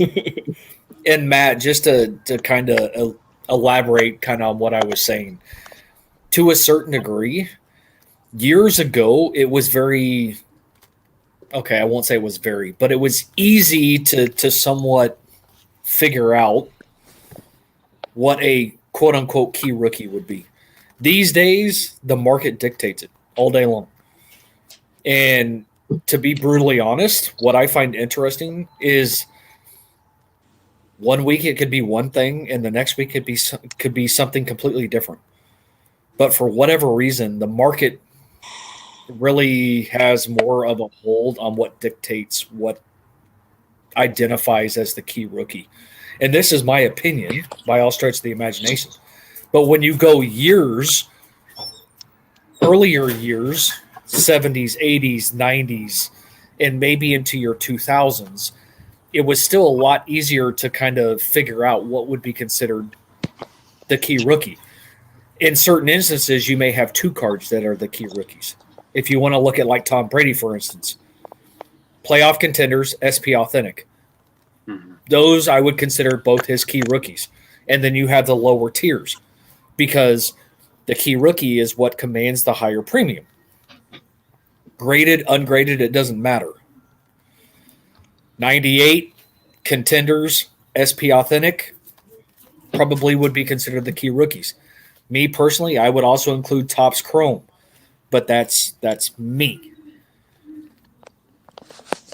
Dave, Vinny, I mean, agree, disagree?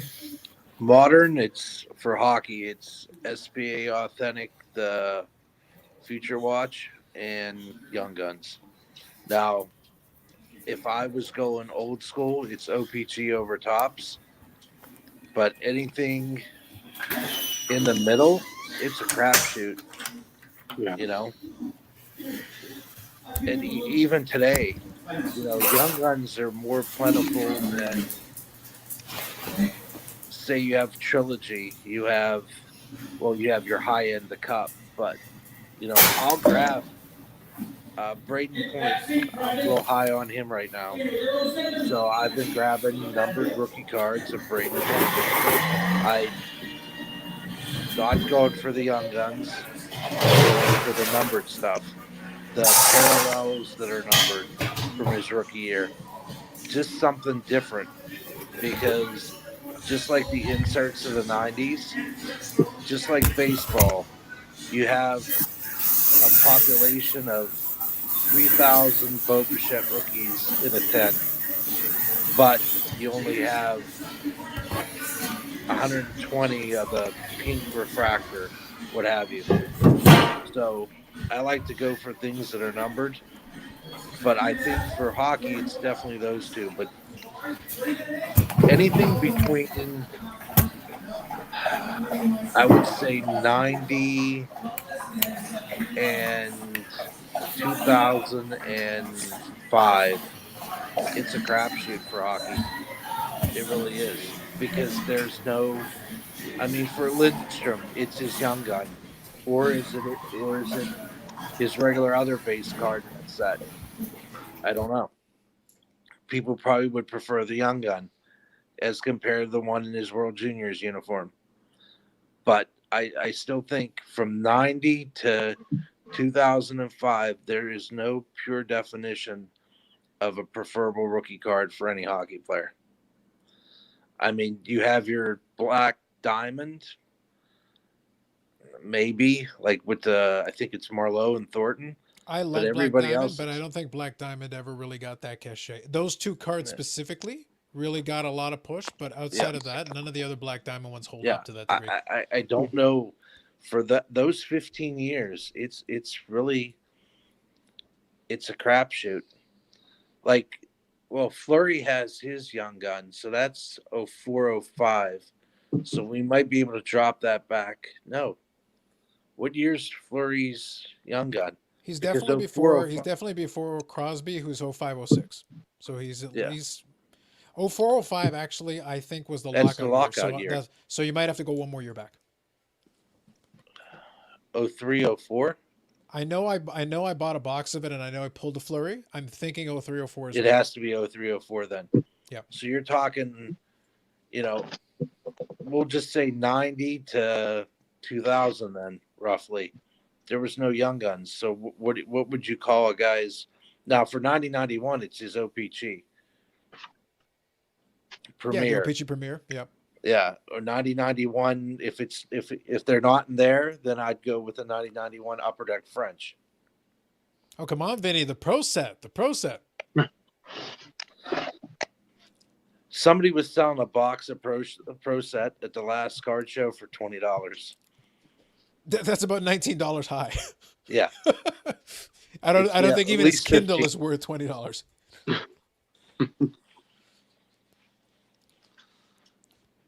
Like so, Steve, my favorite thing about the hockey, the 90-91 Pro Set, I opened a box of it one time for fun, and I was able to get the box for $5. For $5, it's hilarious as a rip, because they have most of the key rookies for that era.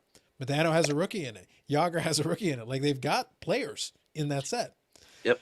But they're all worthless. But it's hysterical, and they're very colorful. I actually like how the cards look color wise. Like, they're very bright. But the thing is, as you go through them, my favorite thing is that you would open the packs, and right out of the pack they would be like miscut. The sizing on the cards would be like all over the place, and I go, I could send this to PSA, and they would tell me it's trimmed, but it came straight out of the pack like this. There was zero quality control, a million errors in it. It was a very bright set, but worthless, hilariously worthless. Well, then again, Pro Set was known for their uncorrected errors anyways. So that set was a classic. Well, I should say their errors, not their uncorrected errors, because they did correct a lot of them. At least from a football perspective, there is a lot of. It was like their second and third printing or whatever. And that's, of course, the junk wax era, where, they were producing crap tons. The problem wasn't the second or third printing. The problem was the 457th printing in 2017, because they were still doing it. Right. Very true. Very true. So now you decide to have a beer, Carlos? I finished the first one. I've had 4. What are you doing? Got to pace myself. It's only hour 4. Dave said 47 hours. That's what I heard.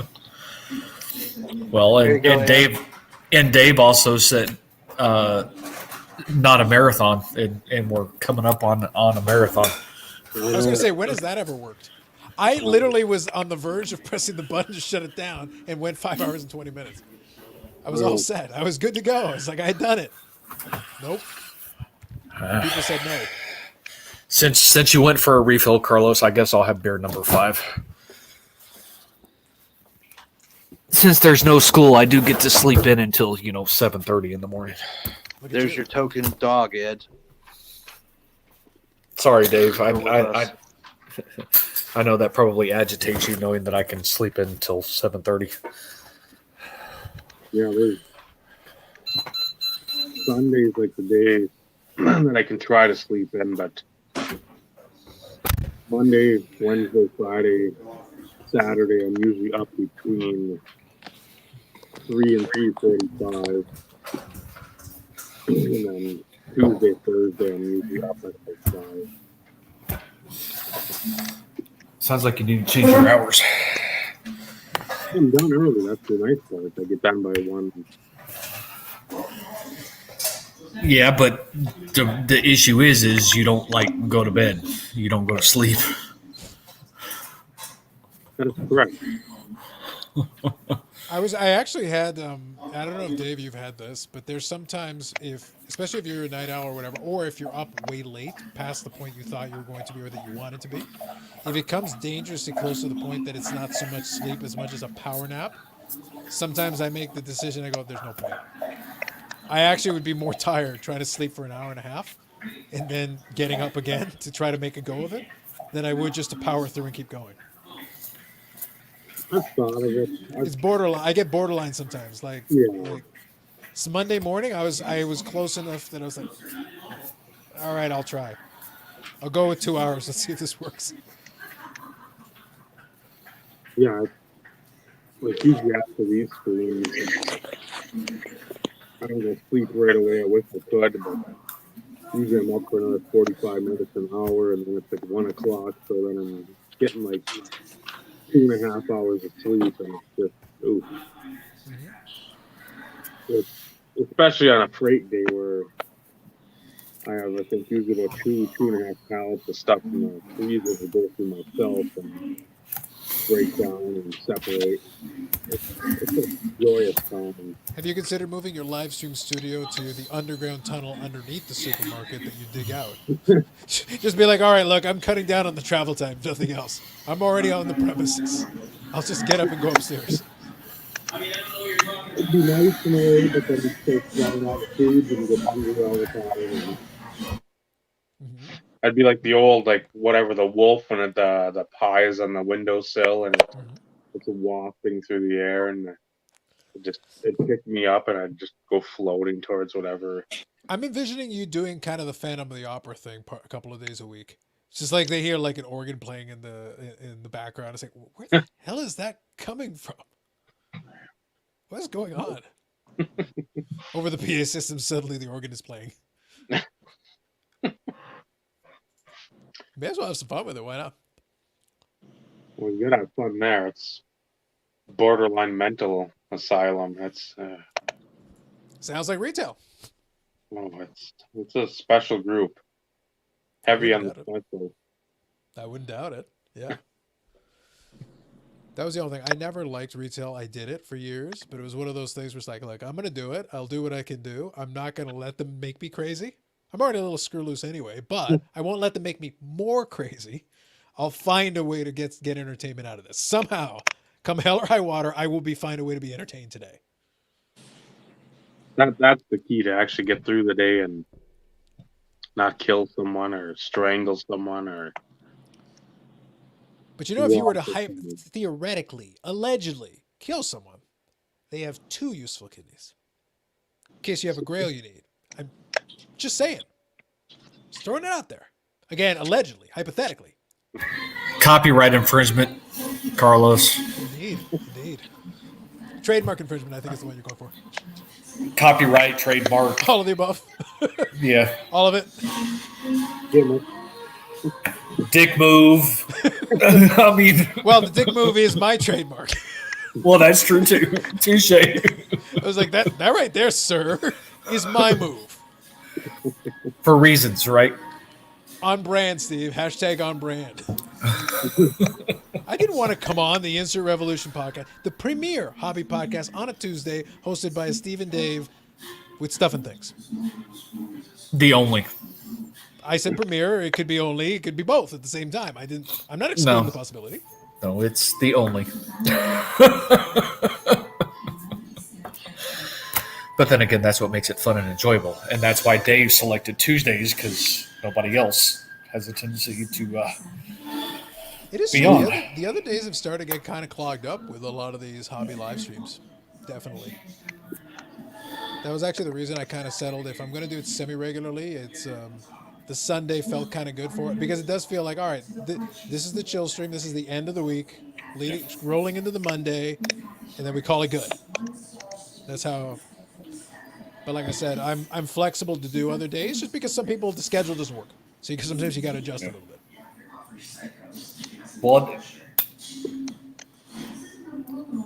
let's see. Jeremy's is when usually? Is his Saturday? It used to be Wednesdays and Saturdays, but now it's Saturday and late Saturday, early Sunday. Because you'll do the after hours. That's the Sunday morning. Right. Yeah. But those are his only 2 streams on his channel, and then he's on the hobby hotline. When is He'll that? do that on Saturday. Yeah, they'll do like that on Saturday morning. Saturday morning. That's when Yeah. That's okay. I've caught a couple of them. It's one of those. It's. I understand the format. Like I get what they're trying to do, and I think it's interesting they're trying to do it. But it's one of those things where like they'll go about an hour and change, and they've got names on there. But sometimes it becomes this thing where it's just like one person will basically harp on the one topic and just opine on it. It's like, well, guys, it's only like an hour. So, and it goes back to what I said earlier. I find it tricky to do like a hobby question show. I like doing Q&As because if I've got something I can add, I'll be happy to say it. But then if I need to know something, I say, look, I'll ask the guy directly. Right. That's like my style. Like I can't do it on a Q&A thing. It's like, no, I'll reach out. I'll ping him. Be like, hey, what's going on? Here's what I'm thinking. What's going on with this thing? Well, it's no different. The questions that I posed on past live streams when you went straight to the source, and I pretty much knew the answers, but at the same time, it's one of those in which it's still an assumption, and assumptions are never good. So it's better to actually get to the real reasons, so to speak. 4 reasons. Legitimate reasons. Ooh, even better. And kind of solidify what for instance, like what I had previously thought. In certain instances, it makes sense. Others, it's like, is that really the best way to go about it? Maybe something else could have been done differently, but I get it. The upside, I will say though, with a guy like Carvin, is that because he's still in the industry, but he's not in the industry of the manufacturer side, he is more willing to say the reasons, as opposed to somebody who is currently working at Panini or Upper Deck, who may be a little less inclined to be as forthcoming. For reasons. Correct. Exactly. But that's the reason why, if I'm going to have a guest, I'd be more comfortable talking to Carvin, who is a little more willing to be like, ask your question. I'll give you the best answer I can give you, and if you really want to know, ask me later, ping me later and ask me. Right. But he'll still give you a ton. Like he'll give you a ton live. Here you go. Well, and that's that I can appreciate his willingness to share some of the hobby insight. He's happy because a lot of us as collectors, there's a lot of pain points for us, and there has been for years. Yep. And, to a certain degree, we've always kind of understood the unwritten rules in certain situations and circumstances. Yep. But to actually hear them coming from somebody who's in the know and can elaborate and really share the full story behind certain things, I have a lot of appreciation for somebody who's willing to put themselves out there and really give the details. Yeah. And that was I had a conversation with somebody offline where I said that's the one area where I'll give Jeremy a ton of credit. He has done a good job building a show that is friendly to brands, and that's a good and a bad thing. It's both. because it means you get access. It means you have them on there. They'll talk to you. But I was joking with my buddy at that point. I go, I don't think Panini or Upper Deck would ever want to come on my show because I'm not very good at advertising for you. I'm kind of more inclined to like, look, I'm going to ask you the questions that I want to ask you. I'm not buying your product currently, but I'm watching what you're doing. I'm paying attention to it, and I got questions. Yep. And this is not a safe space for you. Yep. But if you want to answer honestly, I'm not going to trick you. I'm not going to badger you unnecessarily. But if you're here, then you're going to have to answer some questions. I'm not going to give you a slideshow. I'm not going to give you a promo package. I'm not going to play a promo for you. You want that, then you can hashtag buy ad time. I'll wear your damn shirt. I'll wear your hat. And I'll sit there with a big old smile on my face and with a wink, and you'll know exactly what I'm doing. So when you see my Upper Deck cap, Upper Deck shirt, and Upper Deck swag, and I'm winking at you, yeah, Upper Deck is great, Steve. Great. You're not going to give them prep materials. You're not going to give them the questions up front. No. But on the flip side, that's the difference between you and Jeremy. Yeah. And there's room for both. There's nothing wrong with it. As long as you know what you're watching. As long as you know what you're watching, there's room for both. That's why I said it's complementary. And that's the reason why we get along, and he's more than welcome to come on the show anytime he wants. And if he wants me to come on there, I'll be happy to pop on and give my 2 cents. But for a manufacturer, I'd be a little bit more dangerous for them because you don't know what I'm going to say.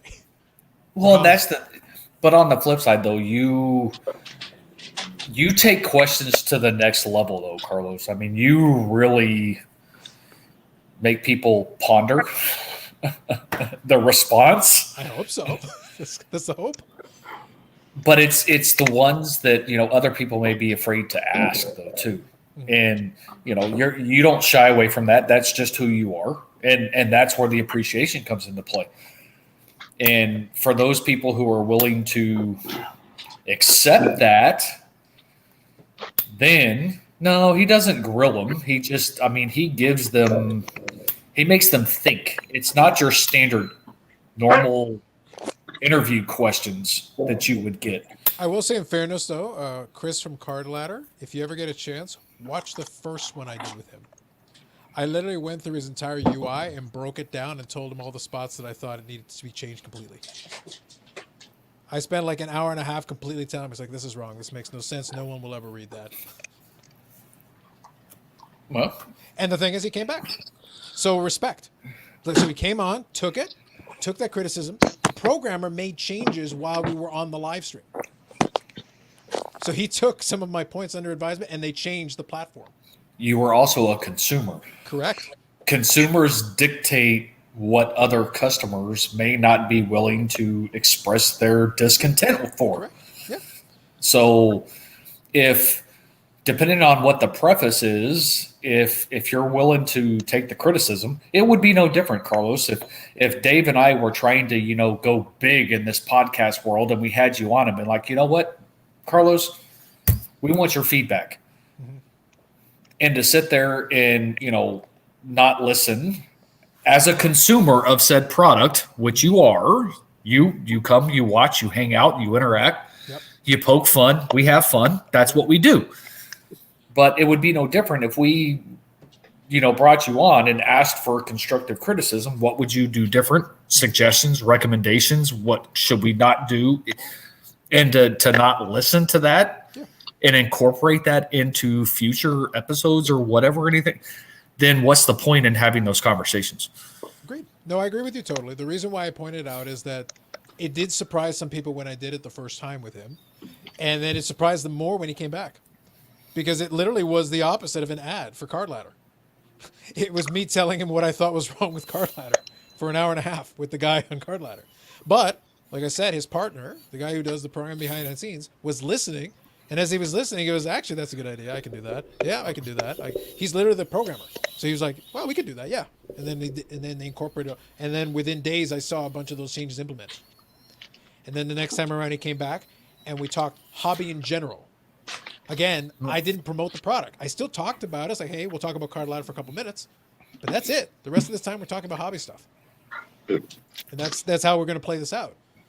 Again, if you want ad time, pay for ad time. I was going to say you're not being paid to advertise somebody's product. Correct. Like if you want ad time, you can pay for it. Otherwise, you come on here. We're going to talk hobby stuff. Well, and that's what your premise is. That's what your stick is. That's the way it's always been. Yeah. It's no different to a certain degree. We talk hobby half the time, but we don't. The difference is we don't limit those conversations. Mm-hmm. Yeah. And that's why you can appreciate coming and hanging out, because you never know where we're going to go. That's what it is. We keep you guessing. Mm-hmm. What are they going to say next? What are they going to talk about next? Every time I think I know the question, the answer is Dave changes the questions. Exactly. Because that's what Dave does. That reference. But it's fact, and that's okay though. But that's what I said earlier. And I've said these exact words. There is room for all of that in the space. There is room for Jeremy's show. He can do it his way. It's fine. It works. I'm happy and I'm happy to support what he's doing, because it means the manufacturer will come on again. It needs to be Jeremy's show. It's a safe space. They got to go there because that's where it's going to work. They can't do it on mine. But if one of them came on, I'm not going to be unfair, but it is a little riskier. You're probably not going to get promoted to the same degree. You're not going to get to do your slideshow. That's not going to happen. And probably the questions are going to be a little harder. But that's just the way it's going to be, because I'm like, well, I'm not here to hurt you, but I'm also not here to help you, quote unquote.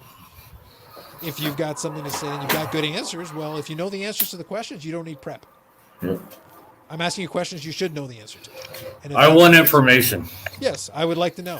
I can't do the heat light right now. We got COVID, but later on I'll use the heat light. The heat lamp will come, and we'll make this happen. Yeah, and that's, but you're right.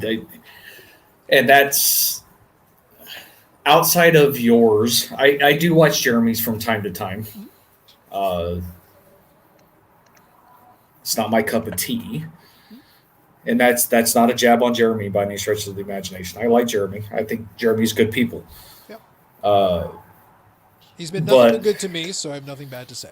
I only speak to the show specifically in the format, and I'm always honest about that. And that's what I'm getting at. I mean, you can tell he's genuine. I see the interactions that you and he, the both of you have, so I can only base it off those interactions. I've had no personal interactions with Jeremy, so I can only go based off what I experience and what I see in those interactions between you and him.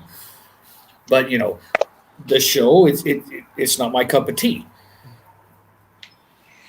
Yours, I watch and I finish, and what I don't watch live, I go back and watch the replay, because to a certain degree, you are a lot like us.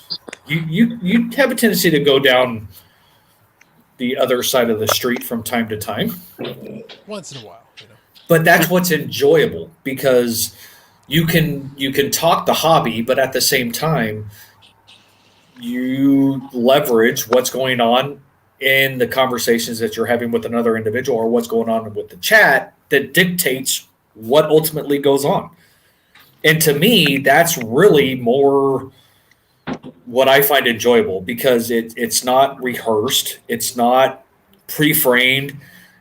We have a potential topic that we want to touch on, but we don't always get there, because it really is dictated by what's going on with everybody in the comments. Yep. So. No, I agree with you. The big thing is, the way I explained it to somebody is that you have to embrace a certain amount of nonsense to keep it from being too static. Because I could talk the hobby for hours, but it would get really repetitive and dull. You have to have the gear shifts. And the other thing that maybe some of I've watched a lot of live streams, a ton of hobby live streams. I watch a lot of them because I want to pay attention, but I also want to understand what's out there. Mm-hmm. And when I'm watching them, sometimes I think the host doesn't understand that, even though we don't think it is all the time. YouTube, you can inform, you can entertain, you can do both, And ideally, if you can do both, that's better. But you are providing a form of entertainment. When Vinny's Absolutely. watching on his TV or on his phone or whatever the case may be, you have to give a show. It doesn't mean you have to be fake, but you're giving a show. You're creating a program. It's an unscripted program, but you're giving a program. And if it's something I wouldn't watch, why the hell would I make it? And that's the number one. Like, if I would not make a show I wouldn't watch. Absolutely. Yeah, it doesn't matter who's on. Like, I can't do it. If what they're doing is dull and it's boring me, well, then you're going to be able to tell because I'm bored out of my skull and I'm struggling. Then I have to take us on a diversion because this is the only way we're going to make this interesting. So, in other words, early on, Carlos was bored until we brought him on the show. Oh, without question. Without question.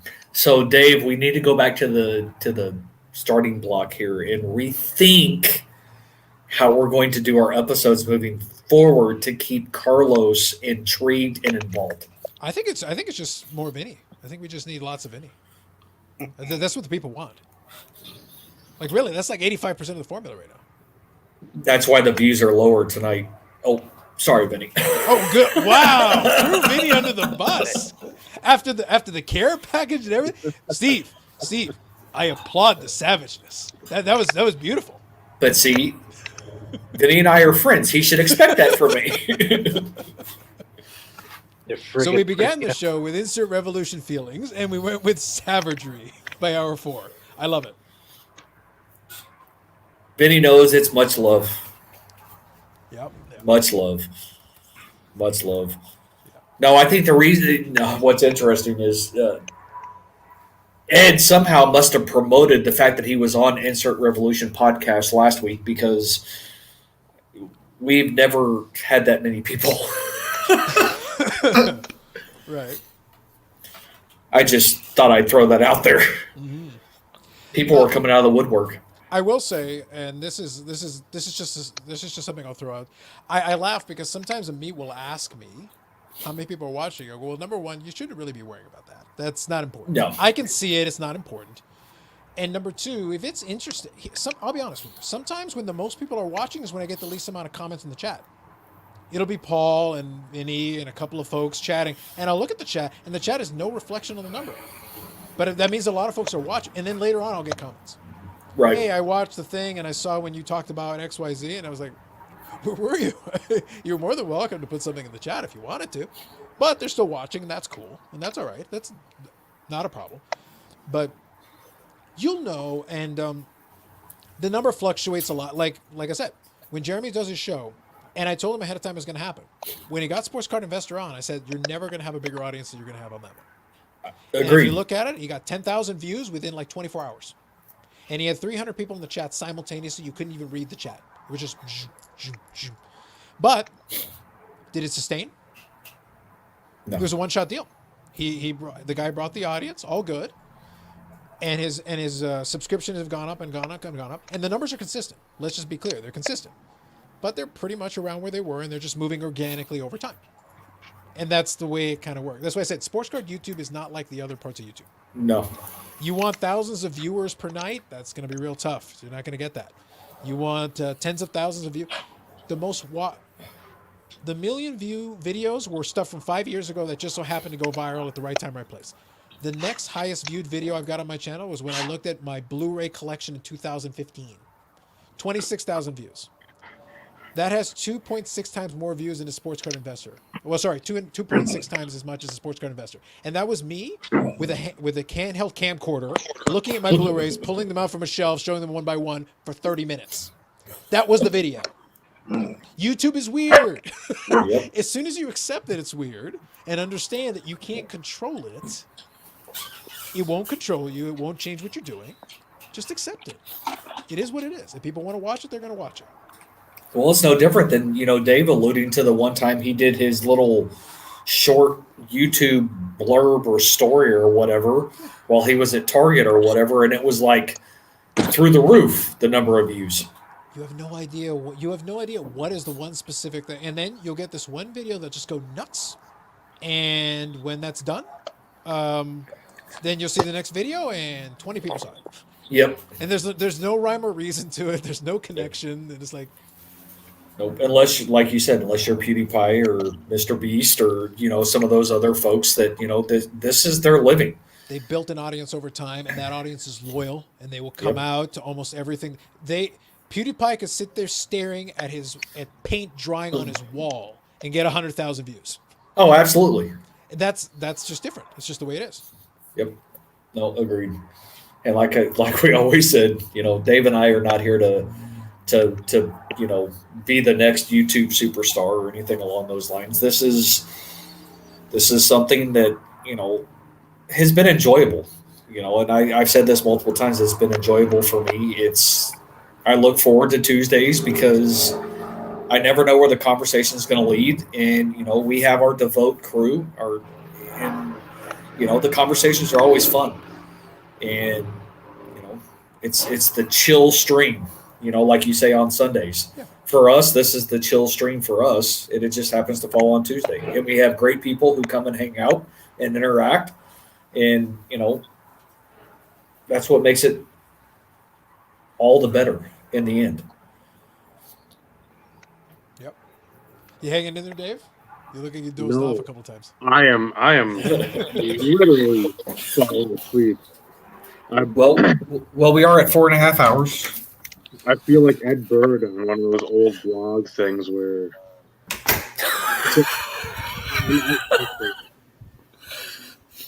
So, Vinny, you might have to take us home as the host. Do you know the tagline? Can you get that part in? Yeah, I can manage that much. Yeah, the only difference is you'd have to figure out the right way to point since it's not, to the side of you. Nope, other way. There you go. You got it. Well, with that, since, Dave is obviously tired, and Carlos and I actually ended up talking more in this show, which works, I guess. Yeah. Except it made you tired, even more tired, Dave, because you didn't have to talk much. I was tired from the day was just when you're carrying shit in and out all day. You've got 3 or 4 orders you need to do. Have them in by a certain time. Your boss is just being a dick and not helping out in any way, shape, or form, or putting extra help on in the morning because more people usually are shopping in the morning because it's not like Thanksgiving where we're open that Wednesday before, so you're open to 7. Christmas, you want to have stuff lined up for baking and whatnot, cooking. So you want to get that in the morning so the afternoon can be filled with cooking and baking. He put nobody extra on, so it's just like running around pretty much the whole day. I was supposed to be done at 1. I got done at like 2:35 or so, and picked Naomi up right away from school. And it's just like when you're going constantly. It's what I do, Paul. It's what I do.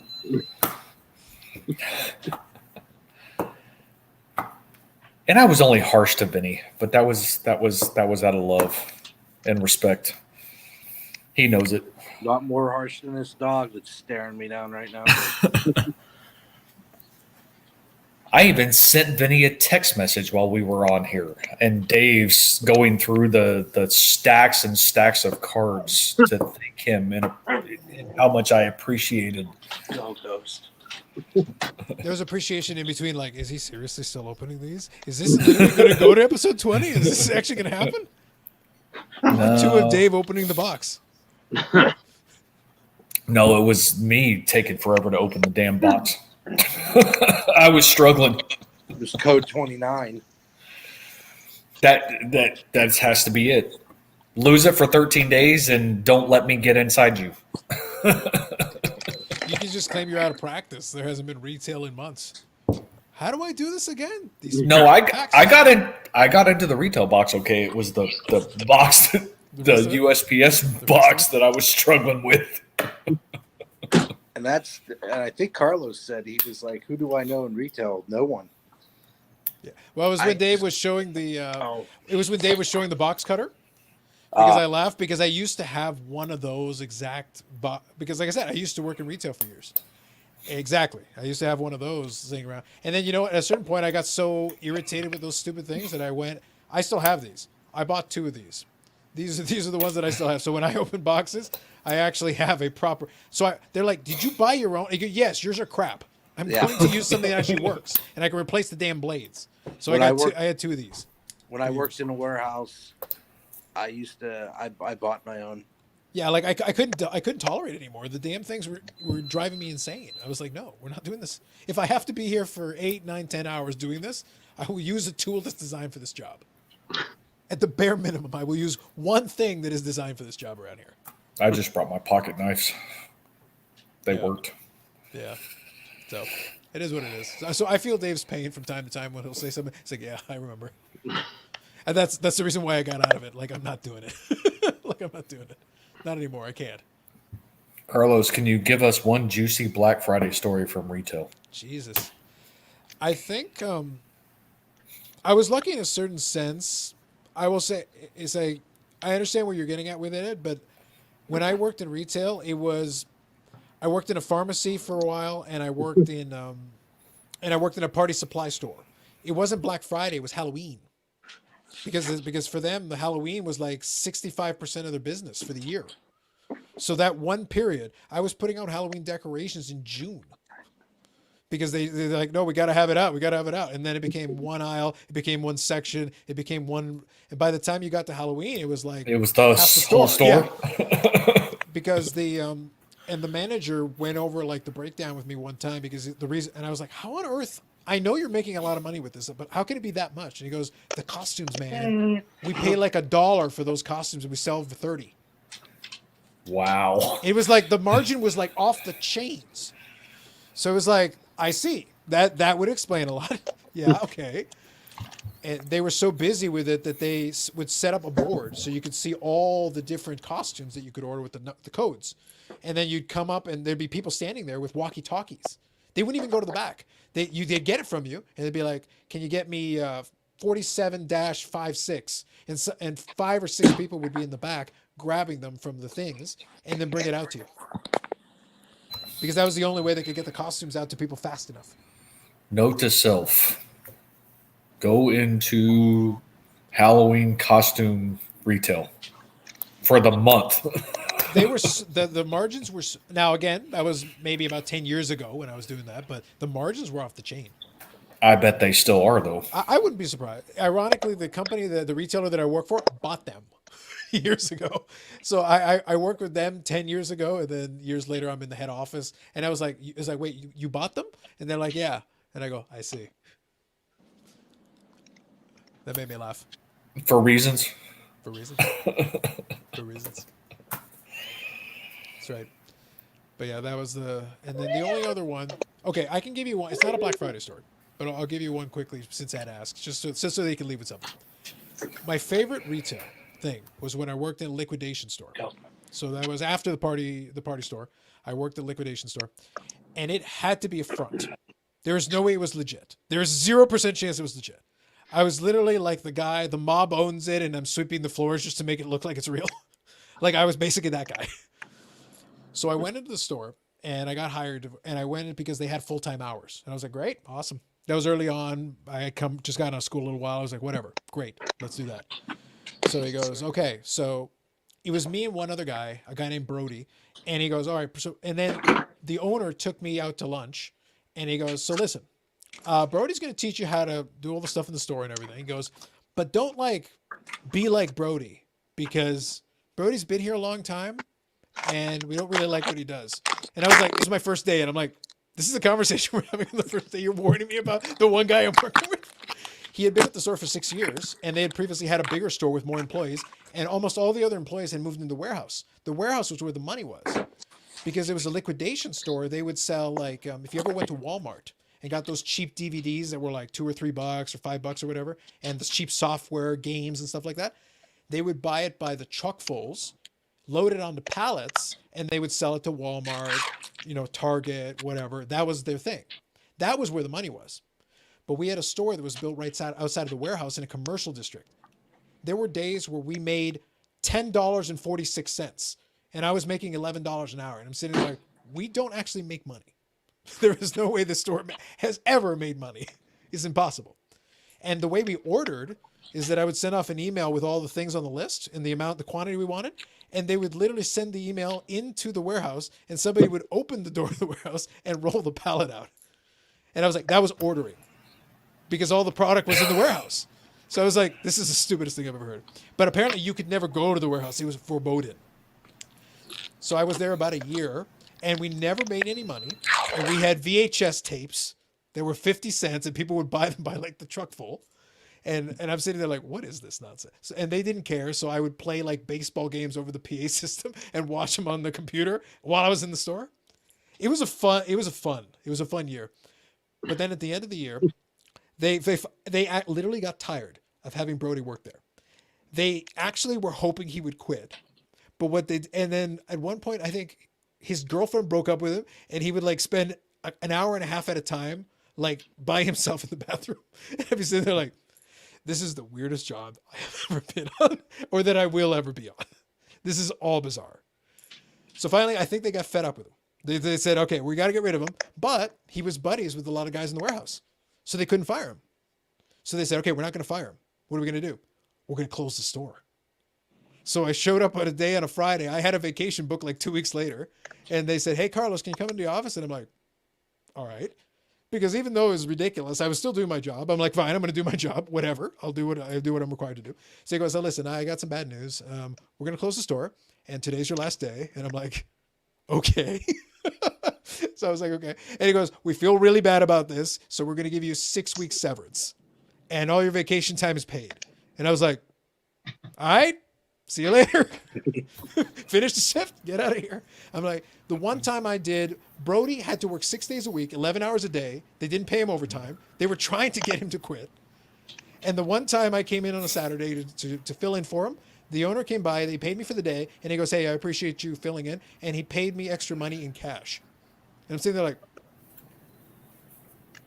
yeah, that seems a little fishy there, Carlos. It was a very entertaining 12 months in my career. And I was like, I have no idea what just happened. And then after I finished, they were always nice to me. I never had an issue with them. But after I left there, they never even acknowledged I worked there. I spent a year there. And if you called in, the store never existed. We have no idea what you're talking. I'm like, Jesus, what did I spend a year doing? They wiped you from existence. Correct. It's like the money's still spent. The money's still spent. I don't care. Whatever. That was my favorite retail experience. Yeah, I was going to say as long as the check's clear. They always did. I don't know what else happened there, but it always did. That's all that matters. Yeah. So there you go. Hopefully that it's not a Black Friday story, but hopefully Carlos potentially working for a front was at least a story worthy of something. We never know. I believe Brody was alive for at least a while. I like to say it's like he might be dead. Who knows? Who can say? He might still be weeping in the bathroom for all I know. He could be. I can't discount that possibility. He was an emotional guy. What are you gonna do? Once in a while, I can bring a story. Once in a while, I'll bring one. So there you go. Nicely done, Carlos. That I give the folks that hung in there some value. There you are. Best I can do for you tonight. Vinny, any closing remarks for the evening? Nope. I think my stuff was the first half. I let Carlos take it from there. Any closing remarks, Carlos, after your story? If you could not do retail, never do it. Don't. Just look at Dave. I got out of it for that reason. This is what would have happened if I had stayed in retail. It's not worth it. It just isn't. Don't do it. Friends don't let friends do retail. I think you'd look good with that Amish beard, Carlos. Based on Carlos Sr., I could probably pull it off. It was just never my style. My younger brother's the one who tried to do the facial hair. It was questionable. It was questionable for him. He was never able to successfully grow the middle. So it was like a reverse Hitler stash. It was a bit questionable.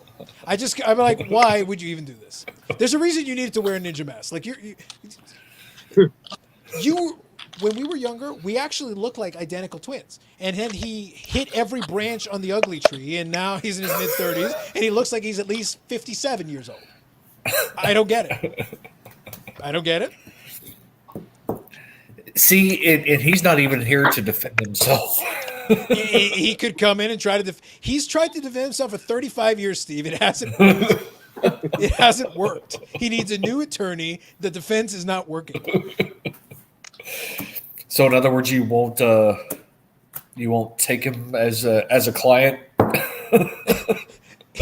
He would need my inside knowledge to even had a shot at getting a mistrial. That's how far gone his case is. Oh man, yikes! There you go. I threw my younger brother under the bus too. Double bonus for you guys. I've only been doing it for 35 years. Whatever makes you happy, Carlos. It really does. I'm not gonna lie to you. It really does.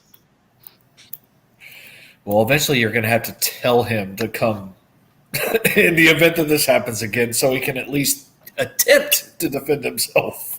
He's tried to defend himself at the dinner table for 35 years, and he keeps looking to my parents for assistance. Carlos Sr. is almost as bad as I am. And my mom claims to defend him, but then he's like, you keep inviting him. I go, yeah, because they secretly don't like you. They know I'm going to insult you for the entire time, and yet open invitation every Sunday. What do you want from me? Ouch. Like, they know what's going to happen, and they still bring it into their house. I can make my own dinner. It's fine. It's just free dinner for me. I'm good either way. Ay. And we thought our world was jacked up. These are the trials and tribulation of Roberto Carlos. It is devastating. Because he got the middle name because he's not even a full Carlos. He's like a half Carlos. You got Carlos Sr., you got me. He's Roberto Carlos. He's the half Carlos. He's the other one. All right, you. God, yeah, you're like sort of a Carlos, but not even like half full Carlos. Whatever. Good try, though.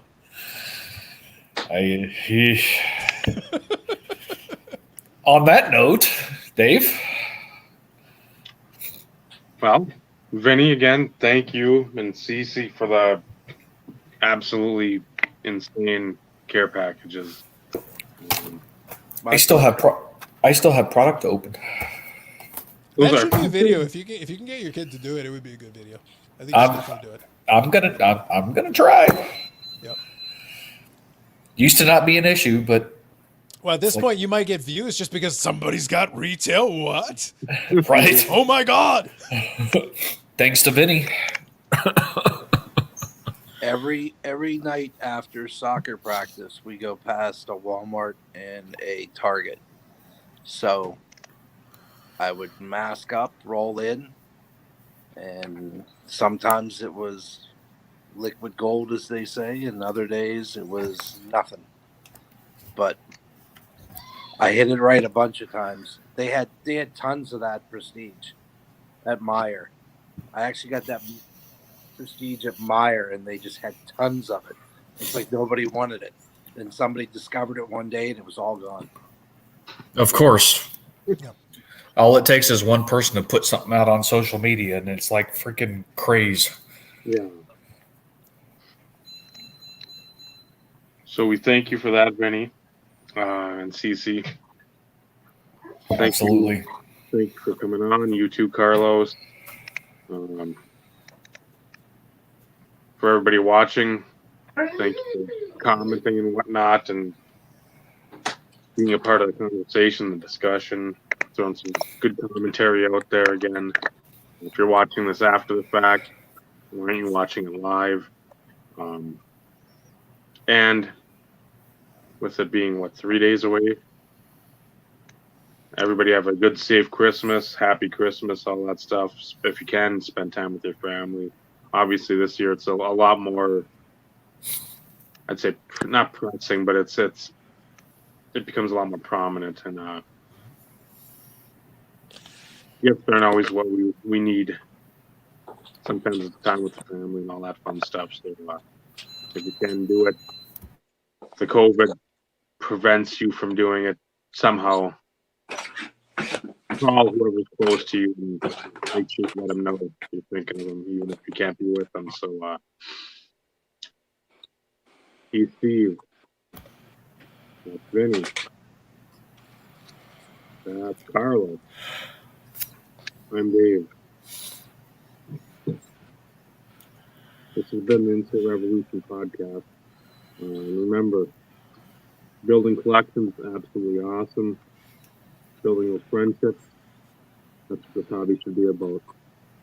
Good night, everyone. Good night, everybody. Bye.